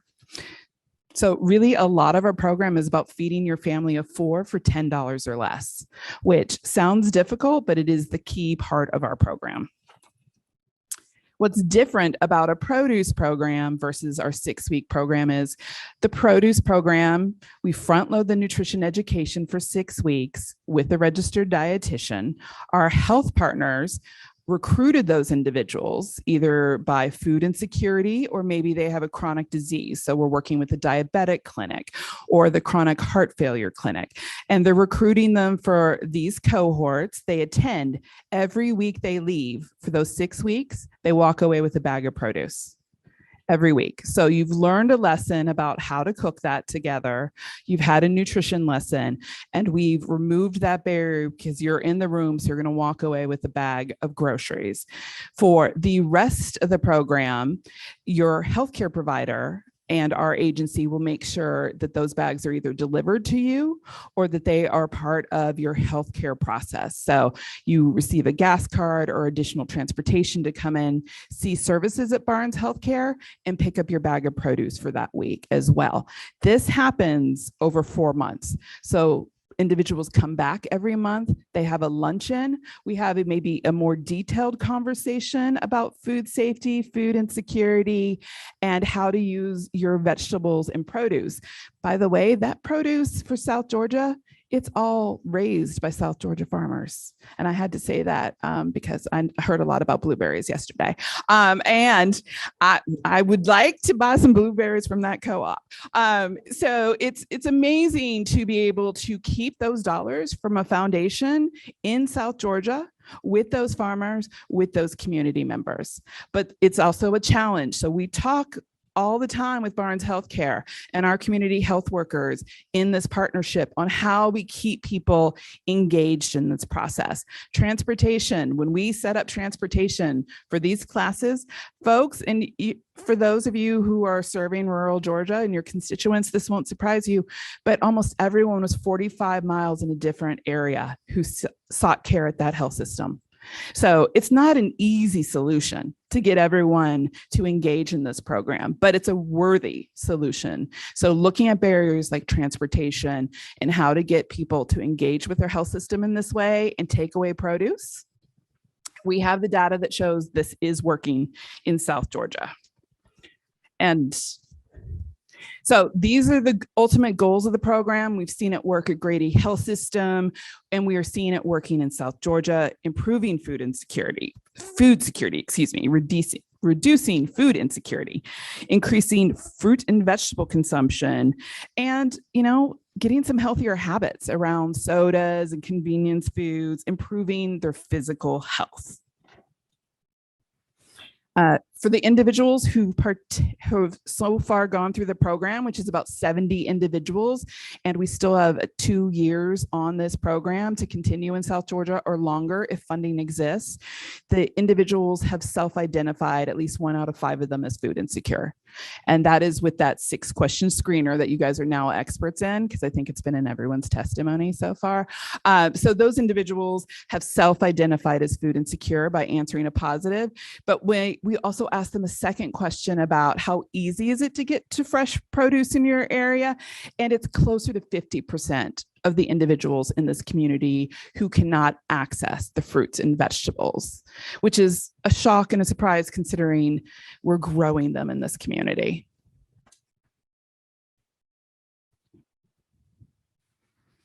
The type of enrollees have traditionally always skewed to the female. Over half are African American or Black in the community. And in line with Barnes Healthcare, about 85% of their clients are on government insurance.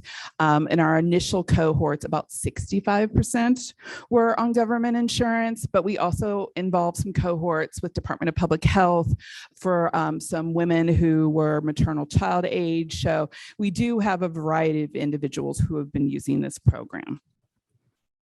Household size is usually 2.6 folks, and about 1/3 of them have a child at home. 68.5% of them have used SNAP in the last year or some type of government support. And this is current data, and these are cohorts that are happening during COVID. So one of the things we want to look at, and this is initial data, at 8 weeks, this program has improved food insecurity by 15%.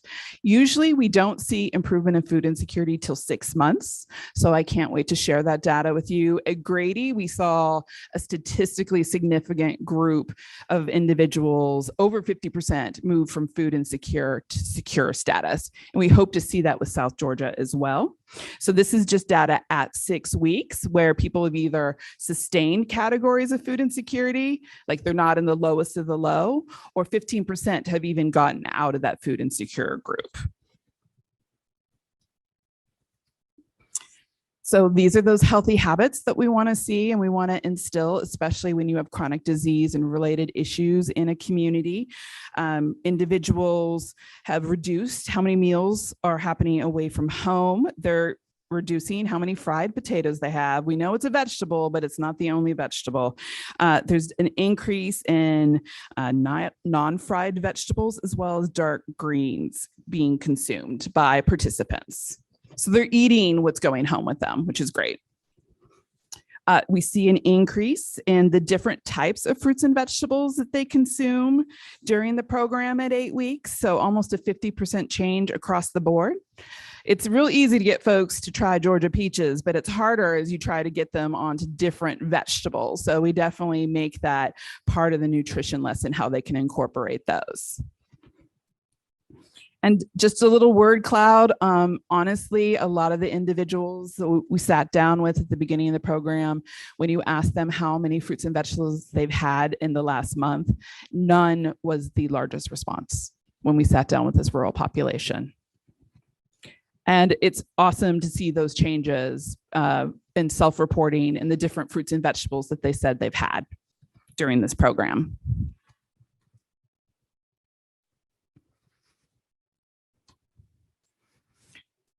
So these are the different purchasing behaviors that are changing. And you can see that orange tagline. Individuals are choosing at 6 weeks, and we'll continue doing the nutrition education around choosing lower fat options, healthier foods, choosing different low sodium options. Lots of individuals came from the heart clinic or from hypertensive work at the hospitals that were referred into the program. And individuals felt at the end of the 6-week program, while they're still enrolled and receiving produce, that they felt more confident around choosing fruits and vegetables, buying healthier items for their family, and to be able to cook on a budget. 84%. So that's definitely what we want. We want to be able to provide the produce, but we want people to be confident in using that produce so it doesn't go to waste in their homes. We do have healthy purchasing, and when we say resource management, that means not running out of money at the end of the month, using coupons, walking into a store with a plan. So you're not just like hungry and eating at the cash register. I've definitely done that. So we do have statistically significant changes in those areas. And the most exciting part, because to make this sustainable ultimately, is we're going to need to convince health systems and payers that this is worthy of their time. Even though I could say for $600 approximately, we can have produce sent to these homes for 6 months, which is a lot cheaper than one stay at the ER or at the hospital. So investing in produce, investing in health and resources for our community is important. We, in some of these, were the sickest of the sick that came to our program during COVID. 63% of them improved their blood pressure category. And Mr. Mario, if we have time, I don't know where I am, Ms. Vaughn, on time, but if we're able to see his video, who is a vet from South Georgia, he was too sick to have surgery at the VA when he started this program, and his blood pressure went from high to normal levels during the 6-month program, and he was able to get his surgery at the VA health system at the end of this program. So I can also note that about we're trending in the right direction on individuals either maintaining their weight or losing weight during the program as well, which is hard to do during COVID. Would you be able to send us a link to the video? Yes. Okay, great. Because we won't have time to watch it. Beth has that. So, so just next steps, we want to thank all of our partners. The research data comes from Emory University as our partnership, Barnes Healthcare, to really being an innovator in this space and seeing that food insecurity work can happen in the health system, and that our partners at Grady have been great advocates to making sure that other health systems in Georgia are replicating this work and can scale it no matter where you are. If you're in Albany, or if you're in South Georgia or Habersham County, that you can receive this type of work and you can roll this out with community partners. It's a wonderful private-public partnership. Georgia SNAP-Ed does pay for a lot of the registered dietitians and our resources, so they're a wonderful advocate. And all of this work definitely happens as we break down silos. You look for solutions, we're breaking down silos.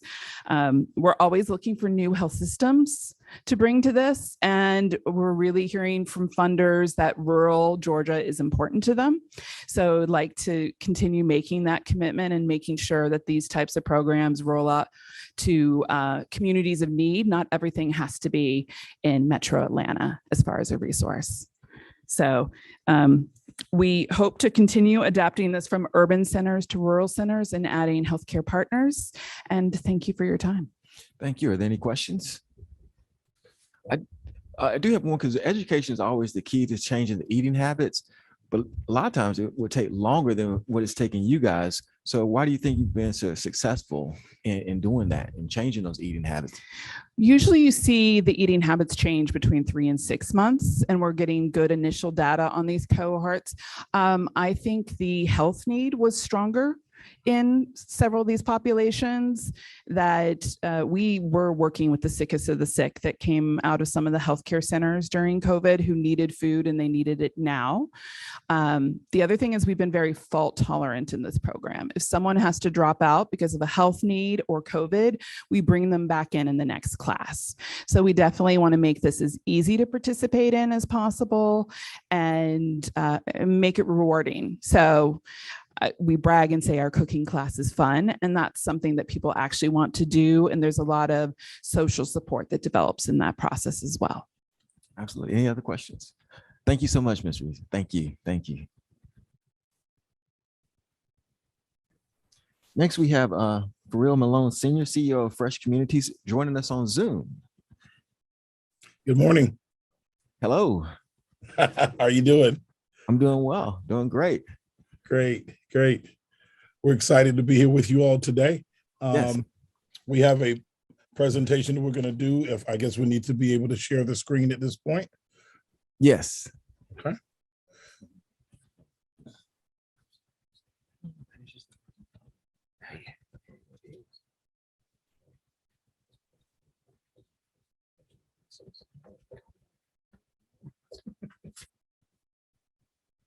Give me 1 second. We're working through the technical pieces here.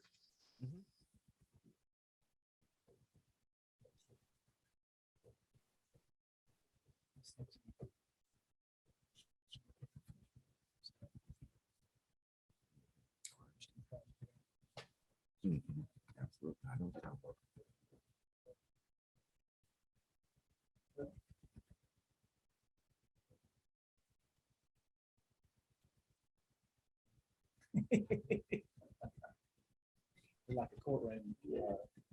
There you go. Yes. Great morning. Great morning. Yes. I want to thank God for my son, for Farrell Malone Jr., because without him in this technical field, it is a challenge. But thank you, Brother Chairman, and the committee for allowing us to come and present today. I'm with Fresh Communities. Fresh Communities is an acronym that stands for Facilitating Restoration for Equitable and Sustainable Healthy Communities. I'm Farrell Malone.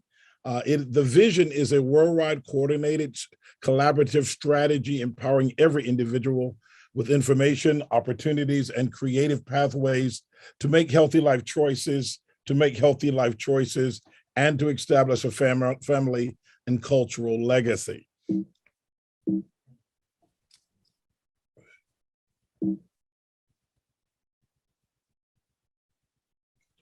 Okay. Basically, what our thought processes are is to go back in and begin to rebuild our communities.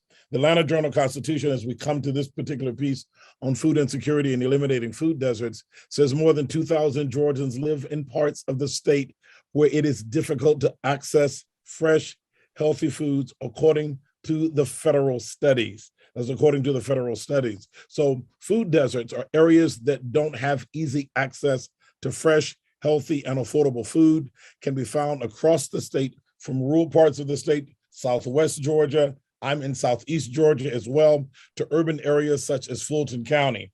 And not having access to healthy food can lead to various health issues, experts said.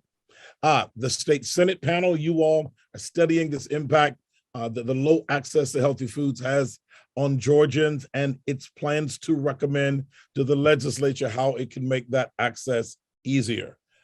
We're also interested in food insecurity because it overlaps with many of our population health and community benefit priorities, says Katie Mooney, Senior Manager of the Community Benefit and Populations Health at Grady Health Systems. That's what she said at one of your hearings, that diabetes, and this is what I want to understand, is that diabetes and hypertension are directly impacted by food access and nutrition. Diabetes and hypertension are directly impacted by food access and nutrition. About 22% of the state's 10.7 million residents live in urban areas of the state that are more than 1 mile from a grocery store or more than 10 miles away from a grocery store in rural areas, according to the United States Department of Agriculture Economics Research Service. Georgia has the 5th highest rate of residents who live in low-income neighborhoods with low access to healthy foods. That is phenomenal. And I want to thank you all for the work you all are doing and studying this and looking for recommendations. From the Rural Health Innovation Center in Mercer University School of Medicine, according to the Dietary Guidelines for Americans 2015 to 2020, a healthy eating plan should include fruits and vegetables and whole grains, protein-rich foods such as seafood, eggs, lean meats, poultry, nuts, calcium-rich foods such as fat-free or low-fat dairy, healthy oils. With people living in food deserts, having limited access to grocery stores or other outlets to purchase healthy and cost-efficient foods, their ability to maintain the currently recommended dietary guidelines may also be negatively affected. Therefore, the lack of access to healthy food and difficulty maintaining a well-balanced, healthy diet may contribute to poor nutrition and negative health outcomes such as high cholesterol, high blood pressure, high blood sugar, and obesity. This is from the Mercer University School of Medicine. First-year student Merritt Daniels wrote this article. Merritt is interested in working with rural communities to improve health through diet and nutrition. Fresh Communities applaud the Georgia State Senate and the General Assembly and encourages this body on your bold steps to address the concerns and the opportunities for the state to assist communities and businesses and collaboratively working together to eliminate food deserts and usher in food security for the entire state of Georgia. We're presently preparing to open a full-line grocery store in my hometown of Waycross, Georgia. I tell folks you can't go to heaven unless you come to Waycross, but we don't want you to have food insecurity, so you go to heaven because you came to Waycross. Interestingly enough, the store is within 1 mile of 2 other grocery stores in the city, but it will be the closest store for that entire side of the city and county 20 miles out. You see, from a traditional setting, our store is not a food desert. However, if you're in the desert and the closest water is over 2 miles from you and you don't have transportation to the well, then you are in a water desert. Fresh Communities Market. This is going to be our flagship store, although only minutes away from other stores, provides a safe route. The other stores are on major highways. It provides a safe route to access to healthy foods for the majority of this underserved low-income community, which may or may not have adequate transportation, and there is no public transportation system in this rural community. Also, Fresh Communities Market is actually opening its first store in Greenville, Florida, around the first 2 weeks in January. Greenville is a designated food desert, and in January, we will also open the Waycross location as the 3rd location, which will be in the first quarter of 2022. We have been able to commission the feasibility study that provides from census data a projected positive of the Waycross operation. That is a projected positive. And based on this, we have come to the conclusion that the investment is sound. We want to make sure that the areas that we go into are feasibility from a feasibility standpoint and a data standpoint, actually able to support the operation. One of the key things that you're going to find in a minute in the presentation is the ability to have the people to make it work. Presently, we're researching other cities and counties in central and southern Georgia to open stores that assist in eliminating food deserts in Georgia. The concerns with grocers are the true concerns of customer traffic in rural areas, whether or not there are enough people who are going to come to the store and shop. whether the customers' traffic flow is enough to maintain the business operation. We have been creative in our approach to help make sure that happens and help mitigate it so that we can make sure that there is a grocery store in each community.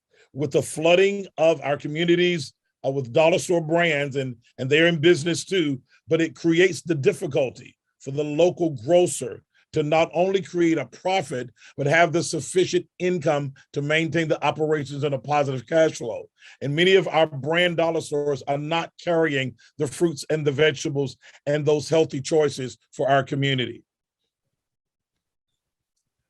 Our approach, however, is a holistic approach of community development in the creation, not only of the stores, but the additional housing and stores and jobs to support the establishment of a store as needed and as a vital community staple.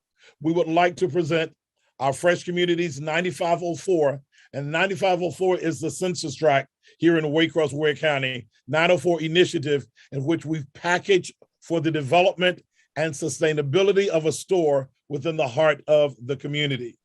The store's mission must be to serve and the opportunity of profit. We must, first of all, see it as an opportunity to serve.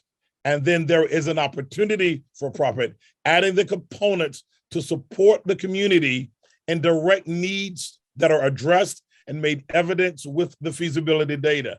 What we've done is we've looked at the feasibility study, we found out what the data is, and we're providing the customer with what is needed and what they desire to be needed within that particular situation or that particular store. I would like to show a 2-minute video. Now I want us to know that this video was created to approach a store through a holistic community development. Please note that this video was a response to a grant proposal targeted at creating a Black community ecosystem.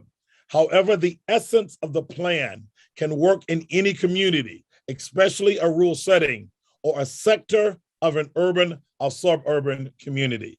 Allow these 2 minutes for this video. Fresh Communities, facilitating restoration for equitable and sustainable healthy communities, is a grassroots culmination of over 30 years of Black liberation for rural Southern Georgia through creative implementation of economic, political, and cultural entities with a strong Black agenda. Our mission is a worldwide coordinated collaborative strategy empowering every individual with information, opportunities, and creative pathways to make healthy life choices and establish a family and cultural legacy. Fresh is the next genesis for Black liberation that combines proven community strategies with new technological approaches that enhances, restores, and sustains our community. Selecting Census Tract 9504 as the initial site for the Black Liberation Demonstration will create and sustain an ecosystem for justice, economic stability, and wealth creation that can be replicated within the region. The Fresh team, through our Justice Initiative, has been totally involved in leading the effort to demand justice. Plans are in place for a community complex at 1200 College Street that will reflect the values and curriculum of the Highlander Center and a FAR 31 business incubator within the hub zone areas. Utilizing the former Atlanta Life building on Austin Davis Parkway as the Mall of Justice, creating central offices and structure for the local and national Black movements operations, along with the leadership and youth training, enabling clear choices for liberation by creating an ecosystem for systemic growth with a shopping center to house and a grocery and dollar store that will market products from Black farmers and producers. This ecosystem of a community center increasing income of over 13 million, thusly supporting new housing development and commercial opportunities that are truly enhancing community wealth. A percentage of the profits from the store and contracts will be placed in a community endowment, utilizing a non-direct recognition financial instrument, assuring continued and sustained community growth and wealth. We offer our continued collaboration with the Senate Study Committee and are prayerful through the research and prevention of so many noted and established subject matter experts that we can truly create legislation that provides grocers with the support, benefits, tax credits, and incentives to meet the needs of the underserved communities and providing healthy food choices, therefore creating a healthy Georgia. Thank you for this time, and I appreciate the opportunity to present and share. Thank you very much. Are there any questions? I did have one, which is, I may have missed it. This is a co-op is what it is. Is this a co-op grocery store or a grocery that you're developing? It's, well, we're actually just putting together a franchise. We're doing it through our corporation. We are working with the Fort Valley State University and the farmers, as well as University of Georgia, farmers in the areas. There's a coalition of farmers in the Southwest Georgia area as well that we're providing the fruits and vegetables. So we're working with co-ops to help make it happen. Okay. All right. Any other questions? Okay. Thank you so much. They're very, very informative. When will it be coming online? I may have missed it. The store in Greenville, Florida will open up on January 15th. The store in Waycross will be opened up in about middle March to early April. We have another city that the store is ready to go. We're just not ready yet to announce and make that public. We have about 5 other stores that we've been in contact with that we can go into communities and help make it happen. These are some of the suburban cities, but additionally, there are opportunities in the smaller cities. We've met with mayors to make sure that we're able to put things in place to put stores and fresh fruits and vegetables into these communities. Thank you. Absolutely. Anything else? Thank you so much. Do you want to say something? No, I just want to say thank you for the opportunity. We look forward to working with you. Yes, we look forward to that too. Thank you once again. Thank you now. So next up, we have Sean Mack, State WIC Director, Yvonne Rogers, WIC Deputy Director of Vendor Management, and Todd Stormont, WIC Nutrition Operations Education Manager. Please come forward.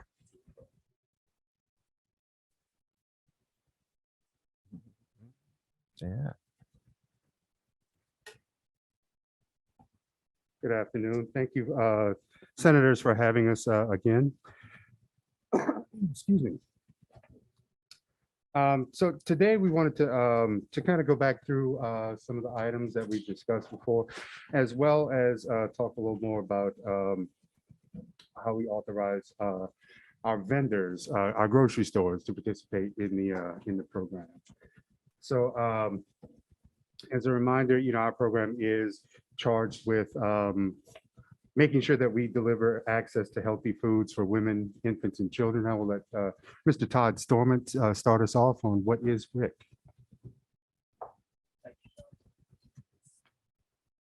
So if you don't mind, I actually brought some brochures for you today that were actually coming from the printer last time we spoke.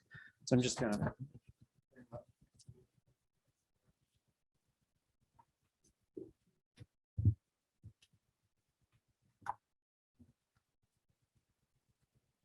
Okay, so when we talk about WIC being a federally funded supplemental nutrition program, what we're talking about is the brochure I just gave you. This is our approved foods list, right? So there's federal regulations that say, WIC, what foods can you give and what foods should you give? And then as a state, we go through that and say, let's see if we can choose healthy foods that are going to be readily available to try and help also teach purchasing patterns. So in the past, a lot of what we've chosen would be staples. Where possible, we allow store brands. Where possible, we allow, like when we talk about produce, we try and put as few restrictions as possible on that. Georgia has gone into let's offer fresh, frozen, canned. And when we talk about fresh, if somebody chooses the option to do organic foods, we're allowing that as part of that process, right? So the supplemental piece means that the WIC food package benefit is a portion of what the full nutritional needs are, definition supplemental. And the nutrition program it always comes with education. As a reminder, we're doing around 60,000 contacts a month in Georgia, where we're meeting with participants one-on-one in group classes to do some type of nutrition education to go with those food benefits that we're issuing. Okay, 60,000. So there's a lot of emphasis on nutrition education. The next part of that was referencing the breastfeeding support. as far as helping moms have that good initiation. We've got lots of programs to support it. And then referrals. When we think about referrals, it's connecting them to the healthcare side of this process. I know there was some talk about grocers, and that's part of why we came back today. The connection from the nutrition side I want to make for you is, WIC being a supplemental nutrition program, the grocer is really where we complete our cycle of nutrition education, right? We give the education, we give a food package, and the grocer is our ultimate way that we end the cycle of, we've helped you with knowing what you should buy. We've given you the food prescription. We've been real specific in parts of it, like for older 2-year-olds, it's low-fat milk that they're prescribed. All right, so the grocer really is our right hand in trying to make sure that we are providing a good nutritional supplement. And then the background you see here, just as a quick catch up. So we are working in all 159 counties, 202 clinics, and monthly participants that are receiving these food benefits are around 185,000. I'm going to turn it over to Yvonne. Thank you.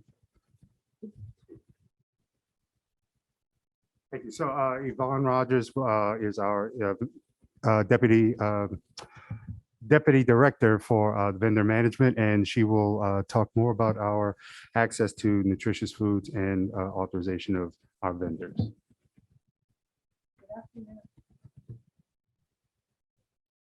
So as we mentioned the last time we were here, we've got just around 1,300 what we refer to as authorized WIC vendor locations.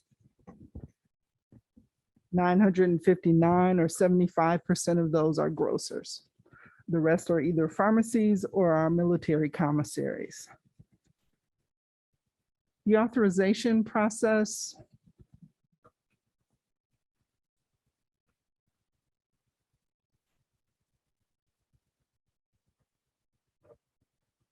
I'm not technologically savvy today.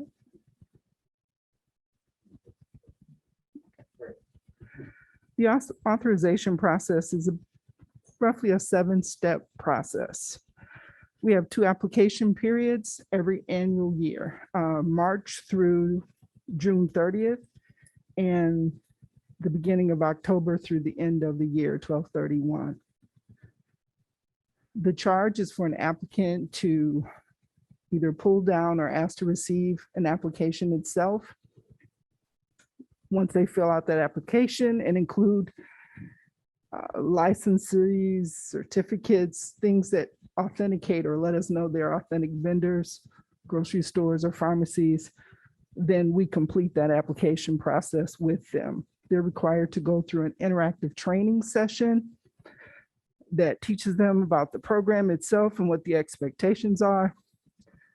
The representative that the store sends takes a test immediately following the interactive training.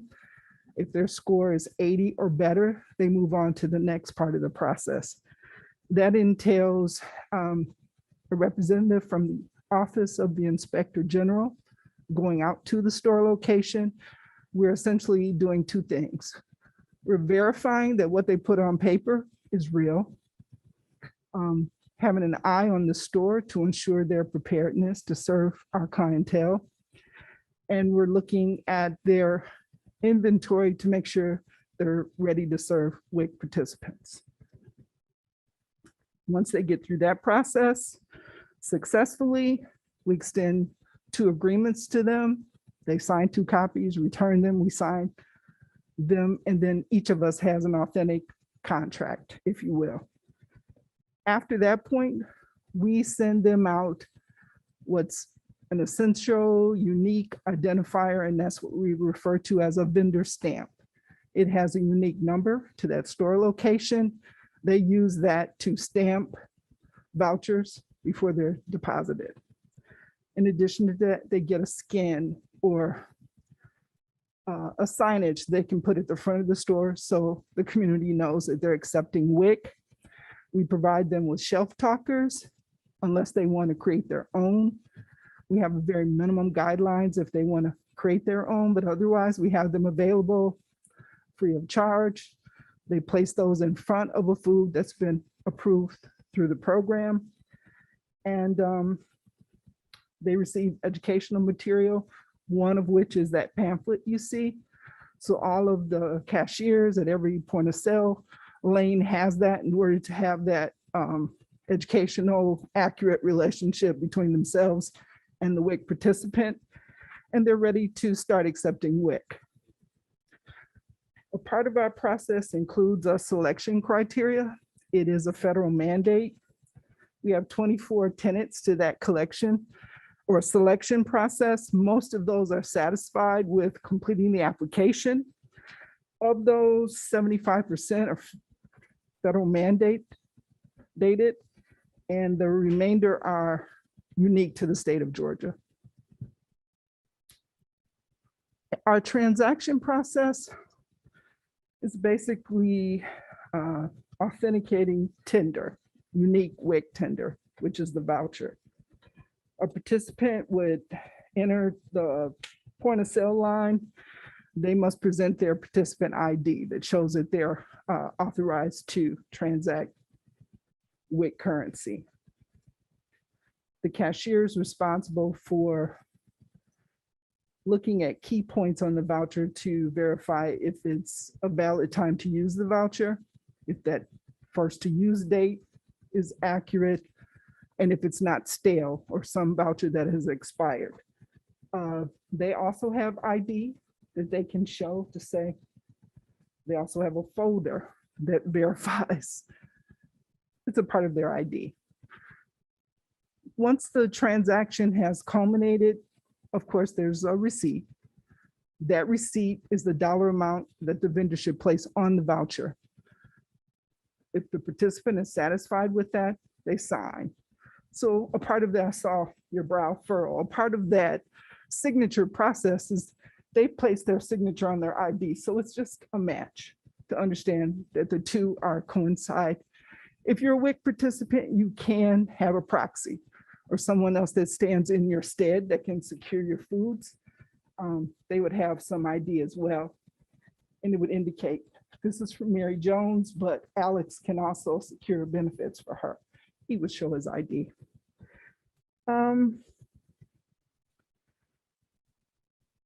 Once they've finished the transaction, like any other form of tender, they're accumulating the vouchers.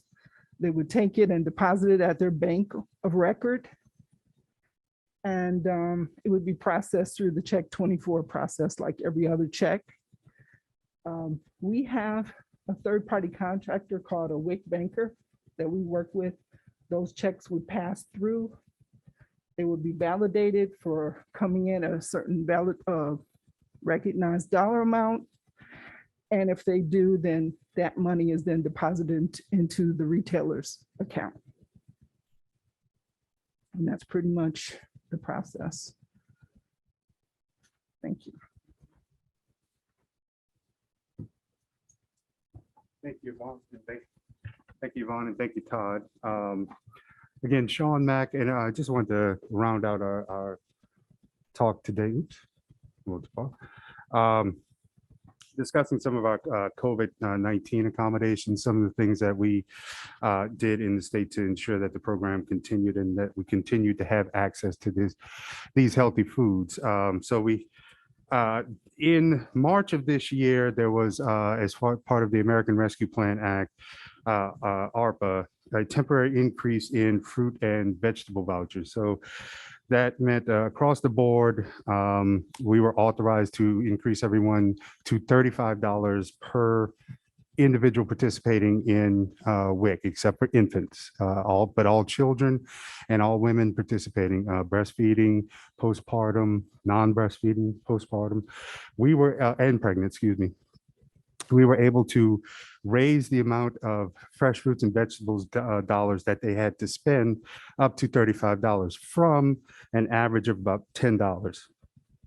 So prior to this ARPA funding, they would receive about $9, $10, $11 per month for the cash value vouchers for fresh fruits and vegetables, canned or frozen. And we were able to raise those up $35. We've just been informed that we are to do that again from between the months of October and December as part of the continuing resolution. So so again, we're increasing folks' access to fresh fruits and vegetables, canned and frozen. We've also recognized that, and did this ebbs and flows or has ebbed and flowed, and seems like we're about to go into another ebb, but that we don't always have all of the foods that we normally approve available. And so we have been offering substitutions for the stores to ensure that the participants can spend those dollars at the store. It's on foods that we deem are substitutable for the items that we normally require these dollars to be spent on. And we've worked with USDA to ensure that, we're still in the ballpark, we're still in the acceptable range for what we're doing. And to this day, we still allow those substitutions, and we will continue to allow those substitutions for as long as we are allowed to, and as long as we still have these issues with getting the right foods on the shelves. A couple of other items just wanted to, because a lot of this is just we've just been notified about, but the program nationally was charged again in March and April to work on modernization and outreach. And there are dollars that are associated with that they are working through, releasing information and guidelines to us on how they're going to work with us on that. But some of the things that they are talking about is looking at how do we make the program more accessible? Are there things that we do that are requirements that we can possibly reduce or take another look at, looking at modern ways to do business, and taking a look at streamlining those things on both the participant and the vendor side. So all of those things are items that even on a national level, we are working through with them. Of course, we always work in lockstep with the program since we're 100% federally funded to make sure that they are in approval of the things that we do. And when there's a chance for, to make a change or streamline, we certainly do take that opportunity to ask. And we do work with them. Matter of fact, I have a call with my Southeast regional counterpart this afternoon on some items that we need to work out. So we're always trying to stay in touch with them and stay in lockstep and work with them on these items. All right, with that, we'll turn it over to you. All right, thank you so much. Any questions? Absolutely, yes. I wrote them down. We've been at all these meetings, and I hope I remembered everything, but okay. I guess one of my first questions is, why can't retailers apply all year? Why is it just because as a farmer, I can apply to,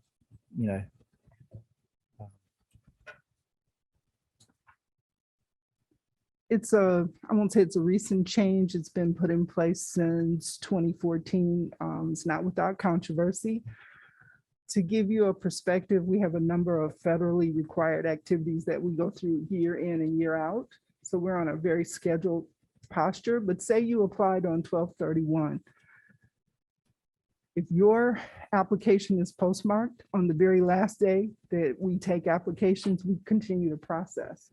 So on some level, we are processing throughout the year, but there are internal housekeeping items that we're responsible for, and I try to balance my staff's workload. As WIC changes to EBT, will there be another moratorium? There will be, yes. Okay. How long does it take to process it once you have all the information in for The standard that I have is from 60 to 70 days, is what I expect. In terms of, I heard we had one person gave testimony in terms of reimbursement rates for WIC as far as, and you have to understand where I come from. I come from a town that's 52%. I live in a town that's the poverty rate's over 50%. Okay. We got one grocery store. Okay. And I've seen that store, when it shut down, and it sent shockwaves through our community. Mm-hmm.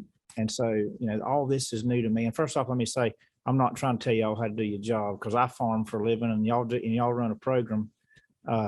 But we've heard this testimony, and some of the things surprised me, like, you know, if you have an older gentleman in a small town that sells his grocery store and he wants to retire and it's a one grocery store town and they have to wait 12 months to be able to be vendors for WIC.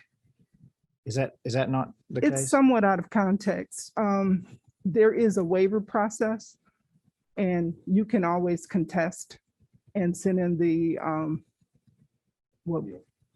appeal, and we honor it, and we do on a regular basis.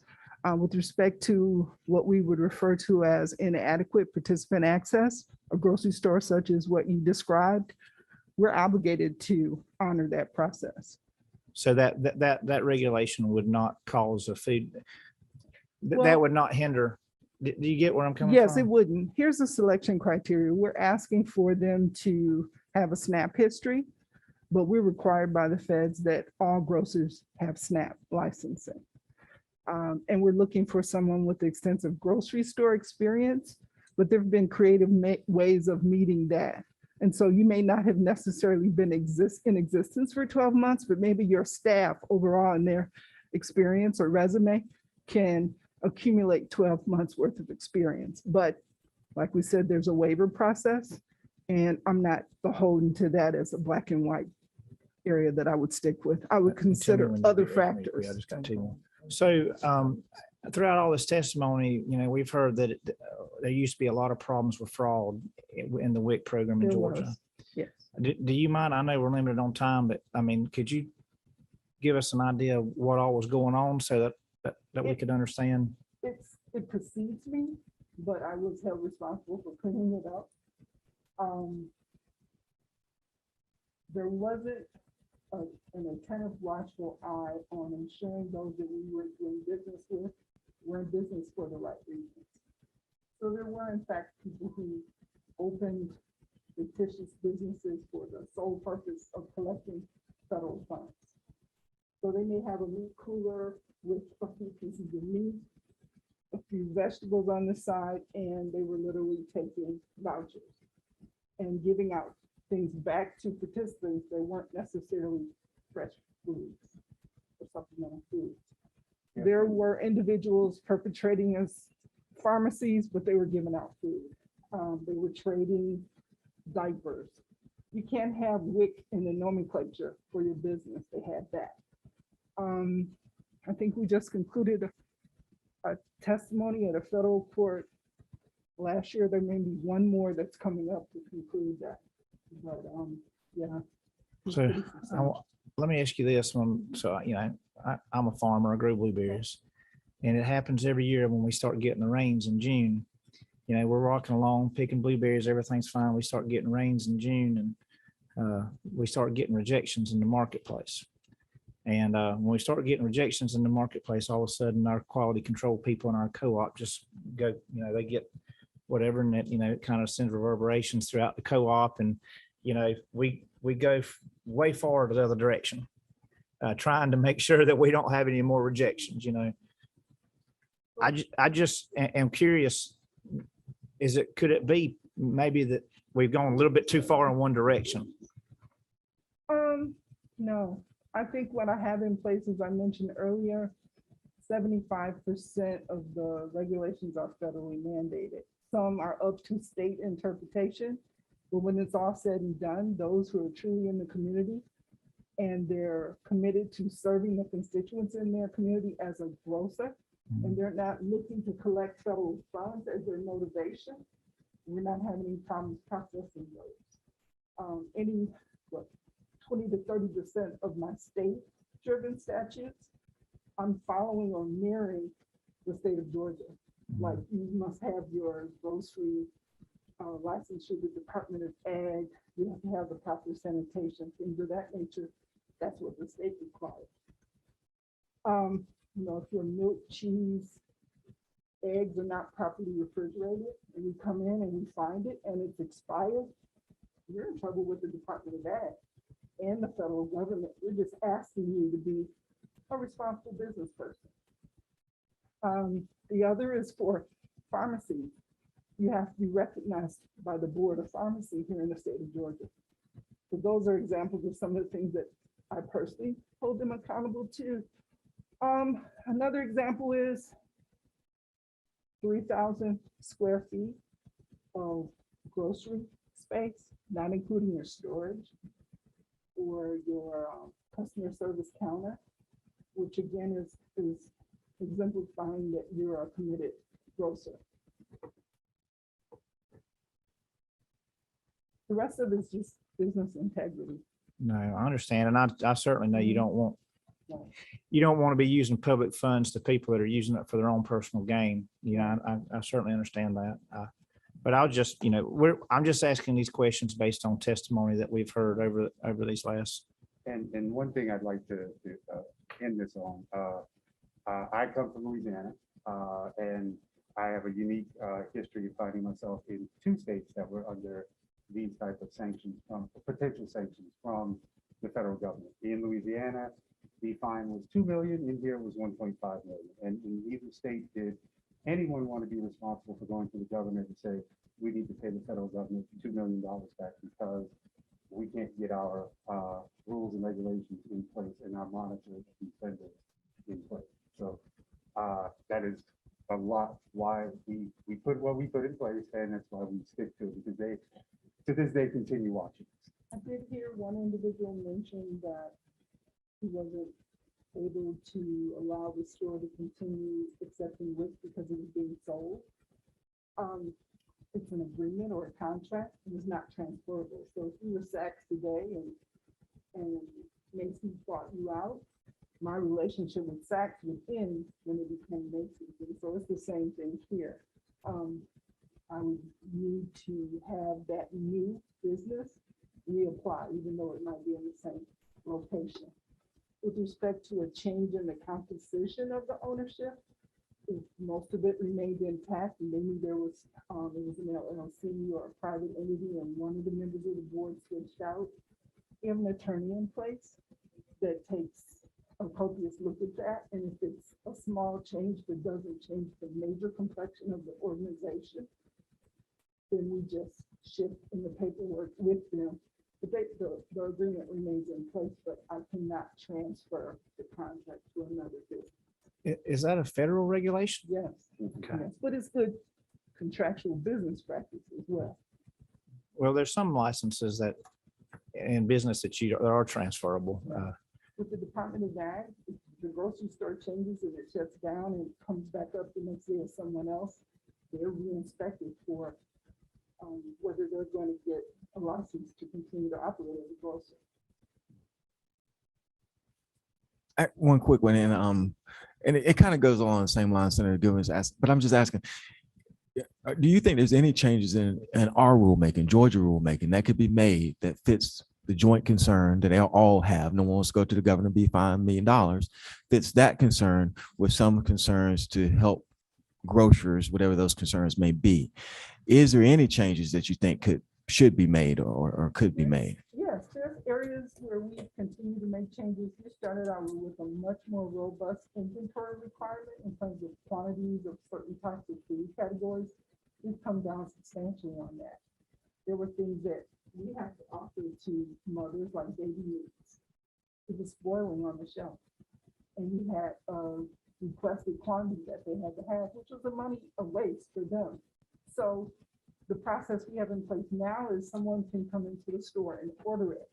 And as long as they can have it available in X number of days, then that's fine. And so we've made some of those changes.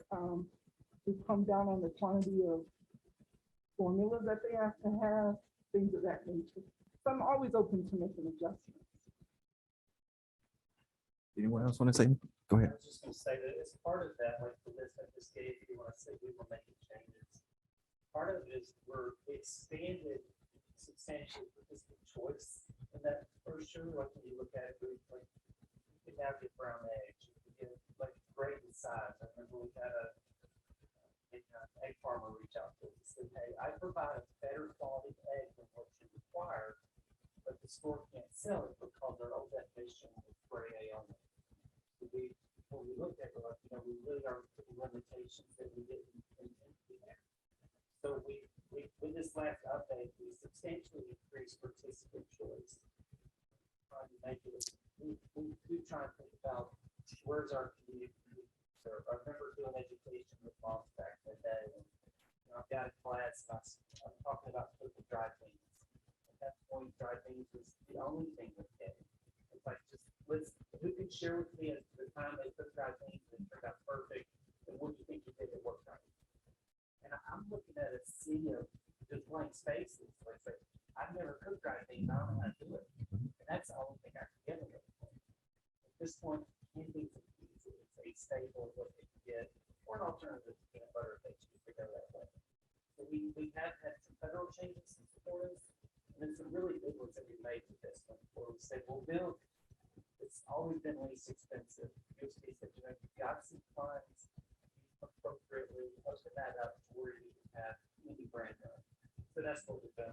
Any brand milk. We said, well, cheese, some moms really cooking skill level is low. So cheap, so let's add in some of the other stuff. So shredded or block or slices, make it into something else. As long as it meets the requirement, we had special opportunity to serve those that have kosher diets. We do now. That's open.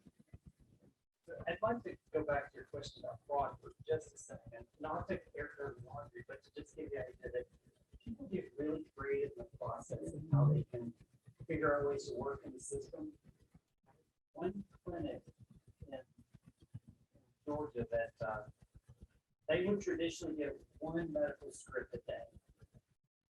They were getting 30 to 60 medical scripts a day for special formula generation. This was meetings where instead of taking standard formula, they're asking for formulas with a physician's signature for stuff that's $800 and $900 a month. And we're selling it on social media. They're not taking the formula at all in the background where they've used vendors that somehow got on the program inappropriately, and they're filtering it through the system. So back in the day, they got really inventive on how they could get the state to mark some of the money in short periods. And the last thing on that, unlike SNAP, we have limited funds. So there is a finite amount of food dollars we get every year. So if we go beyond what we can sustain, we have to trigger a waiting list. And we have to tell folks that we are, unfortunately, we can't serve everyone anymore. And, until someone comes off the program, we can, we can't put you on. So that's, another reason we have to be, it's called cost containment. We have to be very careful to make sure that we are ensuring that the cost of the program is in line with what we're actually giving out. Yeah, I just got one question on a lighter note. The old government cheese, where can you get that stuff at? I love That's that not stuff. us. That's no, we give you store brand and craft, but no. Do they even make the government cheese anymore? They do. That's the commodity foods program. That stuff was awesome. It is. Hey, greatest grilled cheese sandwich I've ever had in my life. I can't tell you. All right. Thank you so much. Thank you. I appreciate it. So that concludes this portion of our program. We're heading now to public comment. Do have anybody signed up? All right, great. Mr. Brophy, come on up.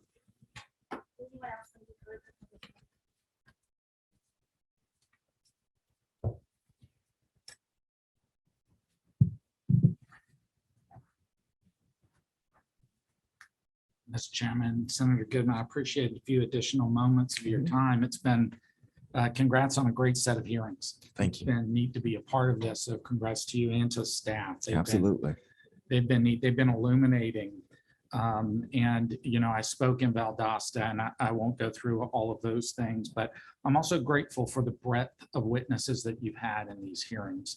It's been incredible to see all of the neat things that Georgians are doing to try to address this problem of food insecurity. It's reinforced in me kind of how longstanding and complicated this whole challenge is. And the solutions are going to be just as complicated, just as complex. The actions of Dollar General, we continue to take them in addressing food insecurity for our customers is an advantage for the communities here in Georgia.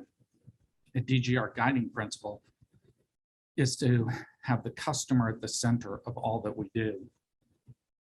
This philosophy has led to many advances that I outlined in Valdosta. And just to quickly remind, experts that I've talked to in nutrition tell me that you can find all the components of a healthy diet at every Dollar General store.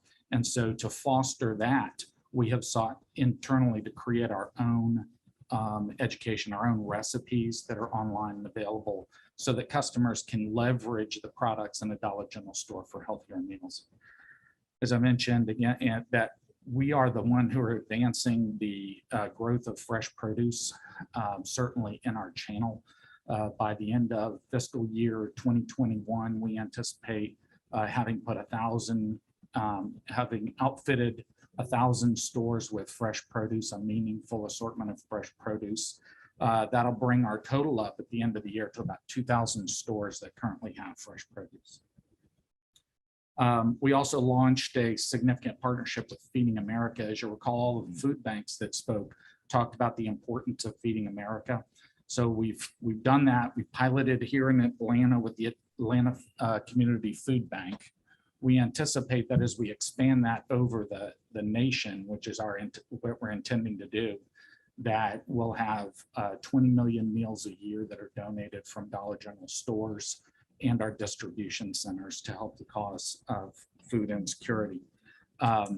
We've improved and expanded our over-the-counter assortments, and as we heard from some witnesses, the importance of vitamin, nutritional supplements, and those devices to be able to make the most of healthy foods. We've sought to do that as well. And as you may recall, we're the first in the channel, certainly, to hire a chief medical officer. And so Dr. Albert Wu is now in place. He's an anesthesiologist. We got him from McKinsey. And he's setting about trying to figure out exactly with his health background, he can help enrich the health for the communities that we serve. 3 quick points that I'd like to raise from the witnesses I've heard. Many of the witnesses highlighted the importance of local SNAP retailers, and just to affirm to the committee that we do take SNAP in all of our stores. And,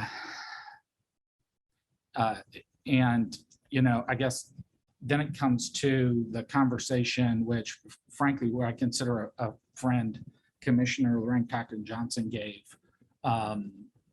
There are a few points there that I would like to raise. And I raised them with her at the end of this. So, and hopefully she'll see it. I think there are 2 terms that she used that the committee needs to really understand and take account of. Everything that she talked about correlations. And all of us that have had a decent statistics course realize that correlation does not equal causation. That's the mantra. And nothing that she has shown, nothing that certainly that her guiding group, the Institute for Local Self-Reliance, has ever shown, moves from correlation to causation. Yes, we're in areas where people live paycheck to paycheck. We are there because they need us. Dollar General has gone there to serve. That is who we are trying to give benefit to. And each of those stores that we own and operate are stores that are providing good quality goods at everyday low prices for people. And so the other word that she uses quite a lot, is proliferation, which is a term that has given the connotation and the context from ILSR that it's negative. Proliferation is a good thing if it advances the cause of access to affordable food. And so by extending a radius of 3 miles between stores, all you're doing is limiting access when you've already identified that transportation is a chief problem of people eating healthy. So it also, when you bar investment in those communities, where do you anticipate those communities, how will they rise if you're barring investment? So there's several other pieces I could get into, but frankly, I'd like to close by saying that the problem of food insecurity in America is incredibly complex. It's going to take a complex solution from a wide group of stakeholders, including the private sector, the nonprofit sector, and the government, to embrace a shared value of how to address the problem. Then each of us can play our unique and vital roles to solve these difficult questions. For Dollar General, that role is to keep the customer at the center of all we do, and bring to her quality products at an everyday low price close to her home or work. So gentlemen, I surely appreciate the time. I appreciate the engagement and the working with your staff, and I'm ready for any questions you may have. Anything? I would imagine a person might say that yes, the box stores, the Dollar General is bringing in more fresh food, but it can't possibly bring in as much as a grocery store would. So therefore, even though it is bringing it in, we still have the same issue there. It just kind of addressed that It's for a me. false choice. Okay. You've heard, so I've been in 2 of the 3, and the committee has heard consistently that the mathematics for a grocery store to go into the areas where the dollar stores are going, where Dollar General is going, they're different. They don't add up. We have a completely different business model on how and where and why we can locate stores. So it's not an either or proposition. Is as the question would make it appear. And I guess the other point that the commissioner asked, and what you kind of addressed, was about the concentration in certain areas. So kind of go back through that again, because that was something that was obvious that there was concentration. And it seems though, I guess she was making the point that maybe this was on purpose, but almost in a nefarious way, I guess. But just talk about that concentration, please. I appreciate that question greatly. And there is no rational business incentive for any business like a Dollar General to go into an oversaturated retail environment. It just doesn't make sense. But our 80 years of combined knowledge about who our customer is and where we can bring our value to communities tells us that that acre of property on that street in that community is going to serve a lot of people and be able to sustain itself as a business. It just, the underlying assumption that somehow we'd be willing to go in and take a loss in order to do something, I don't even know what we would be doing in that regard. It really has to do with the fact that people need us. And that's what all of our intellect and all of our data and all of our 80 years of understanding who we serve kind of brings us to the conclusion that those stores will thrive in those areas. And in DeKalb County, they certainly do. The other point, and just the fundamental question that public policy asks of someone when they have a hypothesis that in this instance, dollar stores are keeping grocery out of a particular, that despite the moratorium where you would envision that they would rush in, there's almost 2 years worth of moratorium just in DeKalb County alone. There has not been one grocery store that has been built. I don't even know if they've even put in paperwork to try to create a grocery store in the unincorporated DeKalb. There have been 3 grocery stores that have come in the incorporated sides of the DeKalb County. But that unincorporated DeKalb, they've got a blue water strategy to come in and they're not doing it. And the reason why is back to the mathematics. The mathematics don't add up for that size of a store with all that they're doing. Ours is different. Ours, we're able to make it work. And we have the vision to be able to, and the strength and determination and funding to be able to bring to customers what no one else is doing right now, which is fresh produce and other goods at a consistently sourced and that are at the best price people can get. So my last one would be, so if a grocer came in, whatever name, the big ones, came in and said, no, our margins are so small. We've heard this. I'm just giving you, our margins are so small. They're cut into our margins. And because of that, that's why we cannot go to a community. What would your answer be to that? We all compete. And that's the answer that your witness in Valdosta gave, Tom. I've forgotten it, Coogan, I believe. Google. What a great guy. And what a fantastic explanation of their margins. But as he said, none of us we compete every day. We compete against, Dollar General competes against all of the big boys and small boys. And so it's kind of, they're not saying that first and foremost. If they were, then they need to think, I guess the alternative is where my head is going in, and that is, why would you create a public policy that would force constituents to pay more for goods that they need every day? And that's fundamentally what you're ultimately going to be asking.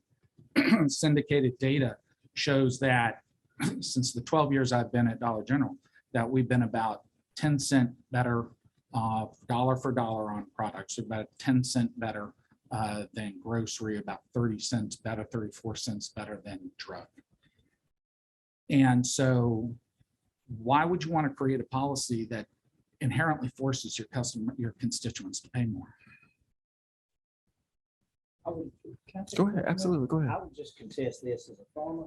And I'm not in favor of anything that makes anybody pay more, but I can tell you the federal government issues policies every day that makes Americans pay more because we see it at the farm. We see it in emission standards. We see it in labor standards. We see it in regulations.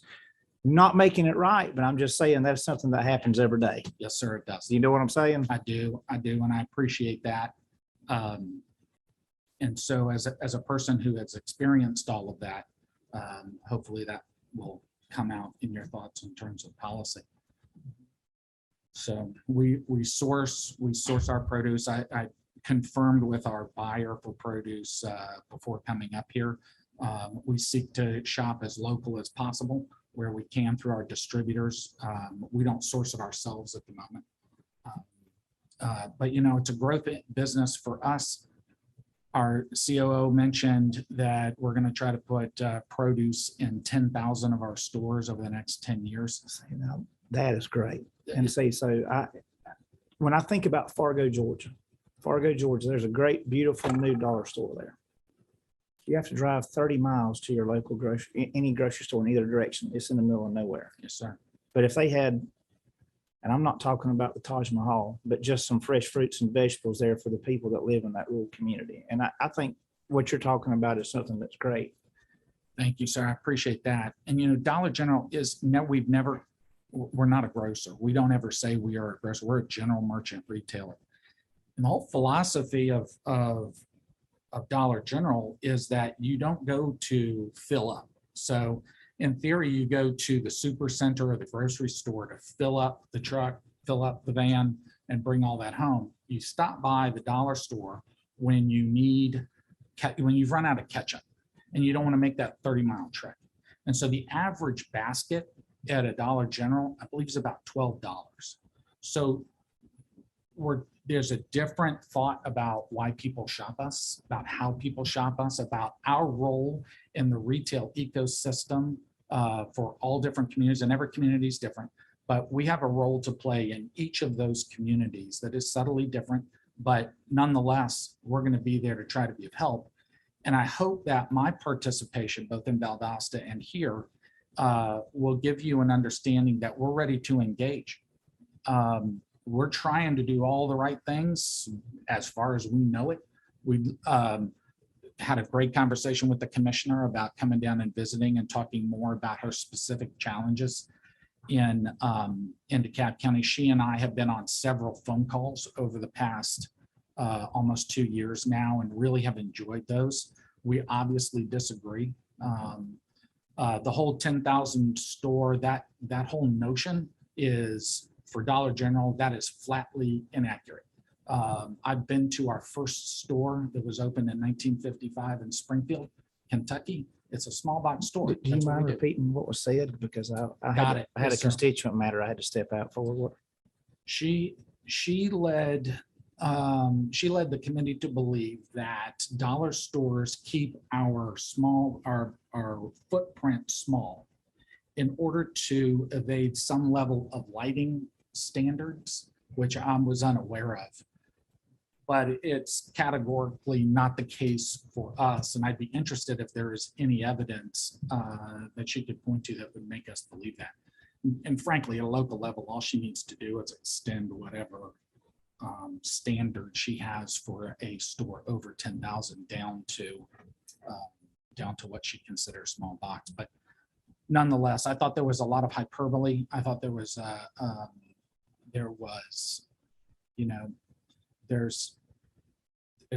lot of hyperbole, and happy to address any of it. So Yeah, it's going to be interesting. It's probably going to be a conversation that you might be going throughout the state and having, quite frankly. But I do appreciate the fact that you've come and given us the side. And this is a very complex issue, not just this issue. Food insecurity in general is probably one of the most complex layered issues that I've tackled since I've been up here, quite frankly. And but I do appreciate you coming, and thank you. Thank you. Absolutely. Appreciate Any you. other public comment that we may have? I would just say thank you. You guys do play a important role in rural Georgia for a lot of places, and I acknowledge that 100% because there are places that people couldn't buy milk or orange juice or things like that for a long ways if it wasn't for our dollar stores. Thank you. I So appreciate that. I don't want you to think that I'm whatever, but I would just like to see dollar stores in areas that are rural or areas that are a long ways away from places that have fresh fruits and vegetables to offer that as soon as possible. I think it would be great, not only for your business, but for those people that live in those communities. We're on that road, and I believe that with 1,000 stores adding produce, I believe that's probably larger than the entire grocery channel will grow this year. And a lot of those stores meaningfully where we're putting produce are in food deserts. So thank you. Absolutely. Thank you. And so that concludes our, yes, absolutely. Go I ahead. just wanted to thank the chairman Thank you. for your leadership on this. It's an important issue to a lot of us, a lot of, not just urban areas, but rural areas and vice versa. And I just want to thank you for that. And, just thank you for your friendship. And it's been an honor serving on this committee, and I thank you for it.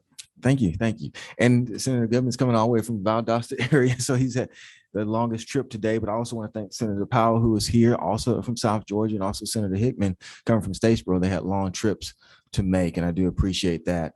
Our next meeting will actually be our recommendation meeting, and that will be on November the 2nd. So Senator Goodman, you're here. We'll send emails out to everyone else. What we need is for everyone to send in your recommendations. What do you think, by Monday? If you can send your recommendations in by this Monday, so we can go through them and staff can go through them, and we can come up with recommendations, and then we'll circulate those around, because on November the 2nd, we want to have recommendations that can help the state. So I want to thank everybody for coming. And as always, thank the Senate for passing this. Thank Lieutenant Governor Jeff Duncan for helping fund this. And, our staff here too, who's done a tremendous job, Kathleen and Beth, and also Andrew over there, and Sabrina Wise, who's my admin, and Denise Sampson, who also has helped us out. This has been a team effort. It's been a very hard effort, but I'm very appreciative of everyone that's participated and helped. So November the 2nd will be our last meeting. We don't have a time yet, Senator Goodman. We'll get that to you. But November the 2nd will be our meeting, our recommendation meeting, to see how we're going to help solve this issue. Thanks, everybody.